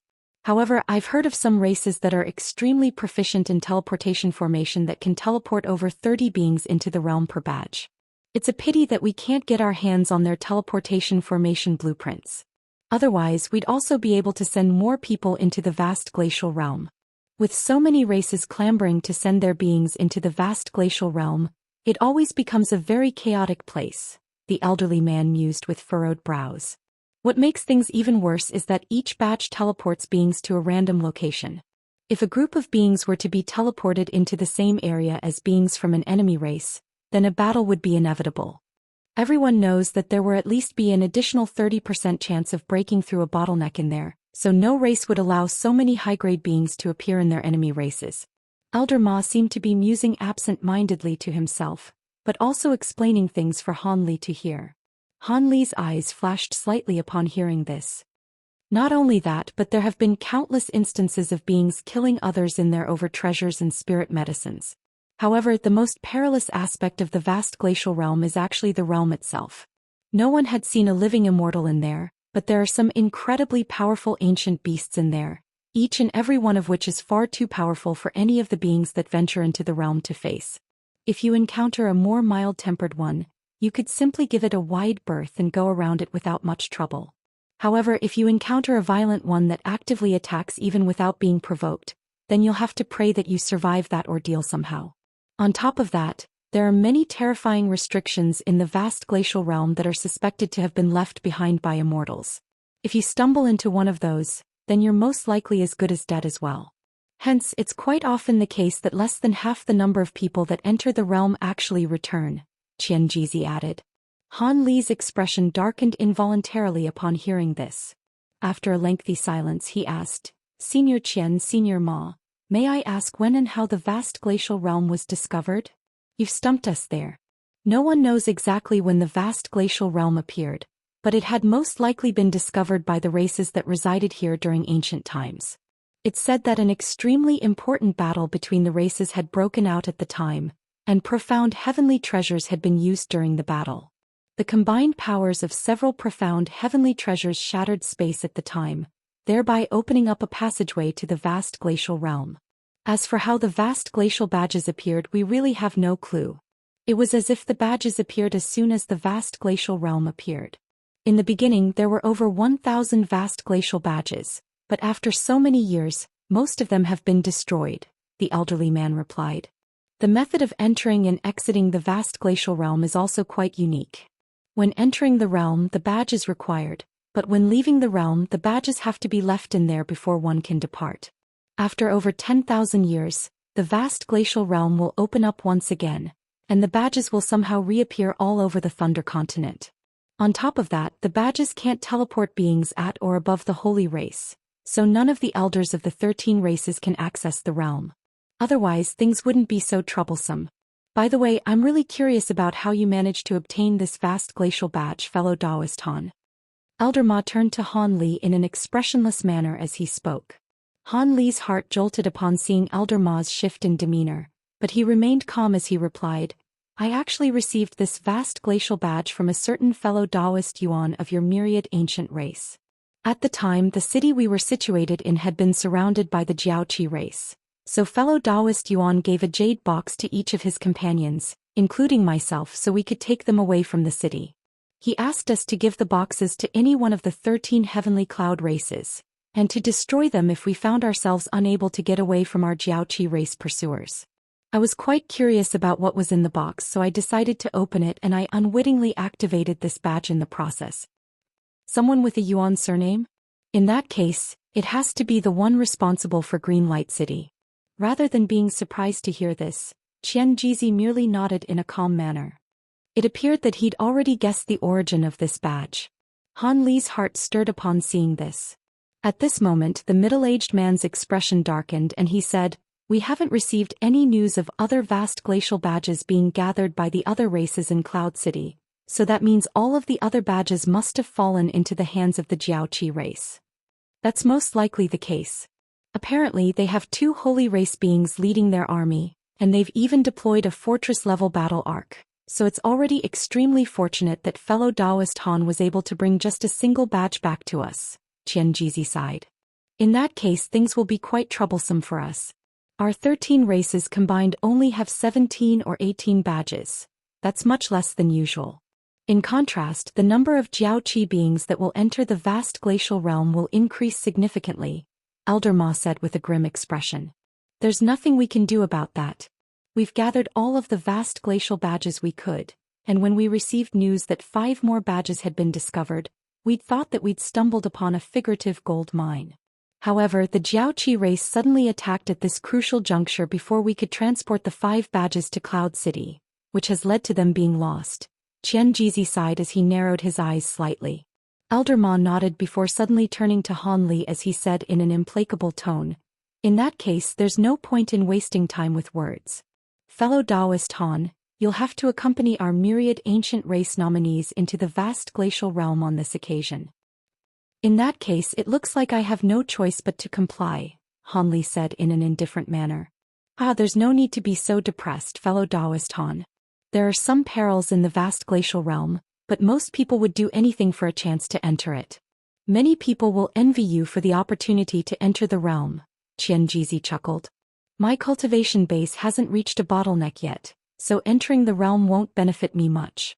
Instead, there's a good chance that I'll be dying in there. The risk and reward comparison simply isn't worth it, so if there's any possibility that I can be exempt from entering the realm, I would definitely pass up this opportunity. Han Li shook his head in a gloomy manner. Qianxia and Elder Ma exchanged a glance upon hearing this, and the former said in a slow voice, "Once a vast glacial badge has been activated, only the one who has activated it can take others to the void glacial realm with them. The future of our 13 races hinges on this, so you must enter the realm. That's non-negotiable. You've carried the badge to us, so our myriad ancient race should be grateful to you. But you've activated the badge and we've given you the opportunity to enter the vast glacial realm, so we've repaid you for your efforts. However, seeing as you're being forced into the vast glacial realm against your will, you can state any condition that you may have, and we'll do our best to satisfy you."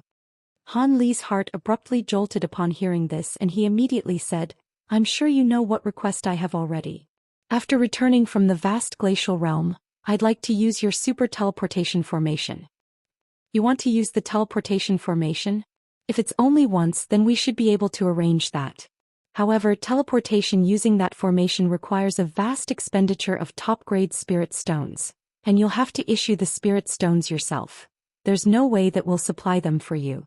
Furthermore, our race cannot make executive decisions on the teleportation formation, so we have to discuss this matter with the other few races. Perhaps they may also have some conditions that you must satisfy before they'll allow you to use the formation," Qianxia replied in a calm manner. "As long as I can use the teleportation formation, I'll naturally supply the spirit stones required. As for any other conditions that may be raised, as long as they're not conditions that are completely outside of my realm of capability, I can accept them," Han Li said with an elated look on his face. "Hee, don't be so quick to jump at this opportunity, fellow Daoist Han. Activating the super teleportation formation even just once requires so many top-grade spirit stones that even some holy race beings wouldn't be able to afford it. You may have some wealth, but it will still most likely be very difficult for you to gather enough top-grade spirit stones to use the formation. With your cultivation base, you'll be greatly valued even if you were to stay in our myriad ancient race. So why insist on traveling to other continents? I suggest you take this opportunity to change to another condition and request for some tangible benefits like pills or treasures instead. That would be ideal for both sides," Elder Ma proposed. Han Li's expression faltered upon hearing this, but he shook his head after a brief silence and said, "Thank you for your kind offer, Senior, but I've already made up my mind." As opposed to being enraged by Han Li's refusal, Elder Ma only nodded indifferently and spoke no further on this matter. "By the way, when will the vast glacial realm open up? I want to make some preparations beforehand, so learning the amount of time I have left will be quite beneficial," Han Li suddenly asked. "We're not sure of the exact opening date either, but according to past experience, it'll be somewhere between several years to a century from now," Qianxia replied with a smile. "A century?" Han Li abruptly exclaimed upon hearing this. "For cultivators like us, a century passes in the mere blink of an eye. Surely there's no need to be so alarmed, fellow Daoist Han," the middle-aged man said as he raised an eyebrow. "My apologies, I was just surprised that it would take so long," Han Li replied with a wry smile. "You're living in the inn from before, right?" That place has been placed into lockdown, and you won't be leaving Cloud City anytime soon. So why don't you move to the 8 Cloud Mountains as well, fellow Daoist Han? I'll get someone to organize a free cave abode for you so you can cultivate in peace while awaiting the opening of the vast glacial realm, Qianjizi said. Han Li was a little taken aback by this offer, but after quickly weighing up his options he nodded in agreement. After that, Qianjizi and Elder Ma asked some casual questions about Han Li's origins, to which Han Li gave a few intentionally ambiguous responses. It was quite clear that Han Li didn't want to disclose too much information about himself, and the 2 myriad ancient race elders didn't insist on prying either. Not long after that, the 3rd elder of the myriad ancient race finally arrived. This was a tall and broad, heavily bearded man, and he only took a glance at Han Li and delivered some absent-minded praise before hurrying away, citing the excuse that he had a half-refined batch of spirit pills in his cauldron that he had to attend to. Qianjizi and Elder Ma could only exchange a resigned smile upon seeing this. They seemed to have already become accustomed to this Elder Huang's personality. Thus, after receiving a myriad distance talisman from Elder Ma, Han Li finally stood up to leave. Prior to his departure, Qianjizi told him that he would discuss with the other races about the teleportation formation and organize a cave abode for him within 3 days. Hence he could move into the 8 Cloud Mountains after that. Han Li naturally thanked the elderly man for his kindness, then left the hall and departed from the myriad ancient race's fortress on the beast-drawn carriage outside. At this moment both Qianjizi and Elder Ma were sitting in silence within the hall, seemingly in deep thought. What do you think? Could he be a spy from the Jiaoqi race? Qianjizi asked. There's no way that he's a spy. Expending a vast glacial badge just to plant a spy in our heavenly cloud races is far too heavy a price to pay. Besides, he also saved Master Jia and killed several Jiaoqi beings of the same cultivation base as himself. No matter how you look at it, the Jiaoqi race would have to be downright insane to sacrifice so much just to plant a spy.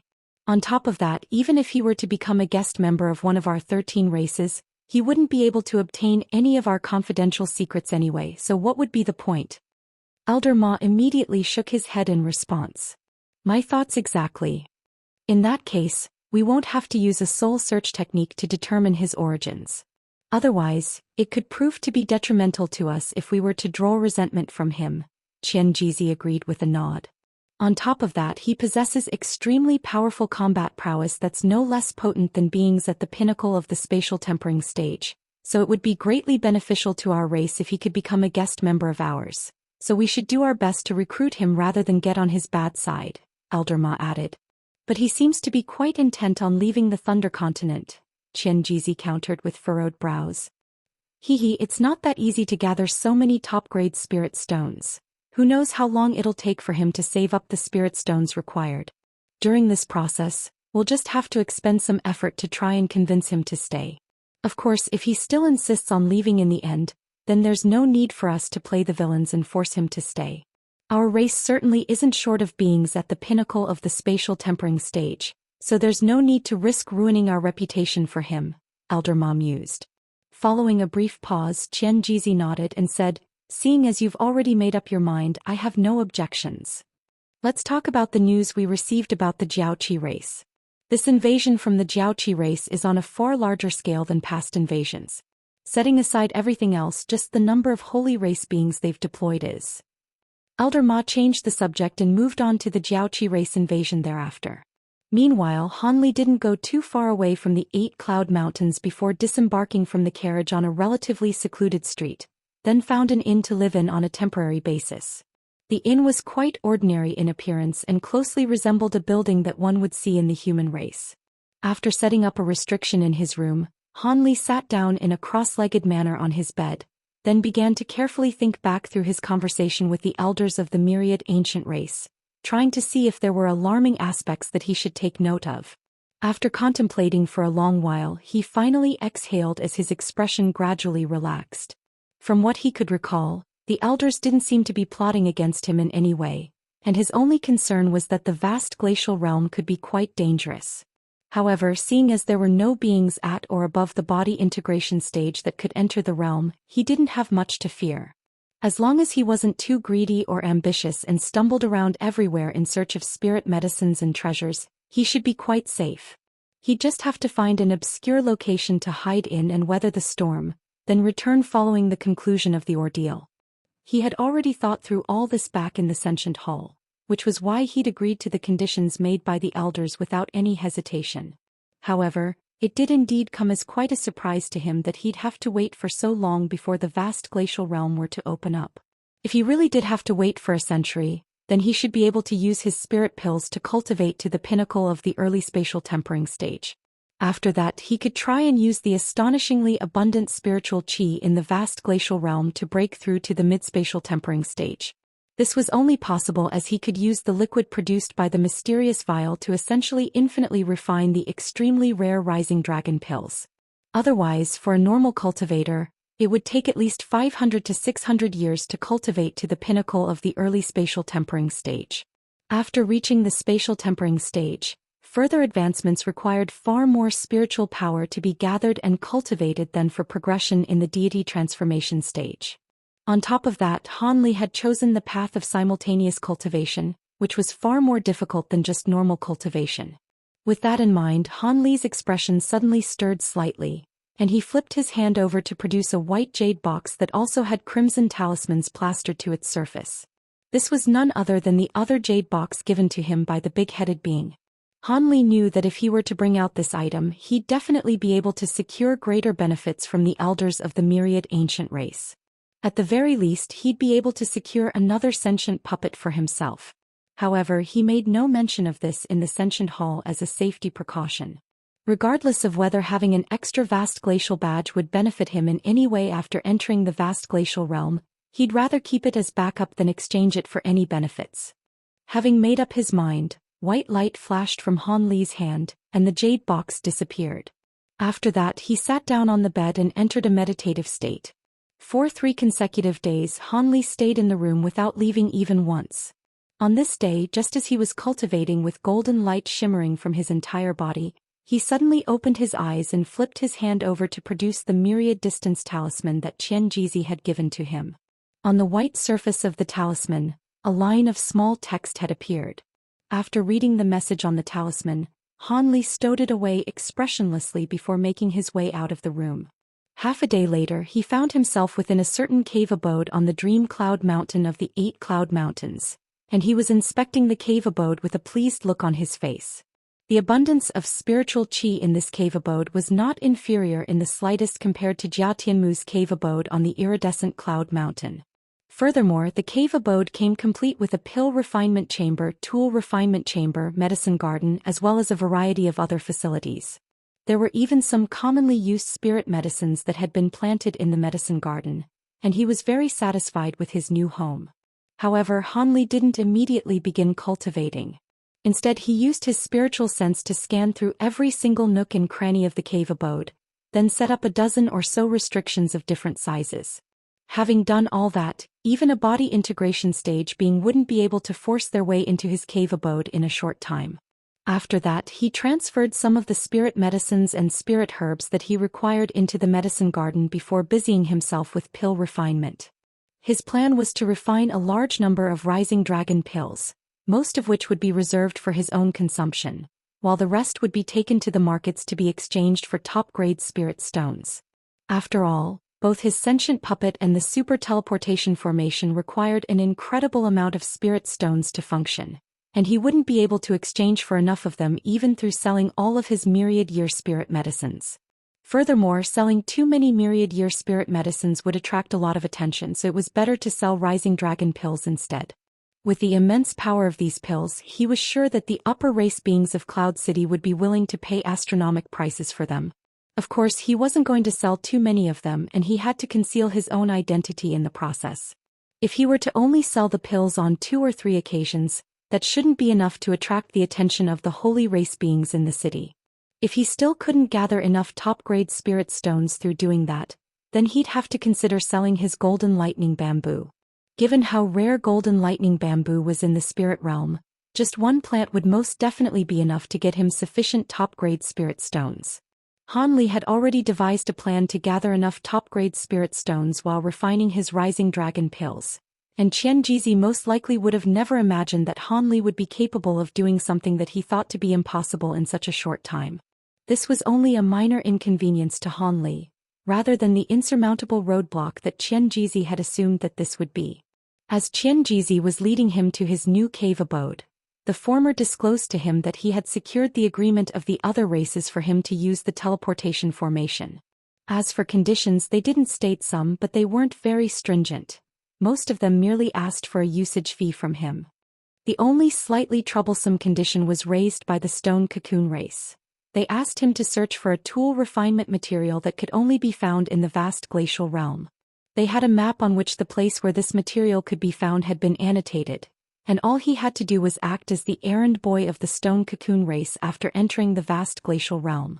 This condition was naturally rather dangerous to him, but this material seemed to be extremely important to the Stone Cocoon race, as evidenced by the fact that they stipulated this condition to be non-negotiable. Thus, Han Li agreed to it as well after a brief contemplation. If he only had to head to a designated location to secure an ingredient, then this was a risk that wasn't too big for him to take.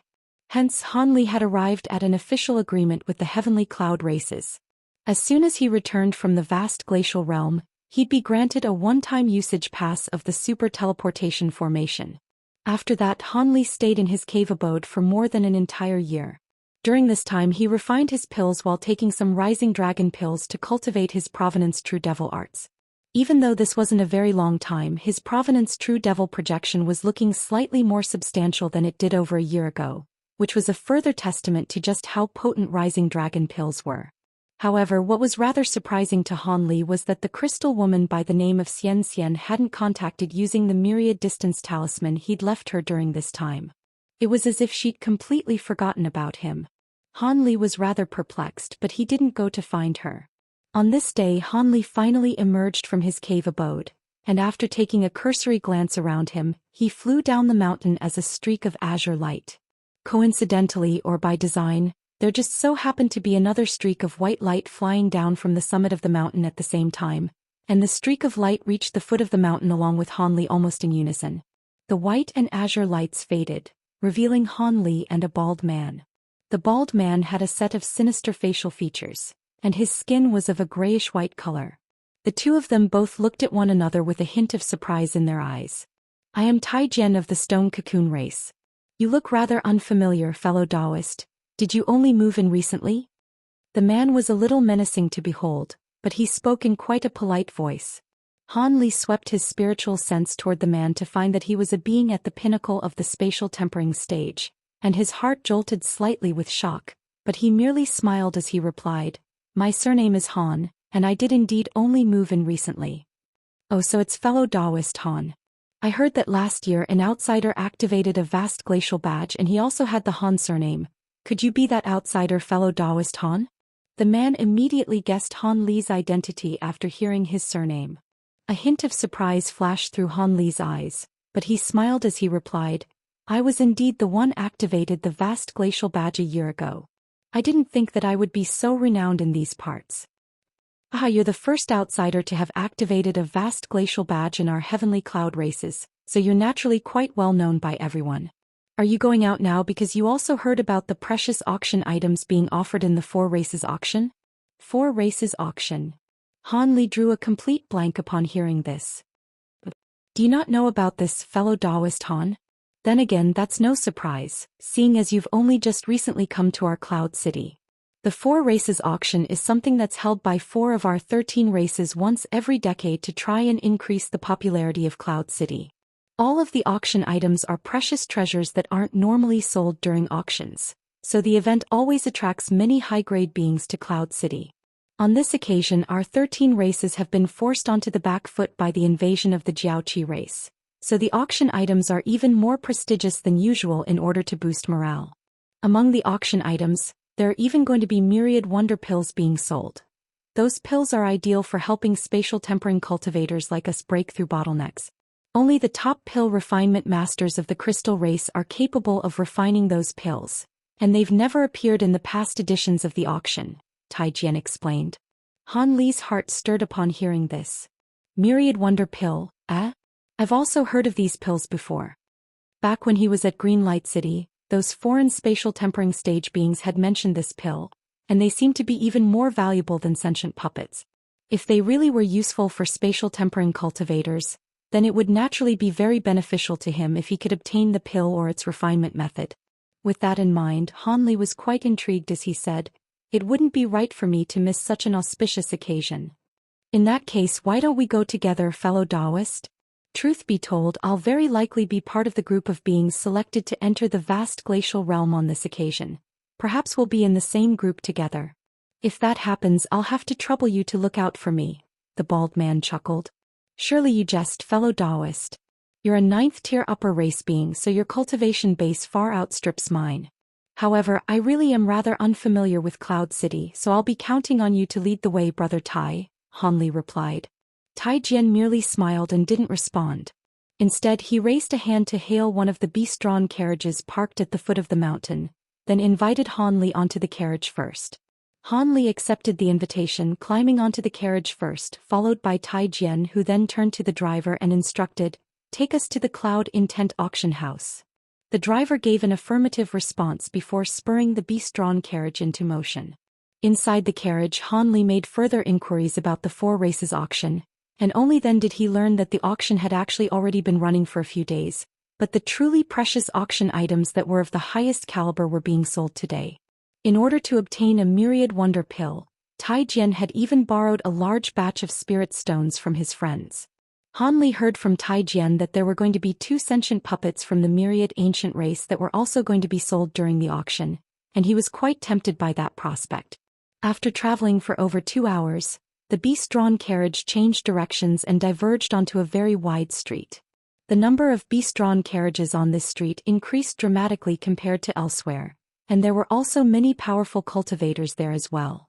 In the end, the beast-drawn carriage came to an abrupt halt near the end of the street, where it was in the company of several tens of other beast-drawn carriages. Hanli and Tai Jian disembarked before looking around, and Hanli discovered that there was a massive square building up ahead that was close to 10,000 feet wide and over 1,000 feet tall. At the pinnacle of the building was a cylindrical altar, above which a yellow ring with a diameter of over 100 feet was hovering. The ring was constructed from an unknown material that was neither metallic nor wooden in nature, and it was slowly rotating while emitting a cold light that encompassed the entire hall down below. There were rows of armored warriors standing around the hall in a stationary manner, and all of them were actually powerful puppets. The hall had a total of 3 entrances, 1 large and 2 small, with over 20 blue-robed guards situated outside them. All of these guards were spatial tempering stage beings. At this moment, there weren't many people entering the hall through the largest main entrance. Instead, the 2 smaller entrances were being used quite frequently, presenting a lively and bustling scene to behold. Just as Hanli was assessing the situation, Tai Jian turned to him and asked, "Fellow Daoist Han, I have some things that I want to sell in the side hall to get some more spirit stones. Would you like to come with me? Is there a trade center in the side hall? Isn't this supposed to be an auction house?" Hanli was rather surprised to hear this. Everyone who's attending the auction needs to carry a large number of spirit stones with them. So many fellow Daoists like to sell off some of the precious materials they've gathered for spirit stones prior to the commencement of the auction. Hence, there will always be some time allotted before the auction for fellow Daoists to exchange items for spirit stones or try their luck and see if they can find something they'd like to purchase. If you end up not being able to sell your items to anyone, you can sell them directly to the auction house as well, but obviously at a slightly lower price than what they'd normally fetch. The good thing is that with 4 of the 13 races supporting the auction house, they'll have sufficient spirit stones to purchase anything, regardless of how rare it is. One of the side halls beside the main hall is dedicated to those looking to buy, while the other is for sellers looking to sell off items, Tai Jian explained. So we can purchase items in the side halls as well? Hanli was rather intrigued to hear this. Are you interested in selling or buying, Brother Han? If so, I suggest you go look at what everyone's selling before you go and sell your own things. If you can trade something that you own for something that you need, that would be ideal for both parties, Tai Jian suggested. That's a good idea, fellow Daoist. In that case, I'll go in and have a look, Hanli replied with a nod of approval. Alright, then I'll come with you. Perhaps you'll find some things that you need if you're lucky. A smile appeared on Tai Jian's face as he led Hanli directly toward the entrance of the side hall on the right.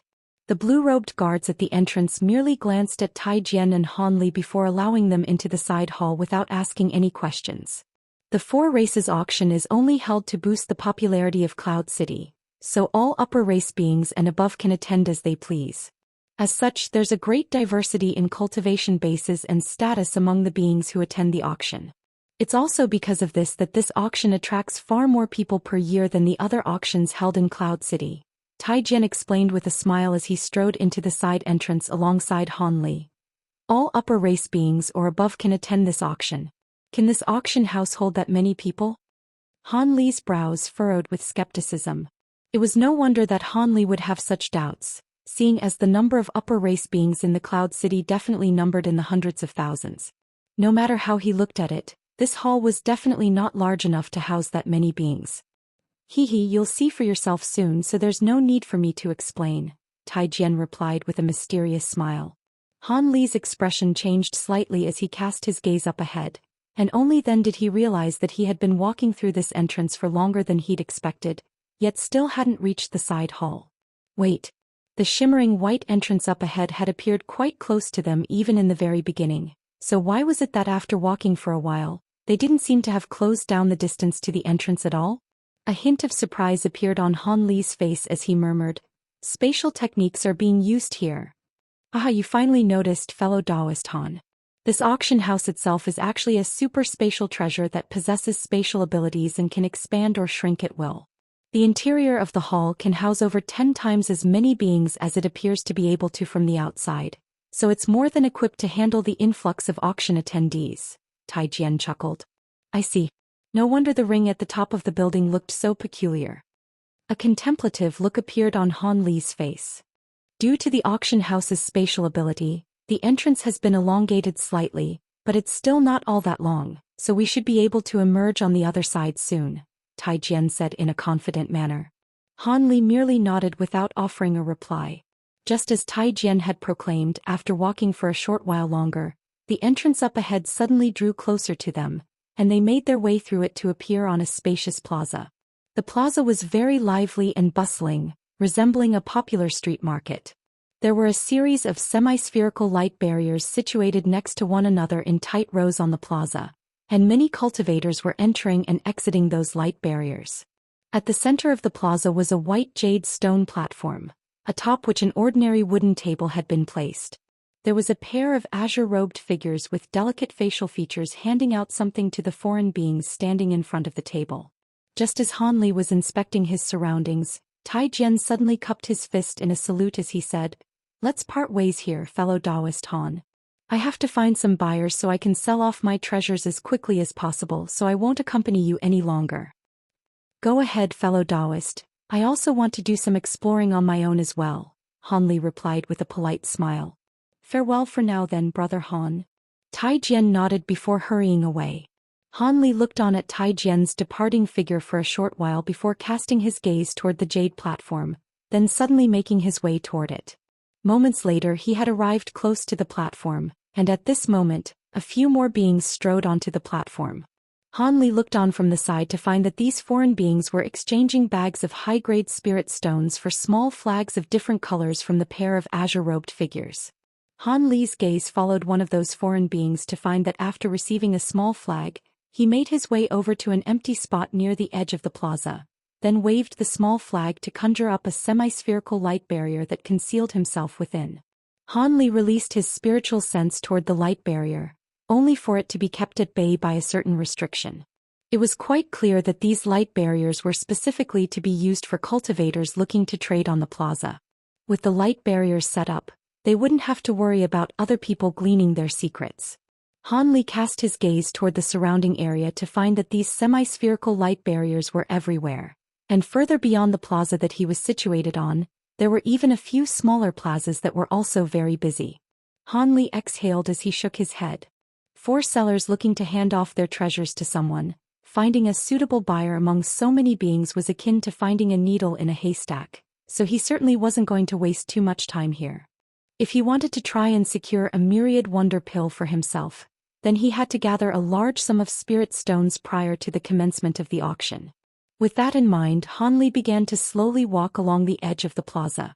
Most of the time he would only have a look from the outside. He'd enter a light barrier or two occasionally, but he'd then quickly re-emerge from within. After 15 minutes, Han Li still hadn't accomplished anything, and his brows furrowed as he turned around in a decisive manner, retracing his steps to head back to the exit. Perhaps it was pure coincidence or by Han Li's design, but when he stepped into the exit again he was the only one in there. As he walked along the passageway, he suddenly rustled a sleeve to produce a black veil, and it disintegrated into a cloud of faint black mist amid a dull thump. The black mist settled over Han Li, making his body quite blurry and indistinct.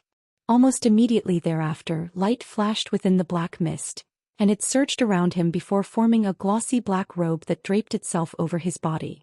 At this moment, Han Li emerged from the mist with his head lowered, and his aura had become extremely faint. When he raised his head again, he had already adopted a completely new set of facial features. In what seemed like the mere blink of an eye, Han Li had completely disguised himself. After that, Han Li emerged from the exit in an unhurried manner, passing by a few foreign beings who were walking in the opposite direction. The blue-robed guards outside merely glanced at Han Li before allowing him to depart. Thus, Han Li made his way into the other side hall and found himself on another large plaza, but the scenes within came as a slight surprise to him. There were also many beings gathered here, but in contrast with the other side hall where treasures were being sold, most of the people here were gathered on a small section of the plaza. There a series of bluestone walls stood, and each of them was over 100 feet in height. There were silver characters flashing from the walls, and all of the foreign beings were gathered around them, looking on with rapt focus. Further on beyond the stone walls, there were a dozen or so jade pavilions with multiple levels, and all of these pavilions were interconnected with one another. The pavilions were all of a translucent snowy white in color, and their doors were wide open, but the entrances were concealed by layers of flashing white light. The pavilion at the center of the cluster of pavilions was crimson in color and enshrouded under a layer of faint azure smoke. Furthermore, there was an indistinct fragrant aroma emanating from it, as if it were some kind of ethereal otherworldly object. The beings inspecting the stone walls would occasionally enter those jade pavilions, and some would re-emerge in high spirits, while others were left quite dejected. After assessing the situation, Han Li made his way over to one of the stone walls. Yet right at this moment, a slender figure standing before a nearby stone wall suddenly turned around and also headed toward the same wall that Han Li was walking toward. Han Li cast a reflexive glance toward the slender figure, and he abruptly shuddered as his expression changed drastically. This was a woman with a head of long black hair in a set of blue robes. Her facial features were exquisitely beautiful, yet her expression was quite cold, and she strode directly over to the other stone wall before inspecting it with her brows furrowed in concentration, completely oblivious to Han Li's reaction toward her.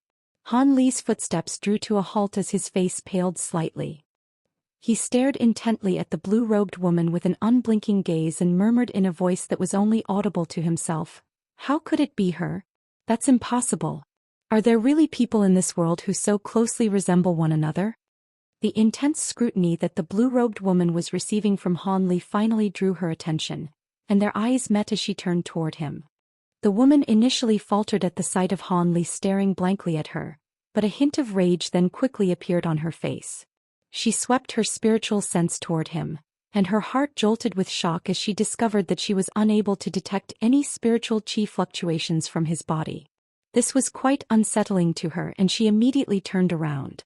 At this moment, Han Li finally managed to recompose himself, and his expression reverted back to normal as he stared at the woman in deep thought. This blue-robed woman was a memory in the bottom of his heart that he had been trying not to revisit, and as such, he was both astonished to see her, yet also hesitant about approaching her. She was Xianxia, the woman who had once expressed her love toward him countless years ago, and the memory of her voice and her smile filled Han Li's entire heart. This blue-robed woman was completely identical to Xianxia, who had already perished in the human world. Aside from her fact that her demeanor was quite cold, she was the spitting image of Xianxia, and it was as if she'd been resurrected. Back when Han Li had heard about her death, he'd remained quite calm and collected, but an indescribable sense of sorrow had welled up in his heart. It wasn't the type of grief that one would be struck by following the passing of a lover. Instead, It was simply a reminiscent sense of melancholy that any normal man would experience when hearing about the passing of a woman who had once loved them. However, there was no way that Xianxia could be resurrected, and there was certainly no chance that she would be reincarnated in the spirit realm. As such, regardless of how closely she resembled Xianxia, she had to be someone else. This string of thoughts rapidly flashed through Han Li's mind, and he finally managed to forcibly repress his slightly tumultuous emotions. Following a brief hesitation, he still proceeded with his original plan, making his way toward the same stone wall. The blue-robed woman didn't turn around, but she seemed to have an ability that allowed her to sense what was happening behind her, and her brows furrowed as she departed from her original spot. Thus, Han Li strode forward and stood directly on the spot where she had been standing just a moment ago. Even without turning around, Han Li could sense the vicious glare that the blue-robed woman had aimed at him, following which she hurried away to a stone wall that was slightly further away. It appeared that this woman had formed the opinion that he was some kind of perverted swine. Han Li chuckled internally before focusing his attention on the stone wall in front of him. As expected, the silver characters on the stone wall were all names of different types of materials and treasures, but strangely enough, none of the items had any prices listed next to them. They only had a number between 1 to 13 assigned to them. Han Li's heart stirred upon seeing this, and a thought occurred to him as he cast his gaze toward the distance. There just so happened to be 13 jade pavilions surrounding the Crimson Pavilion, and there was a shimmering golden number hovering above each of the pavilions. As such, it wasn't difficult to deduce what those numbers assigned to the materials meant.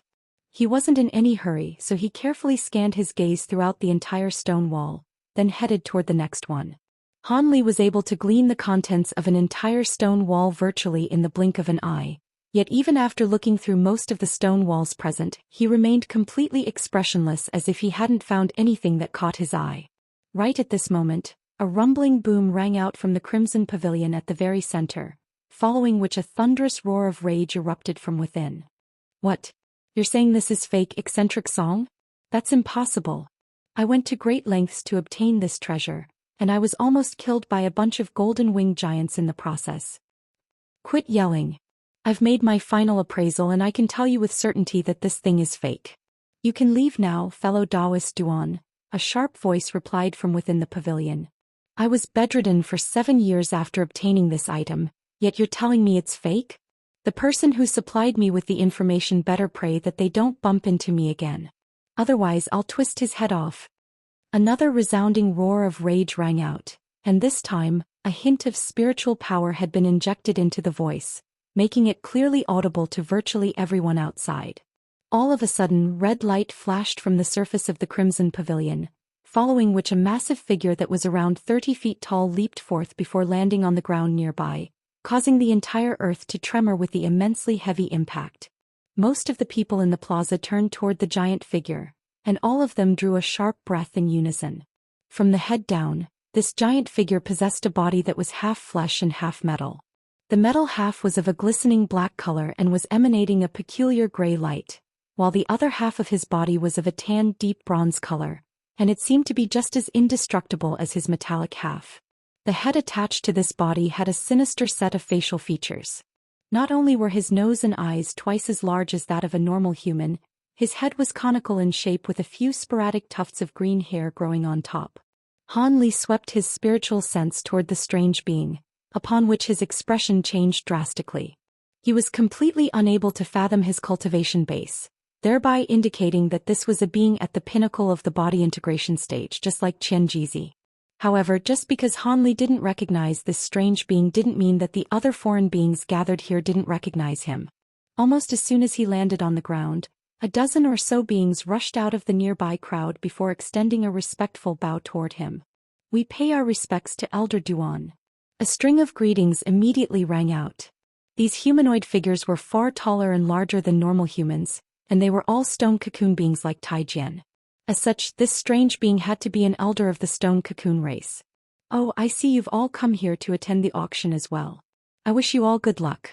I was swindled into risking my life for a fake treasure, so I don't even feel like staying for the auction anymore. The strange being waved a casual dismissive hand toward all of the other stone cocoon beings before making his way toward the exit. All of the beings in his path naturally stepped aside in a respectful manner to grant him passage. Coincidentally, this elder Duan also happened to pass by Han Li, and Han Li shuffled back a little as well, planning to see off this astonishingly powerful being. However, in the next instant, an alarming turn of events abruptly unfolded. In the instant that Elder Duan passed by Han Li, his footsteps suddenly faltered, and his nose twitched before he turned an intense, incredulous gaze toward Han Li. All of the nearby beings were naturally quite taken aback by this sudden development, and many of them turned to Han Li as well, trying to determine what it was about him that had caught the interest of such a powerful being. "Do you have any business with me, senior?" Han Li was struck by a sense of foreboding, but he still extended a respectful salute as he squeezed a smile onto his face.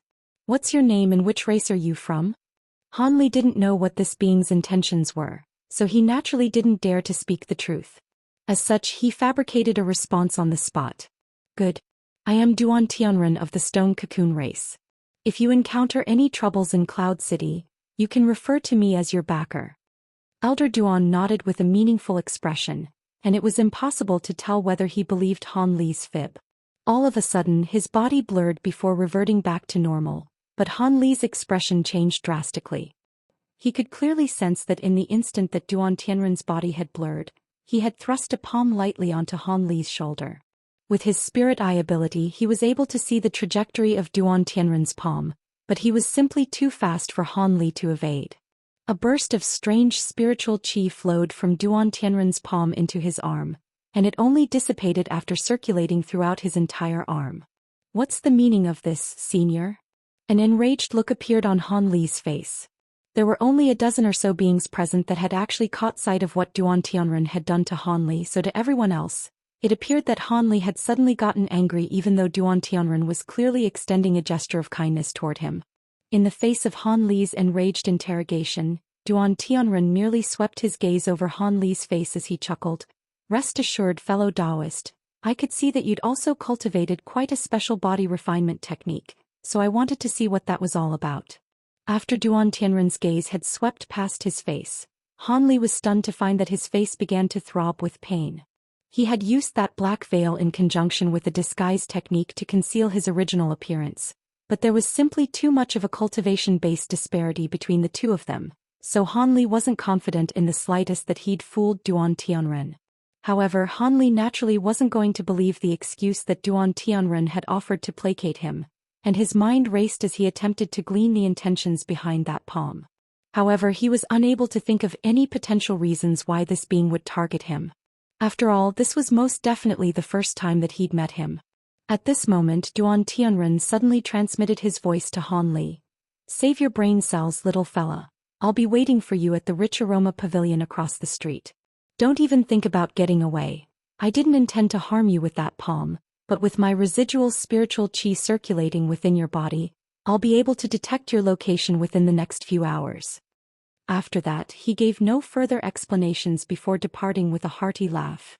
Moments later, he left the plaza and strode into the exit, leaving behind a befuddled Han Li, as well as a bunch of bemused beings who were all looking at him with peculiar expressions. Han Li was struggling to calm himself down in the wake of what had just happened, and the widespread scrutiny he was receiving certainly wasn't helping matters. Thus, he also turned and made his way toward the exit.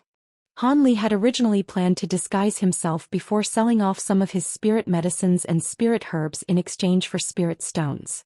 However, after what had just happened, he had become the center of everyone's attention, so he naturally wouldn't be able to act according to his initial plan. As such, following a brief moment of contemplation, he departed from the side hall, seemingly in a calm manner. He then arrived at a plot of empty land reserved for beast-drawn carriages to park at, then cast a solemn gaze across the street. When he had first arrived, he hadn't noticed this so-called Rich Aroma Pavilion, but now that he was actively searching for it, he discovered that there really was such a place. The pavilion wasn't very large, but it was situated almost directly across from the auction house. The building was 3 levels tall, and there was a sign hanging above the door with flowing and elegant text inscribed upon it. After a brief moment of observation, Han Li discovered that in contrast with all of the other nearby buildings, which were all quite lively and bustling, there was no one entering or exiting the pavilion at all. This was the place that Duan Tianren had asked him to go to. Han Li was feeling rather hesitant about how to proceed. The auction wasn't going to commence for some time, and before ascertaining Duan Tianren's true intentions, he wouldn't be able to focus on the auction anyway. As such, he suddenly rustled a sleeve, and his hand reached out from within as he appraised it in an expressionless manner. The hand was inky black in color, and it was none other than the hand in which the divine essence-fused mountain had been infused. Han Li's brows furrowed slightly. Duan Tianren had done his best to disguise this, but through the use of his spirit eye ability, Han Li was still able to see that his gaze had almost been focused entirely on this sleeve of his. However, he didn't know whether it was just his hand that had caught Duan Tianren's interest or his entire arm instead. If it were the former, then he was most likely interested in the divine essence-fused mountain, but if it were the latter... Han Li's heart sank slightly as a realization dawned on him. At the thought of his arm, Han Li abruptly raised his other hand and stroked a certain section of his arm through his sleeve. Even though he couldn't sense anything amiss in that arm, it was undeniably true that the long sword that the profound heavenly fruit had transformed into was sealed within his arm. Could it be that Duan Tianren had managed to detect the existence of that sword? Han Li was growing more and more uneasy as he followed this train of thought. He was still oblivious to the fact that the many races, including the human race and the flying spirit race, had been indirectly affected by this profound heavenly treasure, and nor was he aware that some smaller races had even been entirely slain to facilitate a blood sacrifice due to this. However, he had witnessed the power of the sword in person, and he knew that if he could use the sword at will someday without being crippled by it, he'd essentially be invincible in the spirit realm. As such, even though he had only used the sword once, it had already become one of his biggest secrets, second only to that mysterious small vial, and it was even more important to him than his mature gold-devouring beetles. However, it wasn't very likely that this stone cocoon race elder had actually managed to detect the presence of the profound heavenly treasure within his body. Otherwise, Qian Jizi would have been able to detect it as well. Even though the profound heavenly treasure was sealed within his arm, even he couldn't detect its presence unless he attempted to wield it. Of course, it wasn't impossible that Duan Tianren possessed some kind of special secret technique that allowed him to detect the profound heavenly treasure.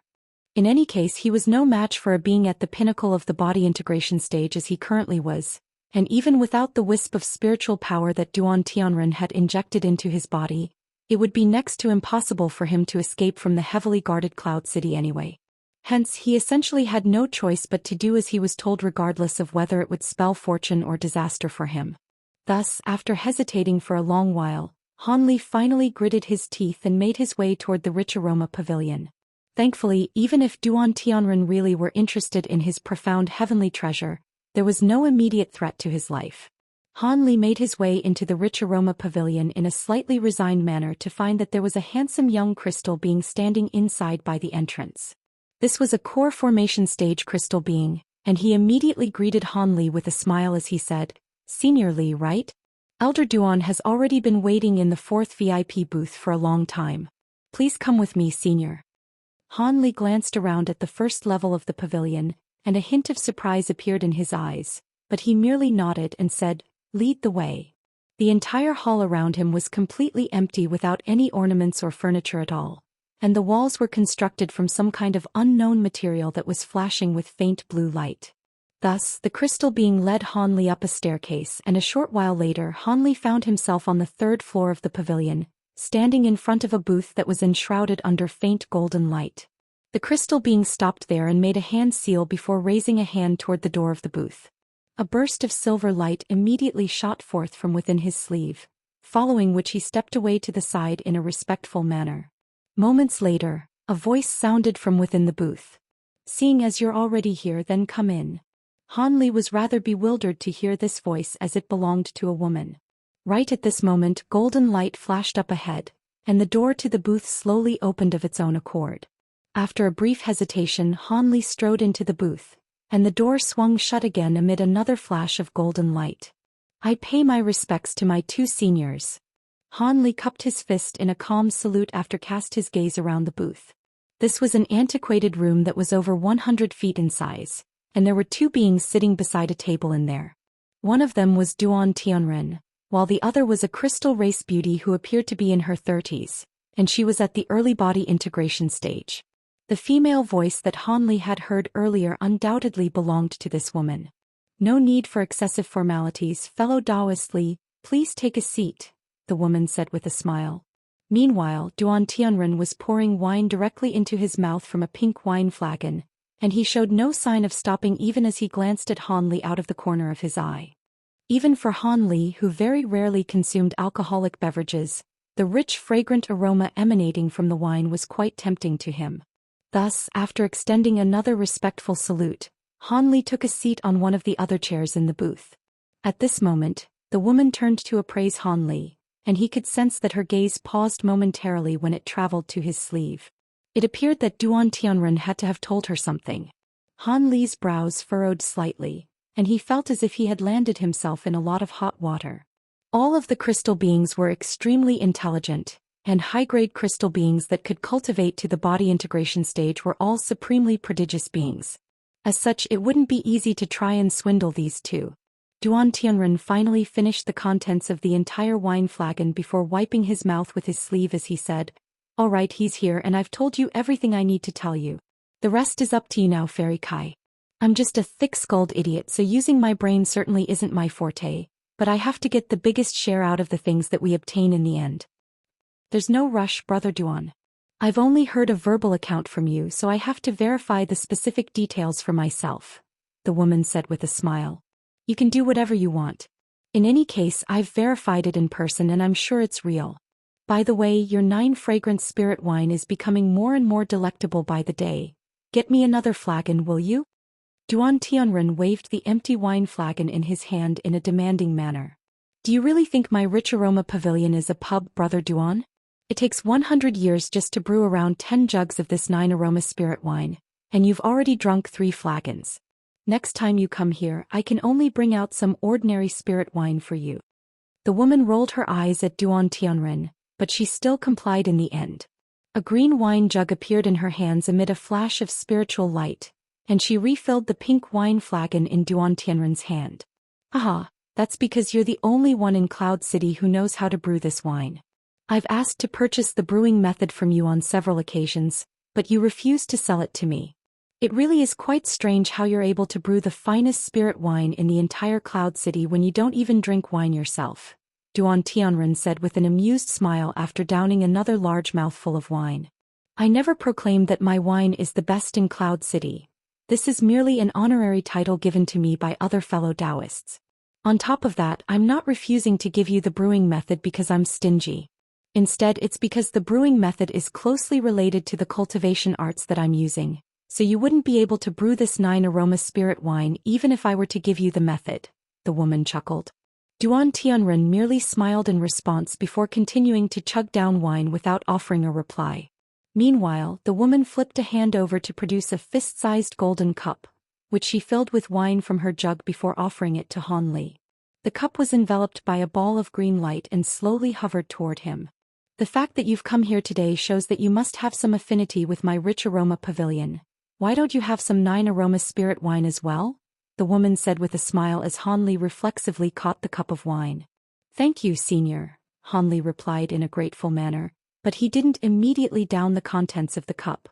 Instead, he looked down at the golden cup in his hand to find that this so-called 9 aroma spirit wine was translucent and viscous, and slightly pink in color. With the golden cup acting as a backdrop, it was as if he were holding a mesmerizing miniature lake filled with agate rocks. There was also a unique aroma wafting from the wine in the cup, and as he took a faint whiff, the aroma changed several times in an instant, presenting quite an extraordinary phenomenon. "Not only is my spirit wine extremely aromatic, consumption of it can clear the eyes and cleanse the body. Each and every mouthful of wine can save you over a month of arduous cultivation," the woman introduced. "I am extremely fortunate to be able to taste such extraordinary wine." At this point, Han Li had also ascertained that the wine in the cup hadn't been tampered with, so he raised the cup to his lips to take a sip. He felt as if a block of glacial ice had entered his mouth, immediately following which the block of ice melted and turned into a warm liquid that was extremely smooth and aromatic. The captivating aroma then slid down his throat and into his stomach, even without the need for Han Li to actively swallow. All of a sudden Han Li felt a scorching sensation in his dantian, which then spread through his limbs, meridians and all over his body to create an extremely comfortable sensation. Han Li closed his eyes to savor the aftertaste of the wine for a long while before finally praising in a heartfelt manner, "This wine is indeed extraordinary. This is the first time I've had such delectable spirit wine." "Hee, if that weren't the case, then I wouldn't come here every year to beg for wine," Duan Tianren chortled heartily. "It is a great honor for me that you too enjoy my spirit wine. However, we didn't invite you here just to drink wine, fellow Daoist Han," the woman said with a smile. Han Li's heart stirred upon hearing this and he put down his cup as he asked, "I'm also quite curious. Why did you and Senior Duan ask me to come here? Seeing as you've raised the question, I won't waste any more time. Fellow Daoist Li, would you be able to roll up that sleeve so I can see your hand?" the woman asked with a peculiar look on her face. "My hand?" Han Li feigned a surprised expression, but he actually heaved a long sigh of relief internally. It appeared that these two weren't after his profound heavenly treasure. "Indeed, I'd like to see your hand," the woman confirmed as she pointed at Han Li's sleeve. "All right, no problem," Han Li reluctantly agreed after a long hesitation. He then rolled up his sleeve to reveal his hand, and it appeared to be no different from the average human hand. The woman's brows furrowed upon seeing this, following which the crystal on her glabella flashed as a streak of silver light shot forth. The streak of light hurtled through the air at an astonishing speed, reaching Han Li in the blink of an eye before stabbing down with ferocious might toward the hand that Han Li had just unveiled. The woman appeared to be quite warm and gentle, but she was attacking without any premonition in a display that completely belied her appearance. Han Li was completely caught off guard by this attack, and he reflexively spread his fingers apart before grabbing toward the silver streak of light. The silver light struck his palm with a loud clang, following which the sound of metal grating on metal rang out. Han Li then grabbed onto the silver streak of light before unfurling his fingers to reveal a silver needle that was several inches in length. The needle was shimmering with translucent light and trembling slightly in his hand, seemingly possessing extremely abundant spiritual nature. At this moment Han Li's entire hand had already turned a glossy black color as if it had been forged entirely from black iron. On top of that, a shimmering silver miniature mountain insignia had appeared on the back of his hand, and that was none other than a manifestation of the divine essence-fused mountain. After mastering the 100 Meridian Refinement mantra, the mountain had completely fused as one with his hand, so despite the lethality of the silver needle that the woman had unleashed, there was no way that it would bewound him. However, Han Li wasn't triumphant in the slightest to have withstood that attack.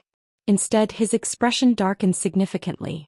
In contrast, the crystal woman was staring at his black hand with undisguised excitement in her eyes, and Duan Tianren also wore an elated expression on his face.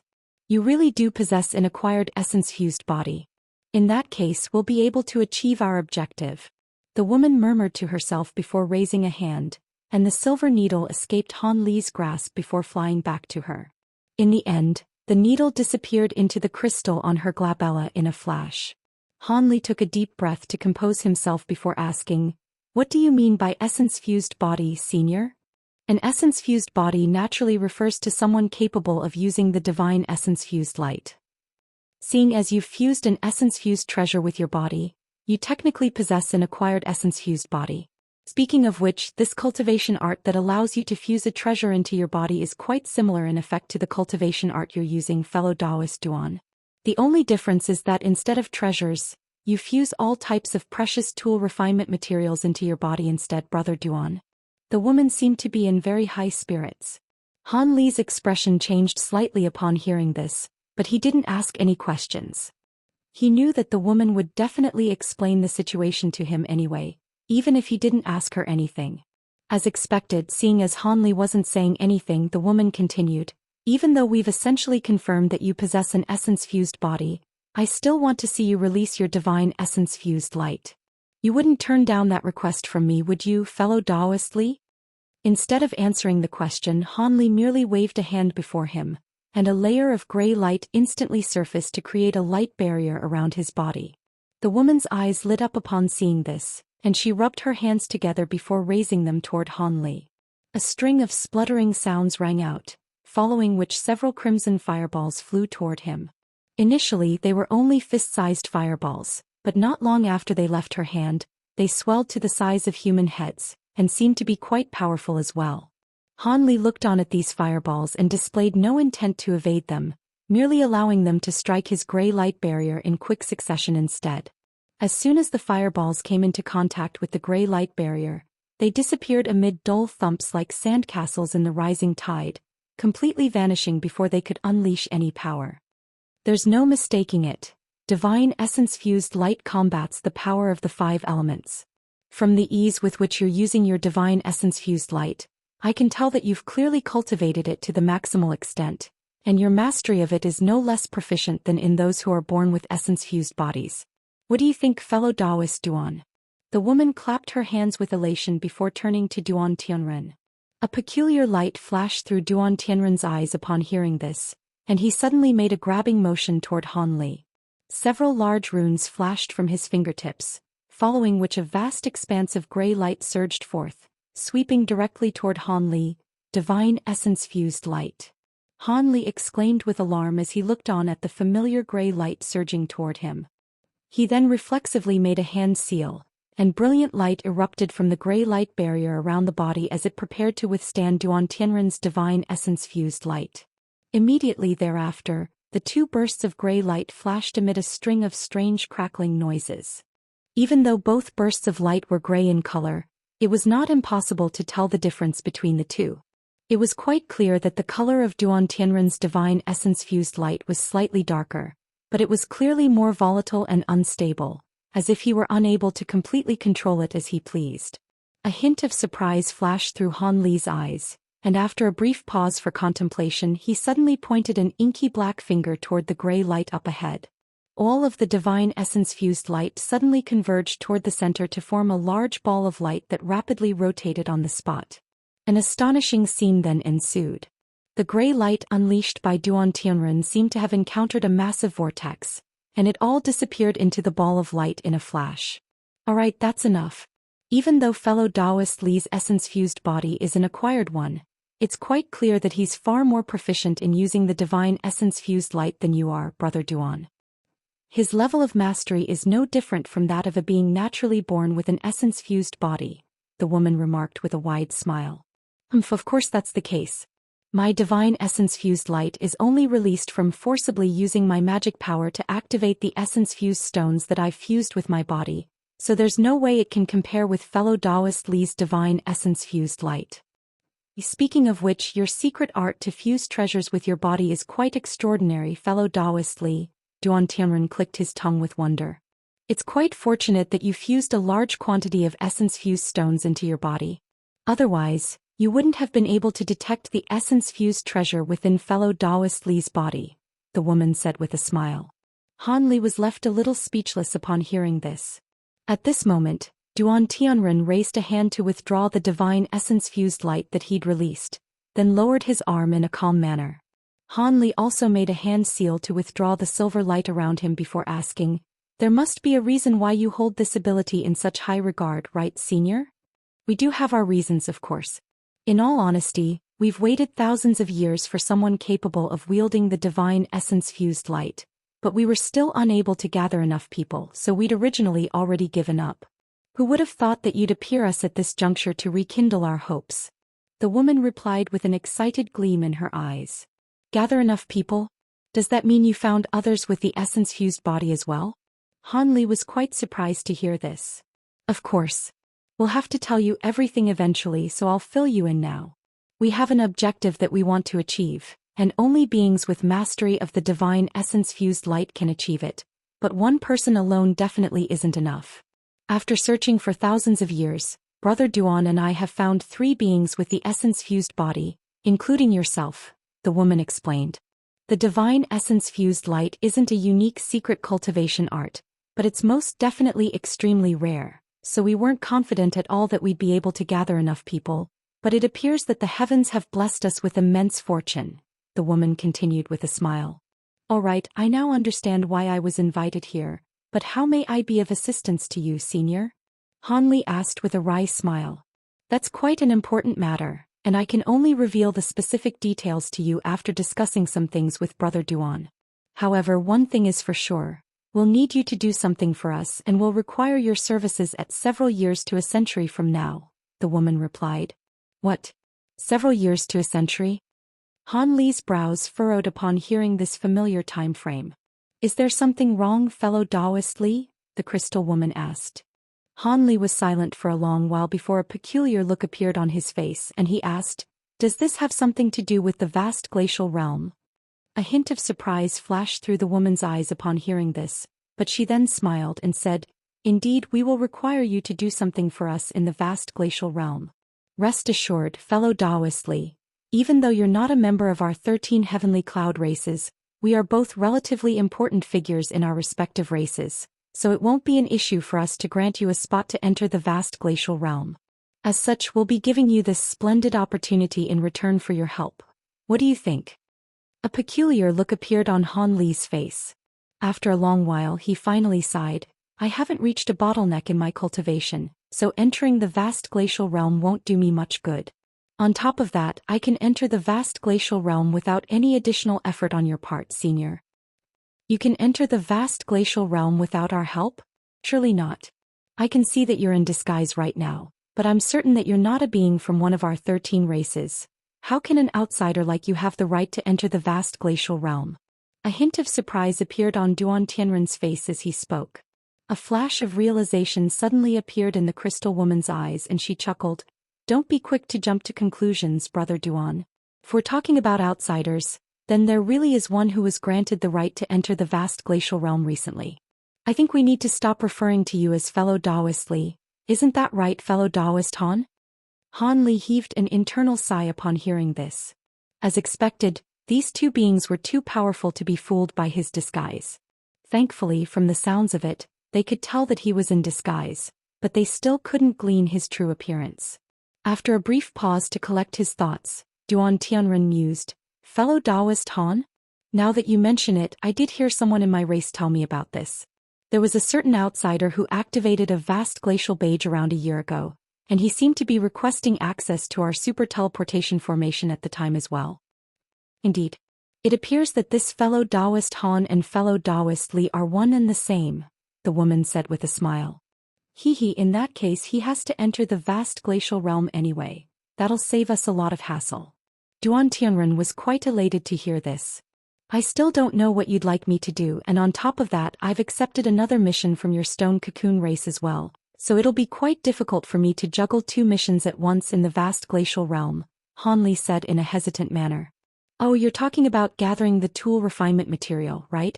Don't worry, that won't take you long at all, so it definitely won't delay you. If you have to choose between one or the other, then naturally prioritize the task that fellow Daoist Kai and I are assigning you. Even if you don't manage to gather the tool refinement material, our stone cocoon race wouldn't hold you accountable as long as I have something to say about it, Duan Tianren said in a proud manner. As for what task we're going to be assigning you, seeing as it's assured that you'll be entering the vast glacial realm, it couldn't hurt to divulge some of the details to you. What do you think, brother Duan? The crystal woman asked. If you think it's fine, then go right ahead. I have no objections, Duan Tianren replied. It's actually very simple. We need you and 2 other beings who also possess the essence-fused body to combine your powers in order to open a hidden restriction in the vast glacial realm, then secure a few items from within the restriction. Those items will assist Brother Duan and me greatly in our heavenly tribulations, and if you succeed, our survival will essentially be ensured for the next few tens of thousands of years, the woman elaborated in a serious manner. Han Li faltered slightly upon hearing this, and he couldn't help but think of Qin Yuanzi, who was hiding in the infernal river. Despite his extraordinary cultivation base, he had no choice but to reside in a space outside of the main realm in order to delay his next major heavenly tribulation. At their cultivation bases, dying of old age was no longer a concern, but the major heavenly tribulations that were guaranteed to befall them periodically was something that they had to try to avoid or delay at all cost. It seemed that even after reaching the body integration stage, one still had to toil away in the ever-present hamster wheel of cultivation. Han Li heaved an internal sigh as he came to that conclusion. The crystal woman continued, This restriction is something we discovered in the vast glacial realm back before we reached the holy race, and I wasn't able to open it at the time, but I was lucky enough to learn some information about it through other avenues. There are a few items in there that are next to useless for upper race beings like you, but they're life-saving treasures to holy race beings like us. Seeing as this restriction lies in the vast glacial realm, then doesn't that mean it would have been left behind by an immortal? I've heard that many beings have perished within various restrictions in the vast glacial realm. Are you really certain that we'll be able to bypass it unscathed, Senior? Han Li asked in a cautious manner. Perhaps my combat prowess is slightly inferior compared to that of the average holy race being, but in terms of mastery and restrictions, I can confidently say that I'm ranked within the top 5 beings in all of the heavenly cloud races. At the time, I painstakingly studied the restriction to find that it had existed for countless years, and the vast majority of its power had already faded. Otherwise, I would have completely given up on it from the get-go. Do you not believe me, fellow Daoist? The woman asked with a meaningful look in her eyes. I wouldn't dare, Han Li hurriedly replied. It would only be natural for you to be skeptical under these circumstances. Rest assured, I may be a woman, but I'm not so petty as to begrudge you for doubting my words. I spent over 1,000 years to devise this method to break the restriction using the powers of 3 beings with essence-fused bodies, and there's at least a 70% to 80% chance that it would succeed. As for the other 2 beings with essence-fused bodies, they've been here in Cloud City this entire time. One of them was naturally born with the Constitution and is currently a guest member of our crystal race. The other acquired the essence-fused body through assistance from Bother Duan. If they were to join forces with you, I'm sure the 3 of you will be able to break that restriction, the woman said in a confident manner. If Senior Duan can help a being attain the essence-fused body, then why didn't he just replicate that with another being rather than wait all this time? Han Li asked with furrowed brows. The other being was only able to attain the essence-fused body with Brother Duan's assistance through the use of essence-fused stones.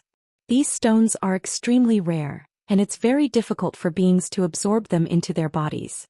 At the time, Brother Duan attempted to assist 6 of his brethren to attain the essence-fused body at once, but only one of them succeeded. After that, we couldn't gather any more essence-fused stones, so that course of action was no longer feasible. At the core of the matter, we simply want to ask you to help the other 2 break a restriction in the vast glacial realm. We're not asking you to take some kind of outrageous risk, the woman explained. After a brief pause, a wry smile appeared on Han Li's face. I probably have no choice but to agree, right? Hehe, what do you think? At this moment, Duan Tianren had finished his flagon of wine, and he turned to Han Li with a cold expression on his face. If it really is as simple as you say, then I'm naturally willing to help. However, the vast glacial realm is fraught with peril, and that restriction was very likely left behind by an immortal, so there could be many unpredictable circumstances involved. Will you really be able to ensure my safety? Han Li asked after taking a deep breath. Hehe, nothing is set in stone in this world. Even if I were to guarantee your safety, would you believe me? The woman asked with a hint of a smile on her face. Han Li fell silent for a moment before continuing. Seeing as you're unable to make that promise, I'd like you to agree to 2 conditions of mine in return. As opposed to being annoyed, the woman was quite relieved to hear this. The fact that Han Li was willing to state conditions indicated that he was willing to undertake this task. Of course. Even if you didn't state any conditions, Brother Duan and I would be sure to reward you handsomely for your efforts as long as you succeed. My first condition is very simple. As you know, I wish to access the super teleportation formation after returning from the vast glacial realm, but using the teleportation formation requires the expenditure of a vast number of top-grade spirit stones. I'm afraid I won't be able to issue such a massive sum on my own, Han Li said in a calm manner. Using the super teleportation formation does indeed require the expenditure of an astronomical number of top-grade spirit stones. How about this? I'll supply half of the spirit stones required. Are you happy with that? The woman promised without any hesitation. It seemed that providing this astonishing sum wasn't an issue for her at all. Han Li was rather taken aback by the fact that she was willing to offer so many spirit stones to help his cause, but he merely smiled as he continued. Thank you, Senior. My second condition is that after breaking the restriction, I want all of the other treasures aside from the few designated ones. No problem. We only want those few treasures, so you and the other 2 fellow Daoists can take everything else, the woman immediately replied, seemingly completely unsurprised by this condition.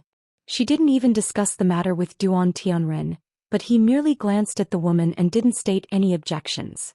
I'm not a greedy person. Seeing as you've accepted both of my conditions, I have no further objections. I'm willing to lend you my assistance after entering the vast glacial realm. Han Li rose to his feet as he cupped his fist in a salute. Great. With your help, I'm sure we'll enjoy resounding success. Brother Duan and I will visit you to disclose the specific details closer to the opening of the vast glacial realm.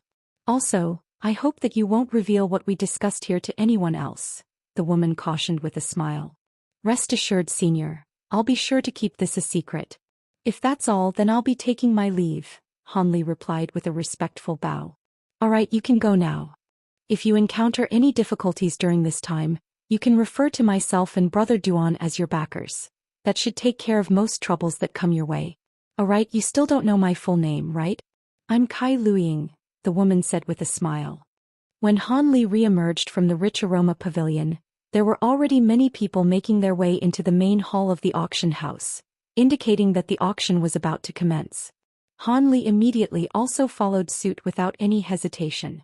The entrance to the main hall was about 3 to 4 times the size of the entrances leading to the side halls, and the number of blue-robed guards outside also far outstripped that of the guards stationed in front of the side halls. However, these guards did nothing aside from maintaining basic order.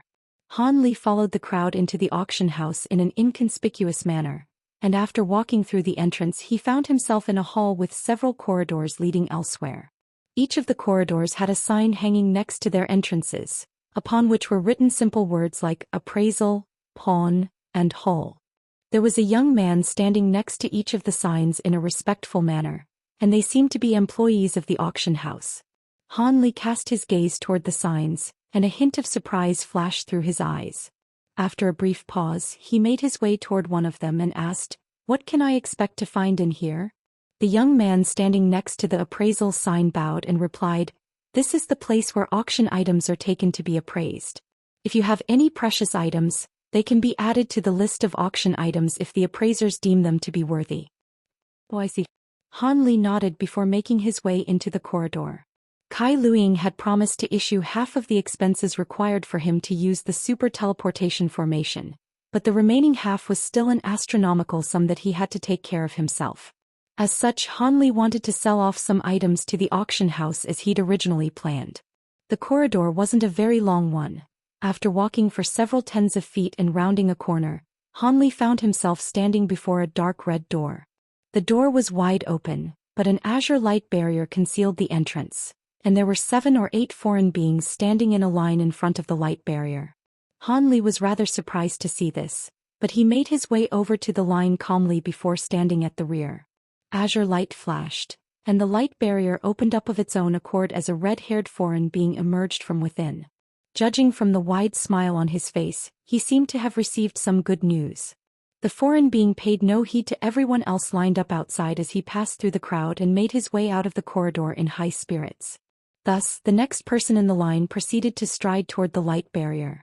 After only about 10 minutes, everyone in front of Han Li had gone in and re-emerged, indicating that the appraisers were quite quick and efficient. However, 4 or 5 more beings had since joined the line before Han Li. It appeared that many people had the same plan as Han Li, choosing to sell off their items to the auction house right before the commencement of the auction. After another foreign being emerged from the azure light barrier in a dejected manner, it was finally Han Li's turn, and he made his way into the room. After stepping through the light barrier, Han Li found himself in a massive room that was over 300 feet in size. The entire room had been constructed from some kind of grayish-white stone, and there were many runes carved all over the surfaces of this material, thereby ensuring secrecy within this appraisal room. There was also a jade table and 3 wooden chairs in the room, as well as a simple teleportation formation in the corner. There were 3 murky white humanoid figures sitting on the chairs, and due to the fact that their bodies had been entirely concealed under spiritual light, there was no way to glean their true appearances. Han Li reflexively swept his spiritual sense toward them, only to find that all 3 seemed to be carrying some kind of aura concealment treasure that completely thwarted his attempt to gauge their cultivation bases. "If you have something you'd like to offer to the auction house, you can show it to the 3 of us now." However, our 4 races auction will only be selling materials and treasures of an extremely high caliber, so if you don't have anything that's extremely rare or special, you can go to the side hall to sell your items there. On top of that, if you're dissatisfied with our appraisals, you can raise the issue to us, and we'll get another panel of 3 appraisers to offer their appraisals. The one who had spoken was the humanoid figure at the center of the trio, and she had a pleasant young female voice. Thank you for the information. I'm sure I have something that will be of interest to you. Han Li nodded before rustling his sleeves, then flipping his hands over to produce a green jade vial and a pristine white jade box. Instead of approaching the 3 appraisers, Han Li tossed the items toward them from afar, and they were immediately caught by an invisible force before being slowly carried over to the trio. The 2 humanoid figures who hadn't spoken immediately grabbed a container each before opening them. As soon as the vial was opened, an extremely rich medicinal aroma wafted forth along with an indistinct dragon's roar. A ball of green light then flew out of the vial, and the item within the light seemed to possess abundant spiritual nature. The humanoid figure who was holding the vial let loose a faint cry of surprise as he hurried closed the vial again. At the same time he swept a sleeve through the air, and a swath of white light shot forth to ensnare the ball of green light before drawing it into his grasp. He stared intently at the ball of light to find that there was an azure pill within it. The surface of the pill was smooth and supple, and an extremely lifelike silver dragon insignia could be seen on it. The humanoid figure picked up the pill before taking a light whiff, then began to carefully appraise it in silence. Meanwhile, the other humanoid figure also opened the white jade box in his hand to find that there was a green section of bamboo that was around half a foot in length within it. The humanoid figure inspected the section of bamboo briefly before reaching out to touch it, upon which an arc of golden lightning that was as thick as a finger erupted from the surface of the bamboo amid a loud thunderclap. "This is golden lightning bamboo," the humanoid figure exclaimed. The woman in the middle was also quite surprised to hear this, but she repressed her shock as she cautioned, "Golden lightning bamboo? Please ensure that you've appraised it correctly, Brother Dao." "Rest assured, I'll be sure to appraise it carefully," the humanoid figure holding the jade box replied. A faint smile appeared on Han Li's face upon seeing this, and he crossed his arms as he waited in silence. Immediately thereafter, the humanoid figure reached a hand up into his sleeve before pulling out an inky black gourd. The gourd was only several inches in size and extremely intricate in design. The humanoid figure tipped the gourd over and aimed its opening at the green section of bamboo in the jade box before gently patting the underside of the gourd. Black light flashed from the opening of the gourd, and a fist-sized ball of black chi was expelled before striking the green bamboo.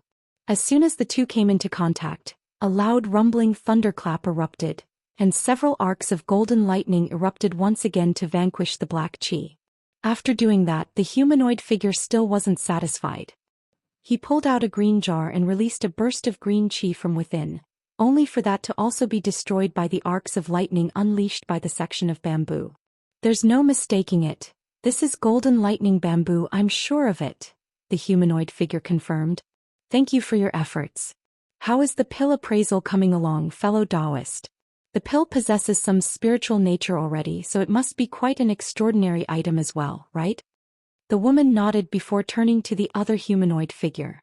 "This pill predominantly contains wood attribute power with earth and metal attribute powers as secondary components. The pill has already attained very basic sentient will, and it's suitable for consumption for 7th and 8th tier upper race beings. However, if a 9th tier upper race being were to consume it, the effect of the pill would be less than a tenth of what it would be otherwise. This pill can qualify as a first-grade pill." After staring at the pill for a long while, the humanoid figure was somehow able to gauge the properties of the rising dragon pill down to a fault. Even Han Li couldn't help but be struck by a hint of surprise upon hearing this unerringly accurate appraisal. "Congratulations, fellow Daoist, this golden jade bamboo and these pills both qualify as auction items. In particular, the section of golden jade bamboo will be one of the most precious auction items that will be brought out near the end. By the way, is there a name for these pills? Also, I'll propose a starting price for both of these items, and you can tell me whether those starting prices are satisfactory to you," the woman said with a smile as she carefully appraised Han Li. Before Han Li had a chance to say anything, she picked up a white jade badge from the table before quickly scribbling something on it with her fingertip. Then tossing it to Han Li, Han Li caught the jade badge and merely took a cursory glance at it before nodding as he replied, I'm happy with these two starting prices. In any case, I'm confident that these two items wouldn't actually be sold for just their starting prices. As for those pills, they're called Rising Dragon pills and they were very difficult to refine. Rising Dragon pills, got it. We'll sell these pills under that name. Please keep that jade badge safe. That will act as your receipt for you to claim the spirit stones for those two items at the conclusion of the auction, the woman reminded. I'll be sure to do so. If that's all, then I'll be heading into the auction now.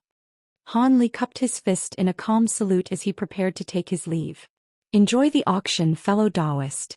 We'll be sure to issue your spirit stones to you in secret at the end, the woman replied with a smile.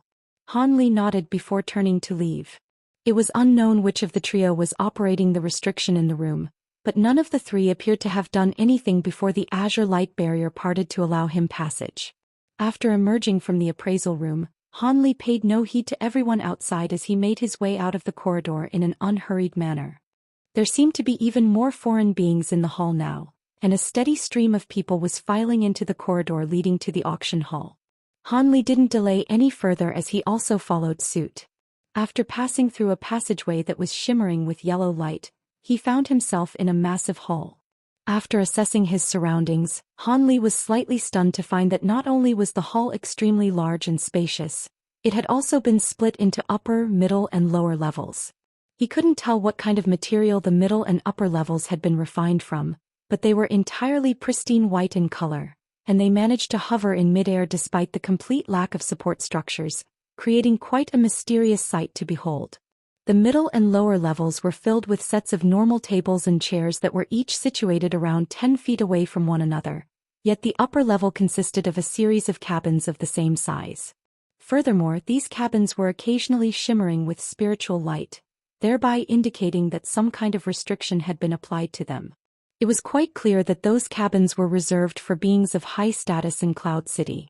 Han Li only took a quick glance at the upper level before withdrawing a gaze and finding a random obscure corner to sit down at, where he silently awaited the commencement of the auction. Han Li sat on in his chair for around 2 hours as large numbers of foreign beings poured into the hall. The spacious 3-level hall was entirely filled in the end, and even the cabins on the upper level had all been occupied. Even the weakest foreign beings to attend the auction were at the nascent soul stage, while the most powerful beings were at the body integration.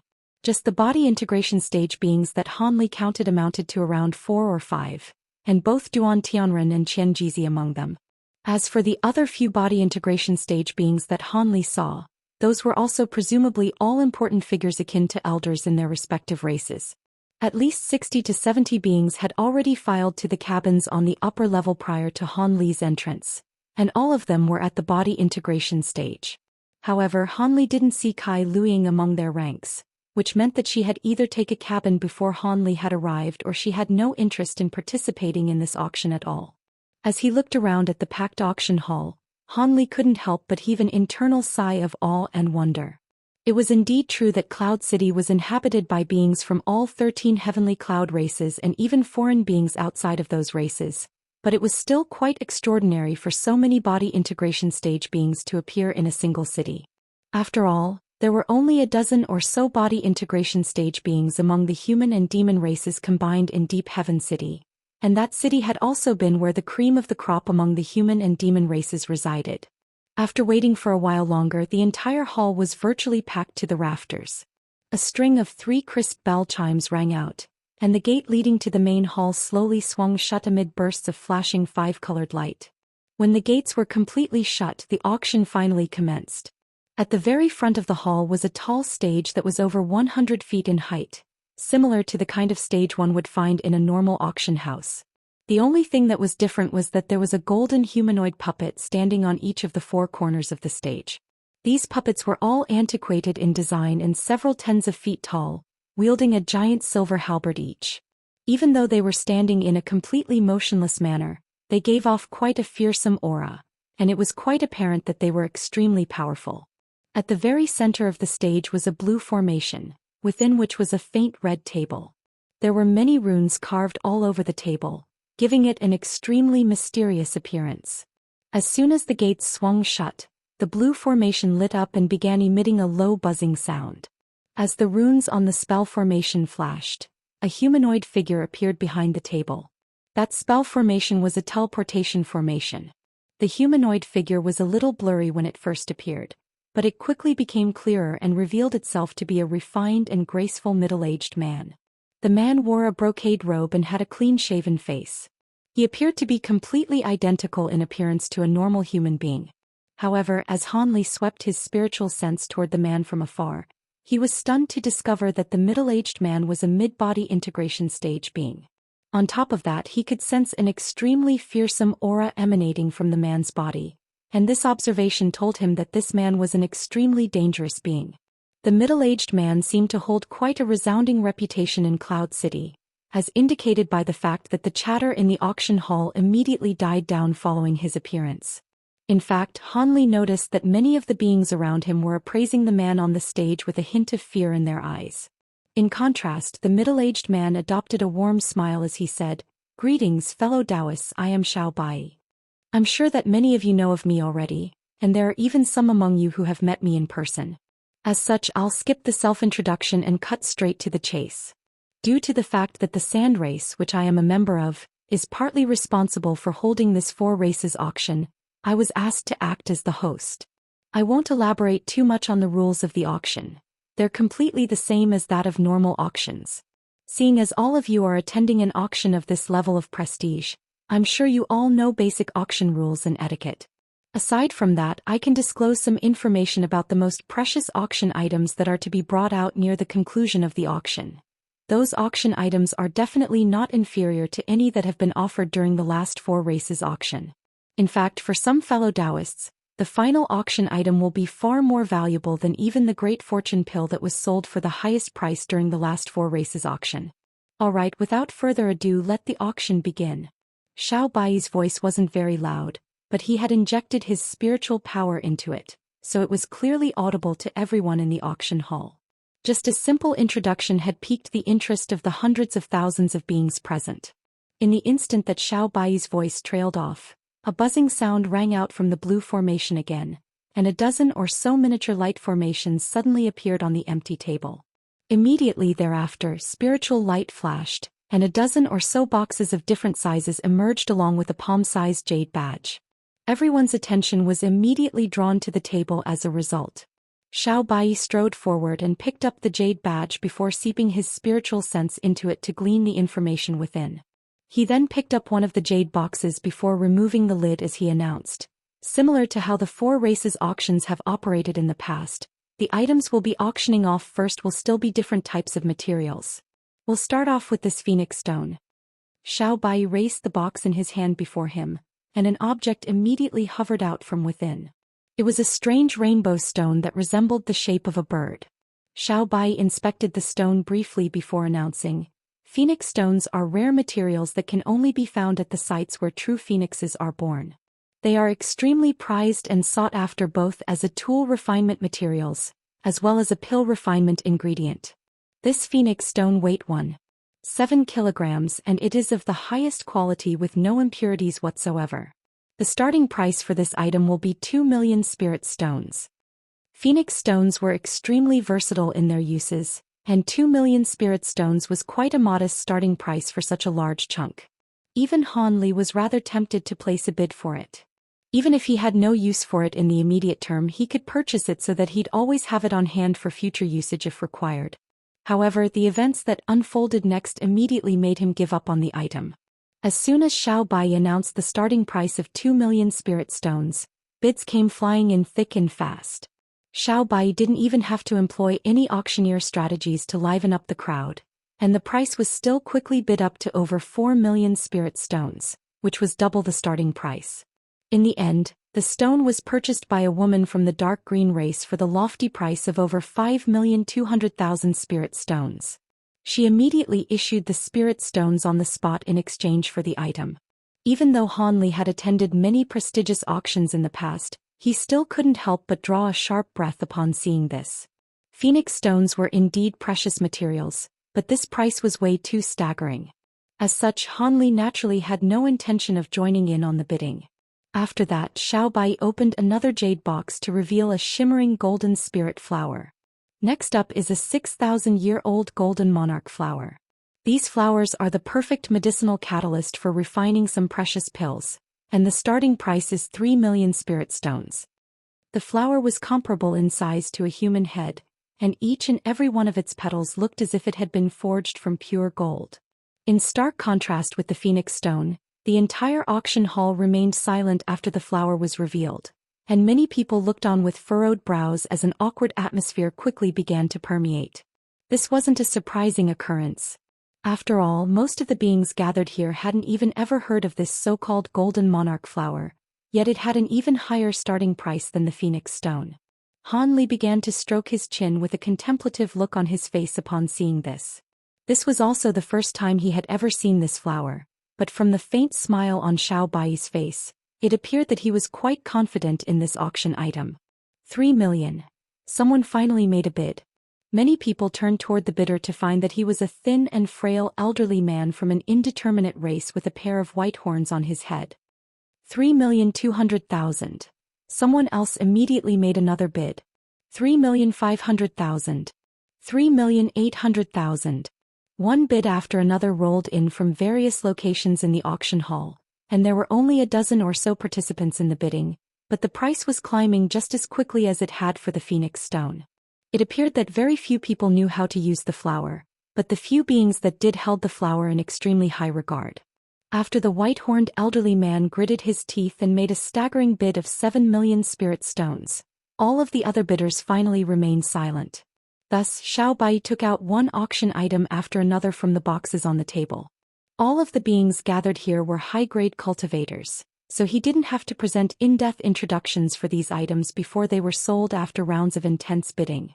After all of the items in the jade boxes had been sold, blue light flashed from the teleportation formation again, and 7 or 8 jade vials appeared on the table.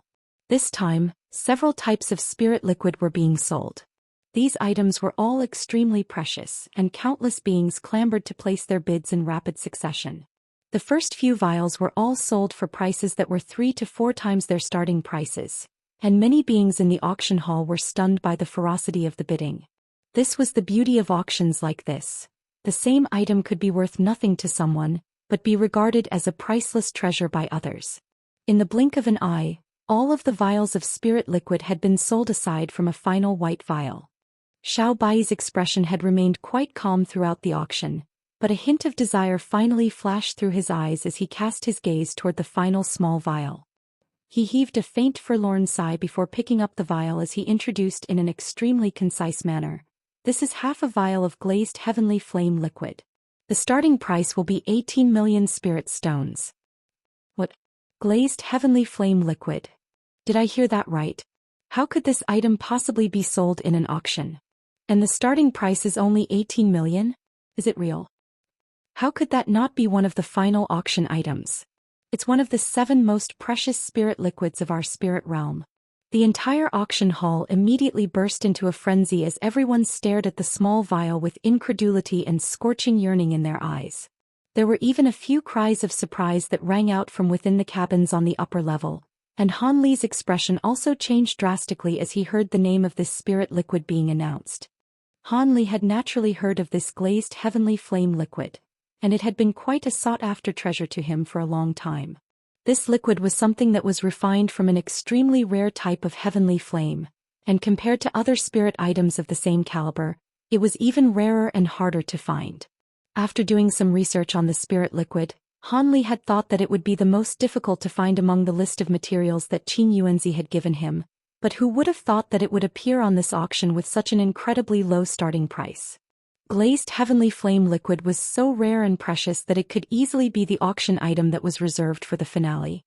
18 million spirit stones was not a small sum, but compared to the value of this spirit liquid, it was cheap beyond belief. With that in mind, Han Li had a feeling that Xiao Bai was definitely going to be providing an explanation regarding why the starting price was so low. Han Li was not the only one in the auction hall waiting for an explanation. Many other people were also looking at Xiao Bai with astonishment intermingled with a hint of anticipation in their eyes, awaiting further elaboration on the situation. As expected, a faint smile appeared on Xiao Bai's face as he continued. I know that the starting price for this glazed heavenly flame liquid comes as quite a surprise to everyone, but there's naturally a reason for this. This spirit liquid was refined from a heavenly flame, but something went wrong during the refinement process, so it's technically a flawed item compared to true glazed heavenly flame liquid. However, I can guarantee that it possesses all of the main functions of normal glazed heavenly flame liquid. It's just that its efficacy will be severely hampered in comparison. A flawed item? The rowdy crowd immediately fell silent, and many people furrowed their brows with indecision. There had been precedents of flawed spirit medicines and even flawed treasures that had been sold during auctions, but it was said that all of these items were very lackluster and couldn't hold a candle to their perfect counterparts. After all, both pill and tool refinement required extremely strict regulation of the materials, as well as the refinement methods and processes used. Even the slightest mistake or discrepancy could result in a complete failure. Thus, the frenzied crowd suddenly calmed down as if a massive bucket of cold water had been poured over everyone's heads. I'd thought that 18 million spirit stones was a ridiculously low starting price, but seeing as this is a flawed item, I now feel that it's far too high. A man in one of the cabins on the upper level chuckled coldly. Xiao Bai turned to a certain cabin on the upper level and replied, "There's no point in trying to barter with me, fellow Daoist Lai. The starting prices of the auction items were all set by the auction house. Come to think of it, wouldn't this glazed heavenly flame liquid be perfect for your flame spirit body? If it were a perfect item, then I would naturally try to purchase it at all costs. But if it's flawed, then it's next to useless to me, so why should I be interested in it?" The man who had spoken countered in a cold voice. Xiao Bai merely smiled in response, but didn't say anything in reply on this occasion. Instead, he waved a sleeve over the lid of the vial in his hand. An azure light flashed as the lid flew off of its own accord. A pillar of crimson flames immediately shot forth out of the vial's opening, following which a small ball of red liquid slowly emerged from within. The ball of liquid was translucent and shimmering with red light. Xiao Bai focused his gaze on it, and white light flashed in one of his hands as he summoned a flying sword that was around a foot in length. This was an antiquated sword that was flashing with a cold light, and it was quite apparent even from a single glance that this was a weapon of quite a high caliber. Xiao Bai flicked his wrist, and the flying sword instantly shot forth as a swath of cold light that hurtled directly toward the ball of red liquid. An astonishing scene then ensued. In the instant that the cold light came into contact with the ball of liquid, a loud sizzling sound rang out as a plume of white smoke wafted through the air. Immediately thereafter, the entire flying sword turned bright red and began to melt, completely disappearing after just a few flashes. That demonstration was sufficient to display the spirit liquid's fearsome might. Xiao Bai could sense everyone's hesitation and he explained, "I hope everyone saw that clearly.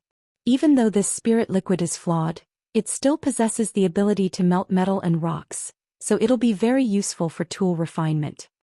After that, he opened his mouth to expel a ball of azure spiritual qi that immediately enshrouded the ball of red liquid within. The liquid began to burn in a frenzy like a phoenix rising from the ashes, transforming into a head-sized fireball amid a dull thump. A burst of scorching heat proliferated from the stage, quickly surging into the distance in all directions. All of a sudden, the air temperature in the entire hall was raised significantly, and the foreign beings sitting on the front few rows closest to the stage felt as if they'd been plunged into a sea of lava. All of the beings in the hall were high-grade cultivators, so they naturally wouldn't be injured by this level of heat, but many of them were still quite stunned by what they saw. Everyone could see that Xiao Bai had only expelled a ball of pure spiritual qi as a catalyst to draw forth that wave of scorching heat, so this was entirely a display of the spirit liquid's power alone. It came as quite a surprise to everyone that even a flawed ball of glazed heavenly flame liquid could possess such staggering power. Thus, quiet chattering rang out within the silent hall again, and the yearning in everyone's eyes was rekindled as they stared at the ball of fiery liquid. Xiao Bai knew that he had already achieved the intended effect at this point, so he casually swept a sleeve toward the fireball. A swath of light swept forth, and the scorching flames were snuffed out to reveal the ball of liquid again before it disappeared into the vial in a flash. Xiao Bai made a grabbing motion, and the vial was sealed shut again using its original lid. After that, the vial itself slowly descended onto the center of his palm. Bidding for the glazed heavenly flame liquid will now commence, he announced without any further delay. 30 million. An astonishing bid was immediately made by someone from a certain corner of the auction hall. As opposed to matching the starting price, the bid was instantly upped the price by almost twofold. Many people who were just about to make lower bids were quite stunned by this opening salvo, and they all turned to find that the bidder was a pale-faced man in a set of long black robes. It was none other than Han Li. After a brief internal struggle, many of the beings present finally decided against making further bids. Glazed heavenly flame liquid was indeed extremely precious, but the inescapable fact of the matter was that it was still a flawed item, and it simply wasn't worth such a lofty price to them. Meanwhile, Han Li was merely sitting still on his chair. He wore a calm expression, but he was internally quite excited. Even though this spirit liquid was flawed, thereby significantly hampering its efficacy, it was still glazed heavenly flame liquid, so it would most likely still be useful to Qin Yuanzi. If he were to give up on this opportunity, he most likely won't be able to obtain perfectly refined glazed heavenly flame liquid anyway, so he was determined to get his hands on this spirit liquid, even if it were flawed. As such, he didn't hold back at all and immediately bid the price up to a staggering height from the get-go. He wasn't hoping to be able to actually secure the spirit liquid at this price, but at the very least he was going to scare off most of his potential competitors. If there were many people bidding for the same item, it was easy for them to get swept up in the heat of the moment, thereby bidding the price up to something that no one would be willing to pay had they retained their sense of logic. It was quite clear that Han Li's plan had proven to be effective, as the entire hall remained silent after that initial bid that he'd placed. This fellow Daoist has placed a bid of 30 million spirit stones. Are there any other bidders? If not, this vial of spirit liquid will go to this fellow Daoist after a count of 3. Xiao Bai announced as he glanced at the corner that Han Li was sitting in. Going once. Right at this moment an elderly voice sounded. 32 million. Han Li's brows furrowed as he turned toward that direction to find that the bidder was a yellow-robed elderly man sitting at the center of the auction. The man had a head of straw-like hair, but his eyebrows were quite bushy, and his blue eyes were bright and piercing. It's old man Fu. Why is he interested in this spirit liquid? Many people were quite surprised to see this new bidder, and they began to chat among themselves. It appeared that this old man was quite a renowned figure in Cloud City. 40 million. Before Han Li had a chance to formulate his next bid, another bid was placed by someone on the upper level. To Han Li's surprise, the bidder had a pleasant female voice, so it clearly wasn't the man with the Lai surname who had spoken earlier. As soon as that bid was made, a hesitant look appeared on old man Fu's face. He cast a glance up at the upper level and opened his mouth as if he were contemplating placing another bid, but shook his head and remained silent in the end. 40 million going once. 40 million going twice. A faint smile appeared on Xiao Bai's face as he quickly completed 2 counts. It was quite clear that this price was already higher than what was projected by the auction house, and he was also of the opinion that no one would dare to bid against a holy race being from the upper level. However, just as he was about to complete the 3rd and final count, Han Li placed another bid in an expressionless manner. 45 million. Everyone else in the auction hall, including even Xiao Bai himself, couldn't help but cast their eyes toward Han Li with peculiar expressions on their faces. It was not every day that they saw an upper race being who dared to bid against a holy race being. 47 million. The female holy race being on the upper level seemed to have been irked by Han Li's insolence, and her voice cooled significantly. Han Li's eyelids twitched slightly upon hearing this new price, but he still immediately followed up with a bid of 50 million without any hesitation. This was basically the extent of the number of spirit stones he currently possessed, so if the price were to be raised any higher, he'd have no choice but to give up. Thankfully, this price seemed to have also exceeded the limit of what the woman on the upper level was willing to pay, and she gave a cold harumph before falling silent. After completing a quick count of 3, Xiao Bai announced, "All right, this half vial of glazed heavenly flame liquid goes to this fellow Daoist for 50 million spirit stones. Please issue your payment right away." Han Li heaved an internal sigh of relief before immediately rising to his feet and making his way onto the stage. Upon reaching Xiao Bai, Han Li brought out a bag of top-grade spirit stones that he'd prepared in advance from within his storage bracelet. Xiao Bai swept his spiritual sense toward the bag before nodding with a faint smile and handing the small white vial over to Han Li. Han Li removed the lid of the vial and took a quick glance inside, upon which a hint of elation appeared on his face. After extending a slight bow toward Xiao Bai, he walked down from the stage in an unhurried manner before returning to his original seat. During this process, Han Li naturally sensed many pairs of eyes fixated on him, and needless to say, most of them were not appraising him with benevolent expressions on their faces. Han Li merely chuckled coldly in his heart upon seeing this. Even if there were beings here who had cultivated certain special secret techniques, all they'd be able to identify would be that he was in some kind of disguise. After all, even Duan Tianren, who was at the pinnacle of the body integration stage, hadn't even been able to glean his true appearance, and there was no way that the most powerful beings in this auction hall would bother to come after him for a half vial of flawed spirit liquid. As such, after returning to his seat, Han Li merely closed his eyes as if he weren't interested in the rest of the auction. Everything proceeded quite smoothly thereafter, and there were even 2 other items that were sold for a price that exceeded that of the glazed heavenly flame liquid, but they hadn't been reserved for the finale either. One of them was a treasure that had been passed down since ancient times, known as the myriad beast conch horn. Even though it wasn't a divine spirit treasures, its whistle could make all of the low-grade spirit beasts within a certain area obedient to the user, so it was quite an extraordinary treasure. The other auction item was the vial of rising dragon pills that Han Li had refined. After Xiao Bai had explained the astonishing effect of the pills, the entire auction hall had burst into an elated frenzy. These pills were greatly beneficial both for enhancing one's magic power and for breakthroughs, so it really was a case of the more the better. Furthermore, spatial tempering stage pills were extremely rare in auctions, so an intense round of bidding ensued as soon as they were unveiled. Even the beings below the spatial tempering stage in the auction hall were bidding up the price for all they were worth. They'd rather purchase the pills and use them in the future than miss out on this brilliant opportunity. As for the spatial tempering stage beings who were stuck at bottlenecks and desperately needed these pills, they were naturally unwilling to back down either. Who knew if spatial tempering stage pills would feature again in the upcoming editions of the 4 Races auction? As such, after a bout of frenzied bidding, the vial of rising dragon pills was sold for an astronomical price of 63 million, even higher than the price that Han Li had purchased the glazed heavenly flame liquid for. Much to his surprise, the pills were purchased by the holy race woman who had been competing with Han Li for the glazed heavenly flame liquid earlier. This woman naturally no longer needed this pill, so she was most likely purchasing them for one of her juniors. This was quite a disheartening outcome for all of the people on the lower and middle levels. Han Li also heaved a forlorn internal sigh upon hearing this final price.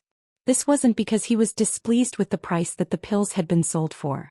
Instead, he was thinking back to all of the rising dragon pills he'd consumed in the past 2 years, and calculating how many spirit stones they would have fetched him had he sold them instead. Unsurprisingly, it was an extremely staggering sum. Furthermore, he was most likely going to have to continue consuming rising dragon pills for the next few centuries. It was a massive waste.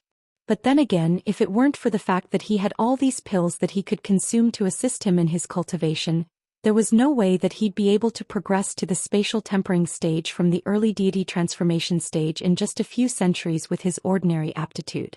This was why the mysterious small vial was even more valuable than the profound heavenly treasure in his heart. With the profound heavenly treasure, he could reign supreme over the entire spirit realm in the future. But without the mysterious small vial, he had no confidence in his ability to even make it to that point. Just as these thoughts were running through Han Li's mind, the auction finally reached its climax. After a blue puppet was taken away from the stage by its buyer, Xiao Bai looked around as a serious expression appeared on his face.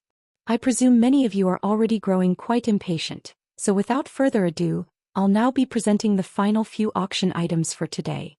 2 of these items are precious treasures supplied by our 4 races, while the other 2 were supplied by other fellow Daoists.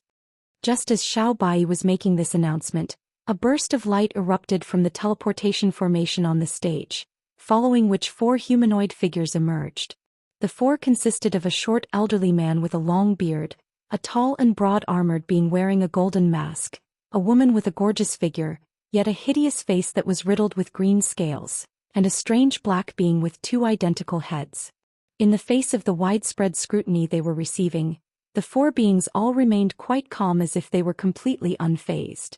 However, all of the beings in the auction hall drew a sharp breath in unison upon seeing this, and a burst of chatter rang out again. It's those four seniors. Indeed, those are the four great guest members of our Cloud City. To think that they've been invited to this auction as well. At the same time as the four beings appeared on the stage, Hanli also opened his eyes and his heart stirred as he discovered that they were all mid-body integration stage beings. It was no wonder that their emergence was creating such a massive stir. Xiao Bai turned to the four beings with a smile on his face, and cupped his fist to extend a salute as he greeted, "Thank you for coming, fellow Daoists. You're welcomed. We were paid to be here, so we certainly weren't going to not show up," the bearded elderly man chuckled in response. In contrast, the other three were rather cold and aloof toward Xiao Bai, and they merely extended customary salutes in return, but remained silent.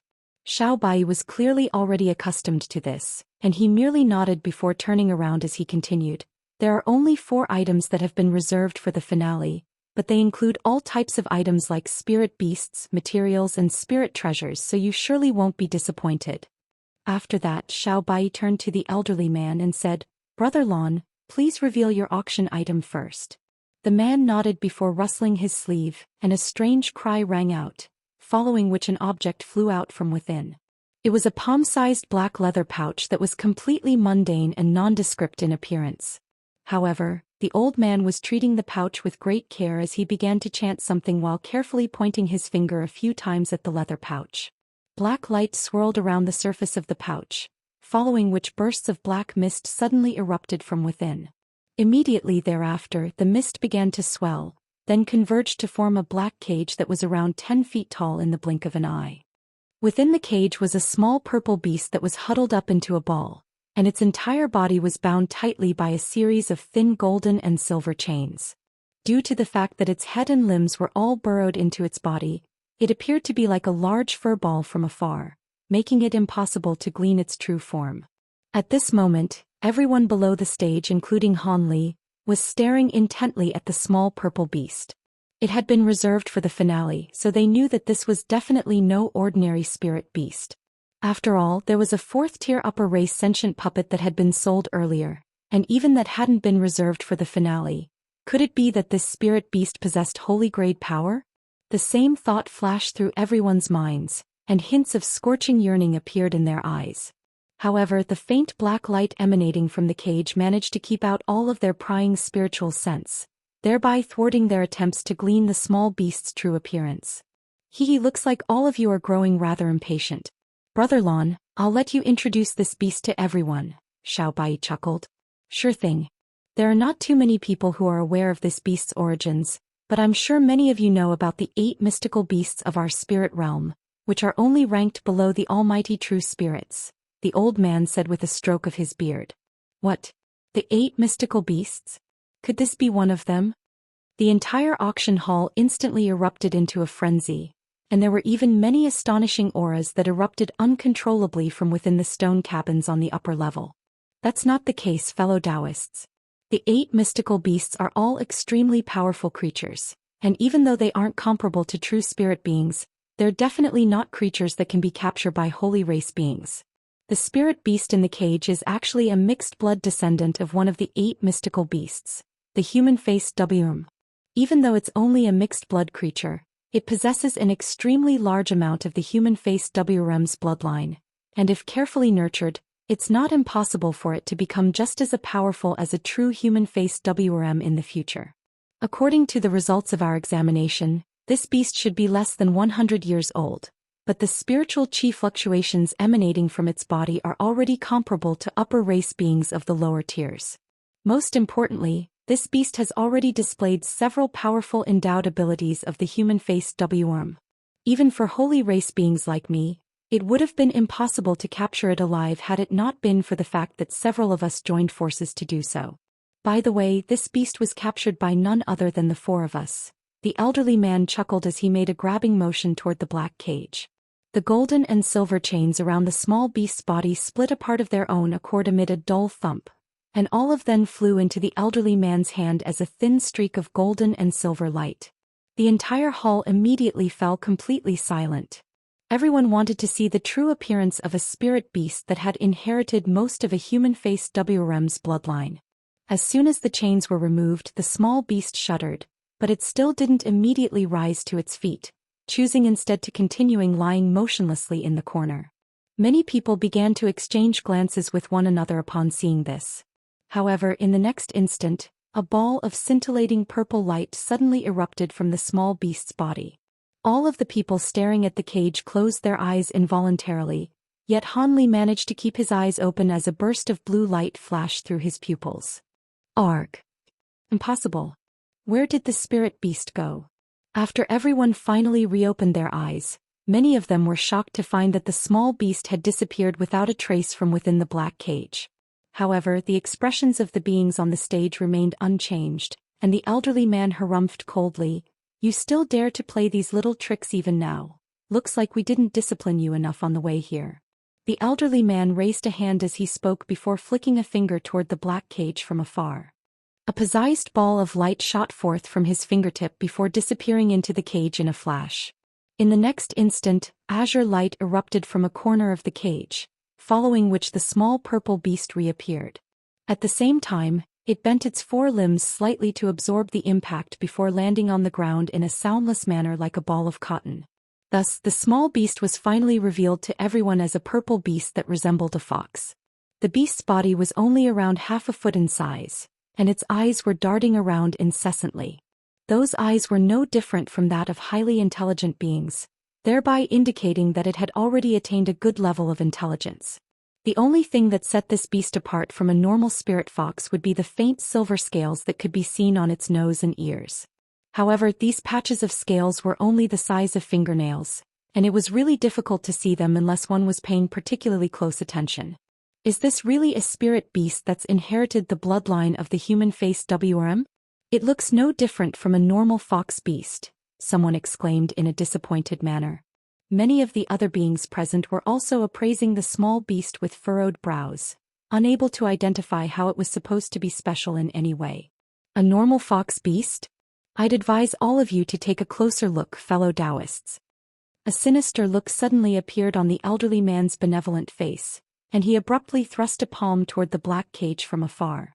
A resounding boom erupted from within the cage, following which white lightning flashed and a layer of white electricity appeared. A string of loud thunderclaps then rang out as countless thin arcs of lightning transformed into sharp blades that hurtled directly toward the small beast in the cage. An extremely humanized expression of alarm and fury appeared on the small beast's face upon seeing this, and it let loose a low snarl as purple light swirled over its body. All of a sudden, a projection surfaced above it, shielding its body within. This was the projection of a faint silver WRM. The WRM projection was extremely blurry and indistinct, making the onlooker only barely able to identify it as a WRM, but all of the blades of lightning disappeared like sandcastles in the tide after striking the projection. After absorbing so much lightning, the WRM projection had swelled to several times its original size, almost filling up the entire cage as it raised its head to let loose an enraged roar. All of a sudden, the cage began to screech and groan as if it were struggling to hold itself together. All of the beings present drew a sharp breath in unison upon seeing this. Just a projection conjured up by this purple beast in its infantile stage was this powerful. It was indeed displaying astonishing potential.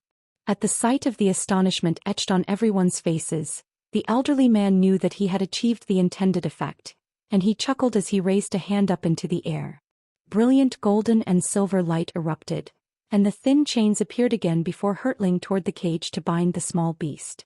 The chains were somehow able to completely disregard the WRM projection and wound themselves tightly around the purple fox's body, rendering all of its struggles completely futile. Immediately thereafter, the silver WRM projection that it had conjured up vanished, and the black cage settled again. Xiao Bai knew the importance of striking while the metal was hot, so before everyone could recover from their shock, he immediately announced, "I'm sure all of you have witnessed this beast's powers and no longer have any doubts about its capabilities. This starting price for this mystical beast will be 80 million spirit stones. Let the bidding begin. 85 million. 90 million. As expected, after witnessing the beast's powers, A series of astonishing bids were made, and within mere moments, the price had been bid up to over 100 million spirit stones. However, Han Li merely sat on the spot and didn't participate in the bidding. This beast did indeed possess brilliant potential, but it would definitely take a long time to nurture. He already had his Weeping Soul Beast, Leopard Kirin Beast, and his Gold-Devouring Beetles, so another spirit beast would most likely be superfluous to his requirements. On top of that, even if he were tempted to bid for the beast, he simply didn't have enough spirit stones to participate in the bidding anyway. At this point, even the holy race beings on the upper level were beginning to participate in the bidding. As such, even if he hadn't purchased the glazed heavenly flame liquid earlier, the chances of him securing the beast now were extremely slim. However, at this moment, a peculiar look appeared on Han Li's face as he appraised the silver fox in the cage. Perhaps it was simply a figment of his imagination, but the appearance and demeanor of the bound purple beast somehow struck him with a sense of familiarity. In his eyes, the small beast bore a strong resemblance to Silver Moon. Even though Silver Moon's true form was a silver wolf, she had also possessed a spirit fox in the human world, so it wasn't particularly strange that there was a certain level of resemblance between the two. Even though he was well aware of this, he still couldn't help but feel slightly saddened at the sight of the pitiable purple fox that was bound in the cage. Back when Silver Moon had left him, he certainly hadn't failed to notice the emotions hidden deep within her eyes prior to her departure. However, at his pitiful cultivation base at the time, he couldn't do anything aside from look on as she returned to the spirit realm. Perhaps it was due to the fact that Han Li's expression was different from those of the other foreign beings in the auction, but the immobilized purple fox seemed to have taken notice of him and suddenly turned its gaze toward him. As soon as their eyes met, it blinked its intelligent eyes, and a hint of confusion intermingled with elation suddenly appeared on its face. The changes in the purple fox's expression were extremely minute, but they certainly couldn't escape the notice of Han Li's spirit eye ability. As such, he immediately faltered slightly, and a hint of befuddlement welled up in his heart. 130 million. An astonishing bid was made by the owner of an elderly voice on the upper level, and the entire auction hall finally fell completely silent. It seemed that no one was able to outdo that astronomical bid. 130 million going once. 130 million going twice. Going thrice. Xiao Bai was clearly also of the opinion that no one else would be able to place a higher bid, so after completing a quick count of 3, he turned to the upper level with a smile and said, "Congratulations, Brother Lu. With this mystical beast by your side, I'm sure you'll become even more formidable." It seemed that he recognized the final bidder.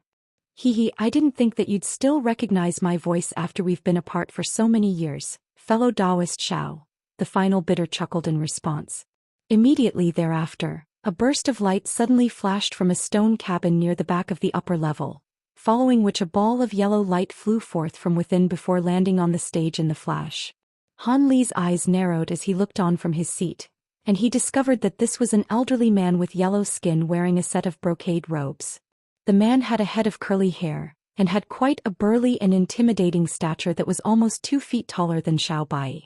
A hint of wariness flashed through Xiao Bai's eyes at the sight of the elderly man, but he still said in a respectful manner, "I suggest that it would be best for you to knock this beast unconscious before you take it.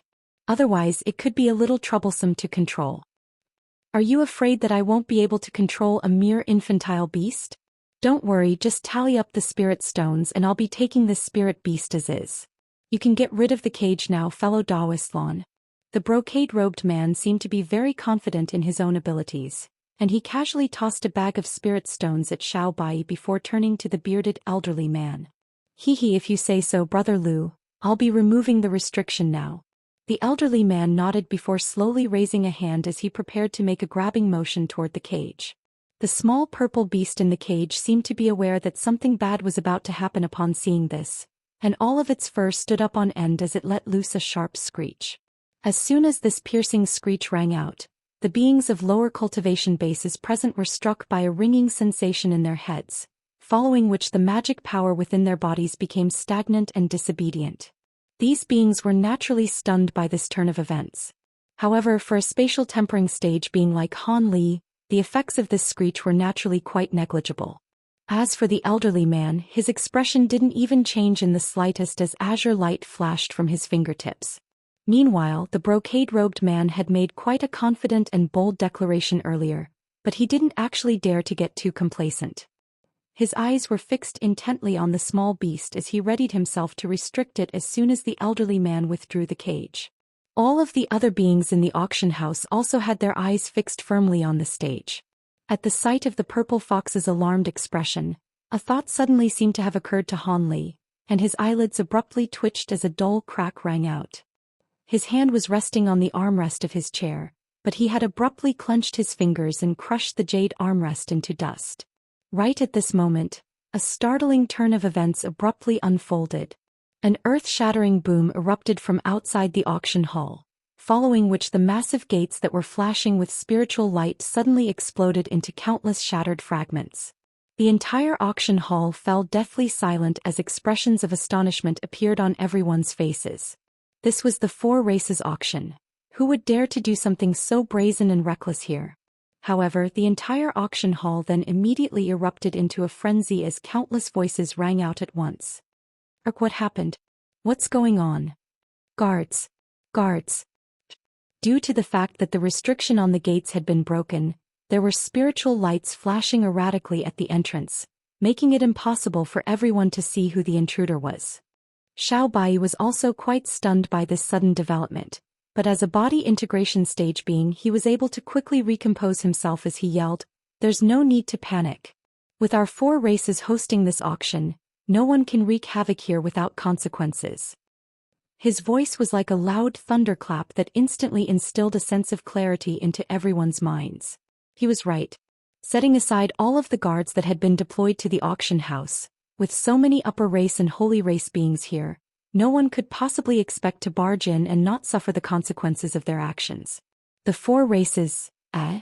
You sure do dare to talk. Do you really think I wouldn't dare to kill all of you here? A thunderous male voice sounded from outside the shattered gates. Xiao Bai's heart sank upon hearing this bold declaration, but his expression remained calm as he asked, "Who are you and how dare you wreak havoc in our Cloud City? Is your Cloud City some kind of lethal realm? Why wouldn't I dare to wreak havoc here?" The sound of footsteps rang out from outside the auction hall, following which a humanoid figure slowly strode in. Everyone was finally able to glean the appearance of the intruder, and they discovered that this was a silver-robed middle-aged man. He had a set of rather delicate facial features, but his expression was as cold as ice. Many of the beings in the auction hall immediately tried to sweep their spiritual sense toward him, only for their spiritual sense to be repelled by a burst of mysterious power emanating from the man's body, thereby completely thwarting their attempts to ascertain his cultivation base.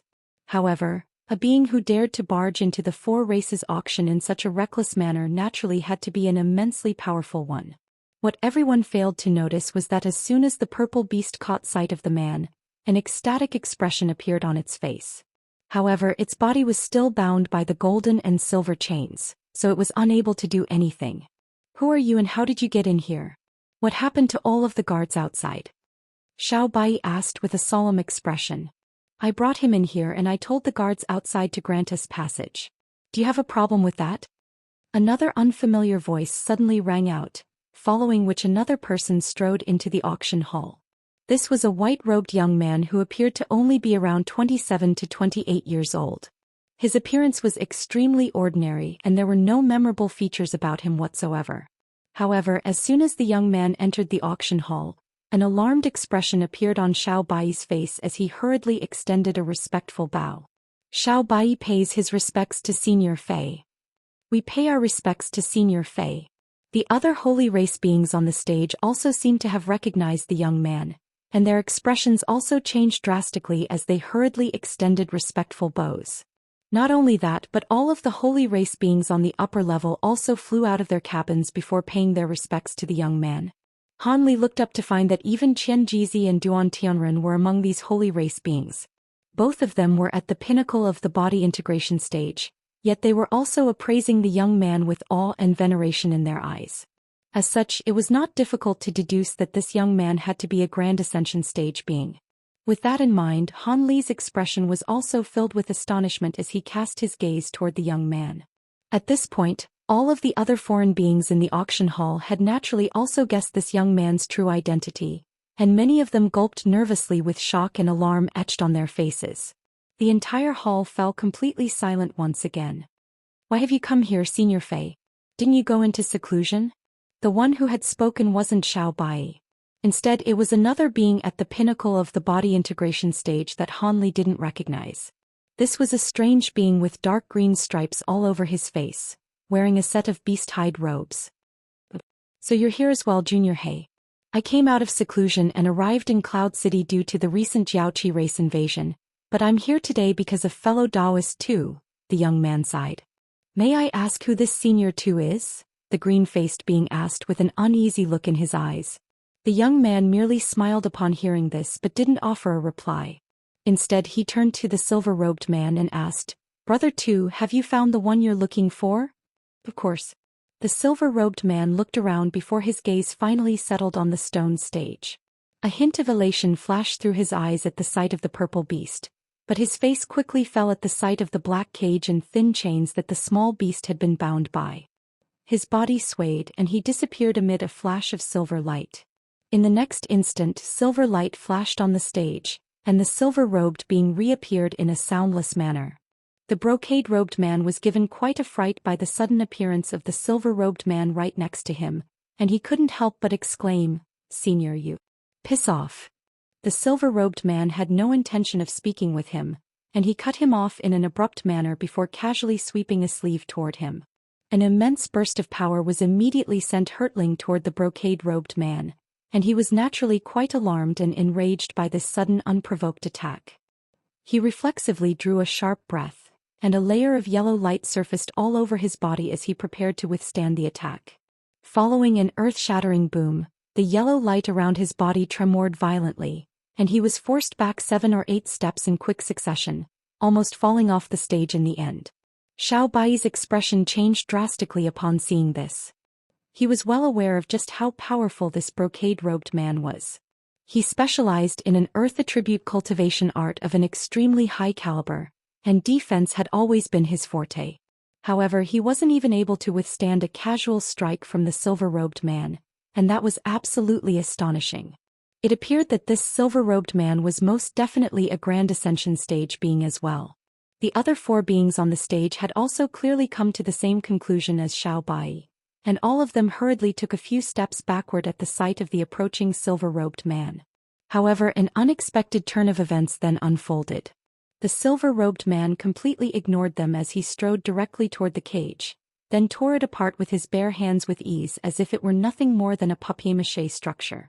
Thus, the ruined cage and the small beast plummeted downward at the same time, and the 2 halves of the cage disappeared into clouds of black chi before they had even fallen onto the ground below. Meanwhile, the small beast let loose an elated peal of laughter as it was caught by the silver-robed man, who then swept his other hand over the golden and silver chains around its body. Following a string of dull thumps, the chains were all shattered, and as soon as the small purple beast was freed, it dove into the silver-robed man's arms and rubbed its head against him in an extremely affectionate manner. That's what you get for not staying in the cave abode and running off on your own. Tell me who captured you and brought you here." The man stroked the small beast's head in a doting manner before a frosty expression suddenly appeared on his face. The 4 mid-body integration stage beings nearby were quite alarmed to hear this, and they all exchanged fearful glances with one another. This small beast had been captured by the 4 of them and transported to the auction hall. Otherwise, as guest members of the heavenly cloud races, they most likely wouldn't have been invited onto the stage. At this moment, the small purple beast turned to the bearded elderly man with a resentful expression, then let loose a string of low snarls as if it really were communicating something to the silver-robed man. "What? He tortured you? How dare you? The 4 of you can all pay with your lives." An enraged expression appeared on the silver-robed man's face, and an astonishing baleful aura erupted from his body. His shoulders swayed and his arm shot forth toward the elderly man like lightning. There was a distance of over 100 feet between them, but his arm somehow elongated drastically, and his 5 fingers shimmered with silver light as they reached the elderly man in a flash. The attack was so fast that it reached its target almost instantaneously. At the same time, an asphyxiating burst of spiritual pressure crashed down upon the elderly man. He was already prepared for an attack, but never did he think that the attack would come with such immense power and ferocity. In the face of this lightning-fast attack, he only had a chance to open his mouth to expel an azure bead that hurtled directly toward the oncoming hand. At the same time, he activated an incantation seal that he'd already prepared in advance, and his body suddenly blurred as 3 light barriers of different colors instantly materialized before him. However, the events that unfolded next plunged the elderly man into a state of extreme horror. Before the azure bead even had a chance to unleash its power, it was shattered into countless fragments by a flash of silver light. Almost at the exact same moment, the silver-robed man's hand pierced through all 3 light barriers in an instant, and 5 streaks of silver light flashed directly toward the elderly man's head. The man naturally had countless other abilities that he had yet to unleash, but in this dire situation, there was nothing that he could do. As such, his face immediately turned deathly pale as a sense of impending doom dawned upon him. However, right at this moment, a calm voice sounded nearby. "Please stop, fellow Daoist too. Have you forgotten what you promised me?" All of a sudden, an ordinary-looking palm appeared out of thin air, swatting the 5 streaks of silver light aside with a casual wave. Immediately thereafter, spatial fluctuations erupted nearby, and the young man with the Fey surname appeared beside the silver-robed man with a serious expression on his face. The silver-robed man seemed to be rather wary of the young man, as indicated by the fact that he didn't unleash any further attacks after his first attack was nullified. However, he still wore a dark expression on his face as he said, I did indeed promise that I wasn't going to kill anyone here, but I never said I'd spare them from all punishment." "Of course. Seeing as these fellow Daoists have hurt your daughter, they naturally must be punished," the young man said with a smile. "Daughter? That means you're a human-faced W." The elderly man was yet to recover from that near-death experience, and his face paled even further upon hearing the young man's words. "Indeed, my true form is that of a human-faced W. Do you want to capture me as well?" The silver-robed man turned to the old man with a cold look in his eyes. "I wouldn't dare to even dream of it, Senior. We didn't know that this spirit beast was your daughter, so I implore you to spare us, Senior." The elderly man was a holy race being, but he knew the importance of cowering when required. As such, he immediately begged for his life in this grim situation. "You were far too reckless, Brother Lon. How could you have gone hunting for spirit beasts near Brother Two's cave abode? You should thank the heavens that no harm has befallen Brother Two's daughter," the young man scolded with a dark expression. "I didn't know that Senior Two's cave abode was under that region of the sea. Otherwise, I certainly wouldn't have dared to venture anywhere near it." Cold sweat began to pour down the elderly man's face upon hearing this, and the other 3 beings' faces had also paled significantly. Even though they were already holy race beings, they knew that the difference between the Grand Ascension stage and the body integration stage was like that of heaven and earth. After reaching the Grand Ascension stage, one would attain unfathomable power, thereby creating an insurmountable gulf between themselves and body integration stage beings. Under normal circumstances, a few beings at the pinnacle of the spatial tempering stage could perhaps put a fight against an early body integration stage being, but a few beings at the pinnacle of the body integration stage would only be able to flee for their lives in the face of an early Grand Ascension stage being. After reaching the Grand Ascension stage, one was essentially half a true immortal, and through their cultivation, they could grasp some extremely powerful laws of heaven and earth, making them virtually completely invincible to body integration stage beings. As for the final tribulation transcendence stage, that was actually only an arbitrary division. Aside from a slight change in the nature of one's magic power, beings who reached that stage wouldn't actually be a whole lot more powerful than Grand Ascension stage beings. Furthermore, after reaching the tribulation transcendence stage, there were no longer any early, mid, or late classifications. Most of them would also go into indefinite seclusion to try and transcend their true immortal tribulations in an attempt to ascend to that higher realm. As such, Grand Ascension stage beings were the most powerful beings in the spirit realm aside from those true spirit beings. The 4 guest members of the heavenly cloud races had just captured the daughter of such an unfathomably powerful being, so they were naturally completely petrified. However, they were situated in Cloud City, and there were so many powerful beings from all 13 races around them. As such, if the human-faced WM had come here alone, then they wouldn't have been all that fearful toward him. The most worrying thing to them was that the young man with the Fey surname seemed to be an acquaintance of the human-faced Wurm, and he had even led the human-faced Wurm to this place. Hence, it would naturally be impossible for them to try and encourage everyone to attack the human-faced Wurm together, which was why they were so horrified by this current situation. If it weren't for the fact that the young man had dispelled the lethal attack that was about to take the elderly man's life, they would have already fled for their lives. Alright, I'll do you a favor and spare their lives, Brother Fei, but they tortured my daughter on the way, so I have to punish them. The silver-robed man suddenly chuckled coldly after a brief silence. He then swung his hand toward the elderly man in a lightning-fast chopping motion, and before the old man could react, one of his arms had already been dismembered amid a flash of silver light, and a geyser of blood erupted from the wound. The elderly man was greatly startled by this. Yet before he had a chance to administer treatment to himself, the young man suddenly appeared by his side before gently thrusting a palm toward his wound. Brilliant green light flashed, and the bleeding was immediately stopped, following which the wound began to heal at a rate that was discernible to the naked eye. The elderly man's face turned deathly pale, and he was just about to say something when the young man waved a hand toward him and said, "Seeing as Brother Two has already punished you, the others will be spared of further punishment. However, this is not the end of the matter. I don't care how you captured Brother Two's daughter, but all of you must give him 100 million spirit stones each as compensation for mental damages. If you're unwilling to do so, then you can all leave one of your arms here." The four beings all heaved internal sighs of relief upon hearing this. If they could settle such a major issue through spending just 100 million spirit stones each, then that would naturally be close to the ideal outcome. Otherwise, even if they were to be spared now, they'd have to essentially hide in Cloud City for the rest of their lives, as venturing out of the city could result in them being hunted down by this Grand Ascension stage being. The elderly man had lost an arm and some blood essence, but at his cultivation base, reattaching a limb was a simple matter. Thus, the four beings immediately gathered together and brought out 4 bags of spirit stones, all of which they handed to the young man in a respectful manner. The young man took the bags of spirit stones from them before turning to the silver-robed man with a smile as he said, "I'm sure these spirit stones won't be enough to assuage your rage, but this is the first time fellow Daoist Lon and the others had visited your crepe Myrtle Sea, so they were completely oblivious and certainly didn't intend to offend you. As such, please do me a favor and let bygones be bygones." The silver-robed man's expression remained quite furious upon hearing this, but after glancing at the elderly man's dismembered arm, then turning back to the young man's smiling face, he finally gave a reluctant nod in the end.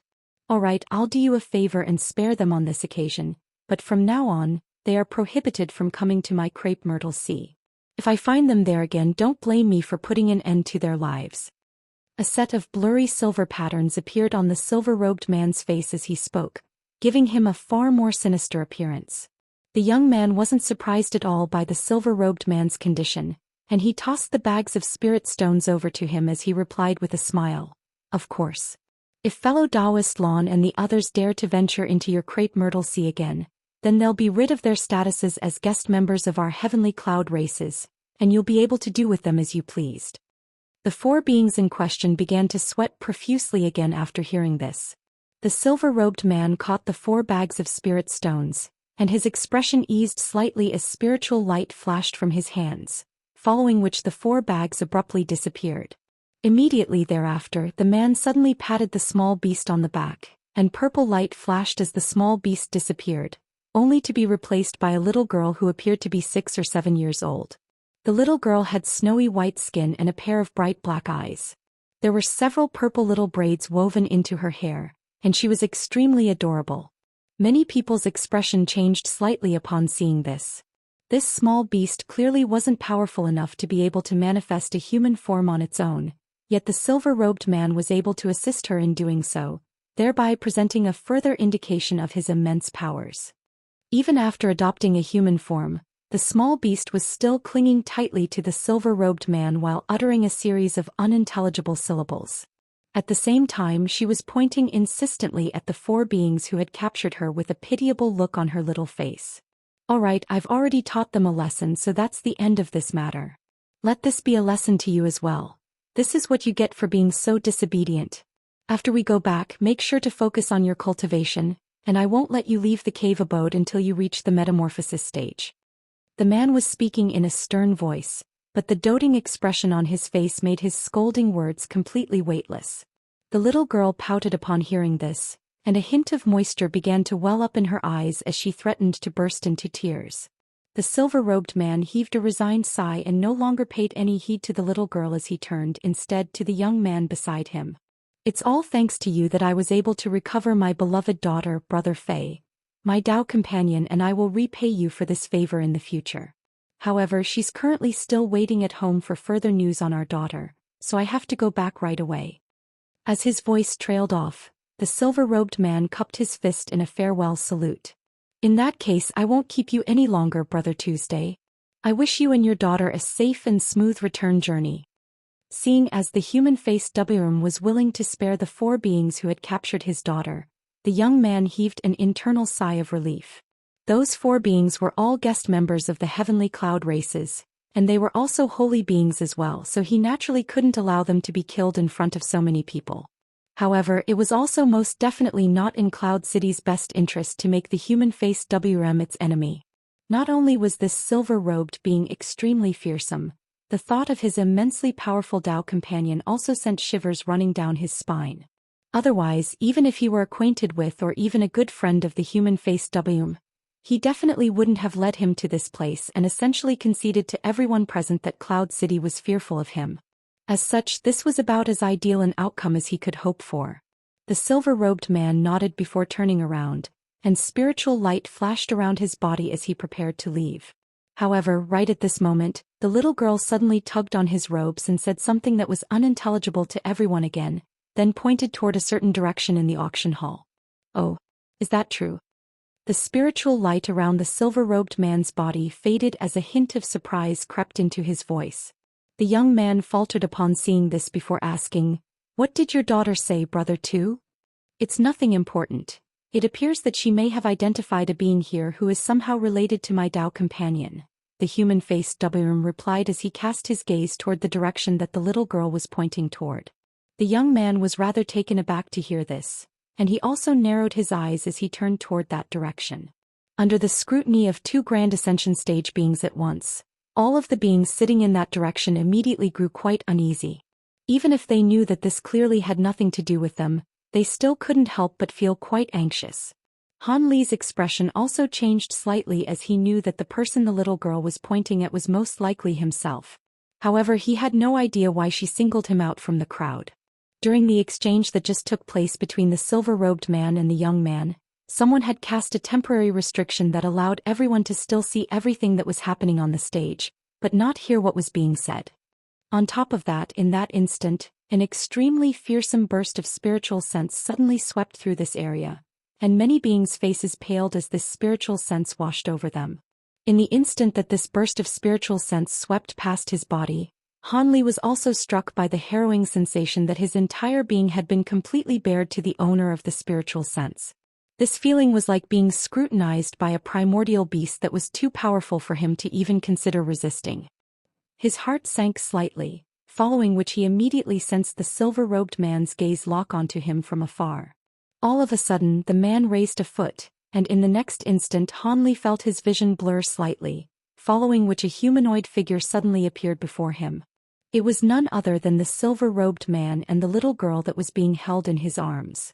The little girl was currently appraising him with curiosity shimmering in her bright eyes, and Han Li immediately rose to his feet.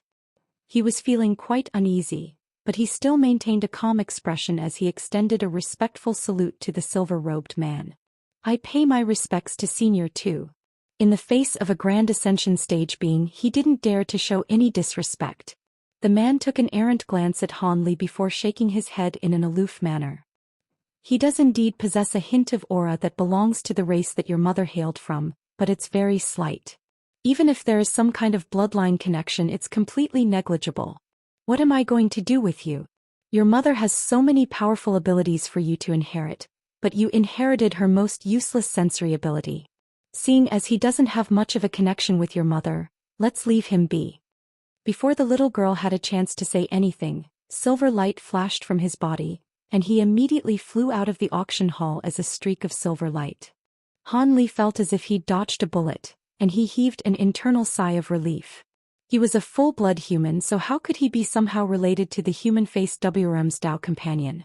Could it be due to the true spirit bloods he'd refined? That wasn't very plausible either. Those true spirit bloods were indeed quite powerful, but after being refined, they'd merely hide in his body on a recessive basis. Otherwise, with all of the powerful beings he'd encountered, at least one of them would have noticed. Han Li contemplated this matter for a while, but emerged on the other side just as confused as he was before. Meanwhile, the foreign beings in the nearby area were all appraising him with peculiar expressions. Even the young man with the Fei surname cast a glance toward him, but he didn't say anything. As for body integration stage beings on the upper level, many of them were also appraising him with curiosity in their eyes. Among them, Duan Tianren naturally immediately recognized Han Li, and a peculiar look also appeared on his face. Meanwhile, Han Li was feeling quite disgruntled by the widespread attention he was suddenly receiving. The young man withdrew his gaze before turning to the Xiao Bai and the elderly man as he said, "All right, seeing as this issue has been resolved, the auction can be continued. I'll be going now. Fellow Daoist Lon, make sure the four of you don't go to the Crepe Myrtle Sea ever again. Otherwise, if something were to happen to you, even I wouldn't be able to do anything." "I'll be sure to keep that in mind, Senior. Thank you for stepping in to save us. Otherwise we would have been killed for sure." The four beings were naturally filled with gratitude toward the young man. Xiao Bai also bade farewell to him in a respectful manner. The young man nodded before walking down the stage in just a single step. He didn't appear to be moving very quickly, but he exited the auction hall and disappeared in a flash after just a few more steps. Following the departure of the two Grand Ascension stage beings, all of the body integration stage beings returned to the cabins on the upper level again. Everyone else in the hall turned their attention to the people on the stage again, and Xiao Bai turned to the four other beings as he said, "Brother Lon, you're still carrying an injury, so you should go back to your cave abode and focus on your recovery. Mistress Kuan, I'll have to trouble the three of you for a while longer. Fortunately, the auction is almost over, so I won't be delaying you for too long. On top of that, I'll be raising your payments by 20% on behalf of our four races." The woman exchanged a glance with her two companions, and a wry smile appeared on her face as she replied, "Rest assured, Brother Xiao, we promise to stay for the duration of the auction, and we certainly plan to see it through to the end." "Thank you." Xiao Bai was ecstatic to hear this. If these three really were to insist on leaving right away, then there was nothing he could do to ask them to stay. As for the bearded elderly man, he merely nodded in response with a thunderous expression on his face before making a grabbing motion with his remaining hand. His dismembered arm immediately hovered toward him at his behest before being carefully stowed away. Immediately thereafter, the elderly man made a hand seal, and a low buzzing sound rang out from the blue formation on the stage, following which he disappeared amid a flash of spiritual light. As a holy race being, the elderly man had always been respected and revered, so it was naturally extremely humiliating for him to have an arm dismembered in front of so many people. As such, he didn't want to remain in the auction hall for even a moment longer, and nor did he want to see anyone for a long time after this. At this moment, Xiao Bai suddenly turned to the brocade-robed man who had retreated to the side of the stage, and smiled as he said, "Due to the unforeseen circumstances that have just unfolded, the last auction item has naturally been cancelled. Fellow Daoist Lu, you may take back your spirit stones. Additionally, in order to compensate you for your loss, if you manage to successfully purchase one of the final three items, then you'll receive a discount of 10 million spirit stones." Thus he raised a hand and tossed back the bag of spirit stone that had just been issued. The brocade-robed man was clearly afraid that the human-faced WRM would turn on him as well, so he'd been standing there in silence, hoping to blend in with the scenery. After hearing Xiao Bai's offer, the man shook his head and sighed, "So be it. The incident that just took place indicates that I have no affinity with this auction. As such, I won't be participating in the rest of this auction." After catching the bag of spirit stones, the man immediately turned and exited the auction hall, quickly disappearing from view thereafter. His departure created a slight stir among the rest of the people in the auction hall. Xiao Bai's brows furrowed slightly before quickly smoothing out as he turned to the green-scaled woman beside him. Following a slight nod from Xiao Bai, the woman reached into her sleeve to pull out a black object before tossing it into the air. All of a sudden, A string of ferocious cries erupted within the auction hall. Immediately thereafter, gale-force winds swept forth in all directions as a black cloud materialized out of thin air. The cloud tumbled and churned violently as it expanded to over 100 feet in size, and such a phenomenon naturally drew the attention of all of the beings below the stage. A burst of screeching rang out incessantly from within the clouds, following which several thunderclaps erupted, and the dark clouds disappeared amid flashes of white lightning. Thus, an inky black flying carriage was instantly revealed. The carriage was around 50 to 60 feet in length, antiquated patterns carved all over its surface, and an ancient aura was emanating from it. The carriage was being drawn by 4 black-horned Pegasi, and not only did they each have a pair of black wings, most of their bodies were covered by a layer of black armor. Atop each of these Pegasi was a black armored being that was around as tall as an average human. They were all armed to the teeth with swords and bows strapped to their backs, and all of the Pegasi as well as their riders were hovering completely motionlessly in midair, indicating that they were all puppets. The same cold light was emanating from the carriage and the 4 Pegasus riders, and that suggested that they had been refined from the same material. Many people below the stage were quite intrigued by the sight of this carriage and the Pegasus riders. This is the second auction item that has been reserved for our finale, the Infernal Earth Battle Carriage. I won't make an in-depth introduction of this carriage, but I'm sure most of you will have heard about its place of origin. I trust that many of you still recall the Earth spirit race that was completely eradicated hundreds of thousands of years ago. Back then they were renowned as the race on the Thunder Continent that was most proficient in puppetry. This Infernal Earth Battle Carriage was made by none other than the Earth spirit race, and it was found at a set of ruins left behind by said race. As for its specific abilities, I won't display them here. All I can tell you is that each of these rider puppets possesses mid-spatial tempering stage power, and when all 4 of them combine their powers, they can unleash a secret technique that has been lost for a long time, and that secret technique is capable of withstanding an attack from an early holy race being. As for the carriage itself, it has countless transformations, and that will have to be explored by the fellow Daoist who ends up purchasing it, Xiao Bai chuckled. Many people were already quite tempted upon hearing that this carriage had been forged by the Earth spirit race, and after learning that the 4 puppet riders could even keep an early holy race being at bay, all of them were ecstatic. There were even some people who swept their spiritual sense toward the carriage for a closer inspection, only to be given a massive fright before hurriedly withdrawing their spiritual sense. As it turned out, as soon as their spiritual sense came into contact with the flying carriage, a strange burst of suction force suddenly erupted from it that forcibly sucked their spiritual sense into the carriage. This was naturally quite a startling development. Perhaps it was due to the fact that the carriage still had no owner as of yet, but all of them were able to withdraw their spiritual sense without any impediment. Otherwise they really would have been in a rather sticky situation. As such, it was verified that this carriage did indeed possess some extraordinary abilities, and it drew even more interest from prospective bidders. Han Li was among the beings who had swept his spiritual sense toward the carriage, and he had also developed a sense of curiosity toward it. However, he then immediately heaved a forlorn internal sigh. The starting price of the carriage hadn't yet been announced, but it was surely going to be very high, seeing as this was a treasure capable of keeping even an early holy race being at bay.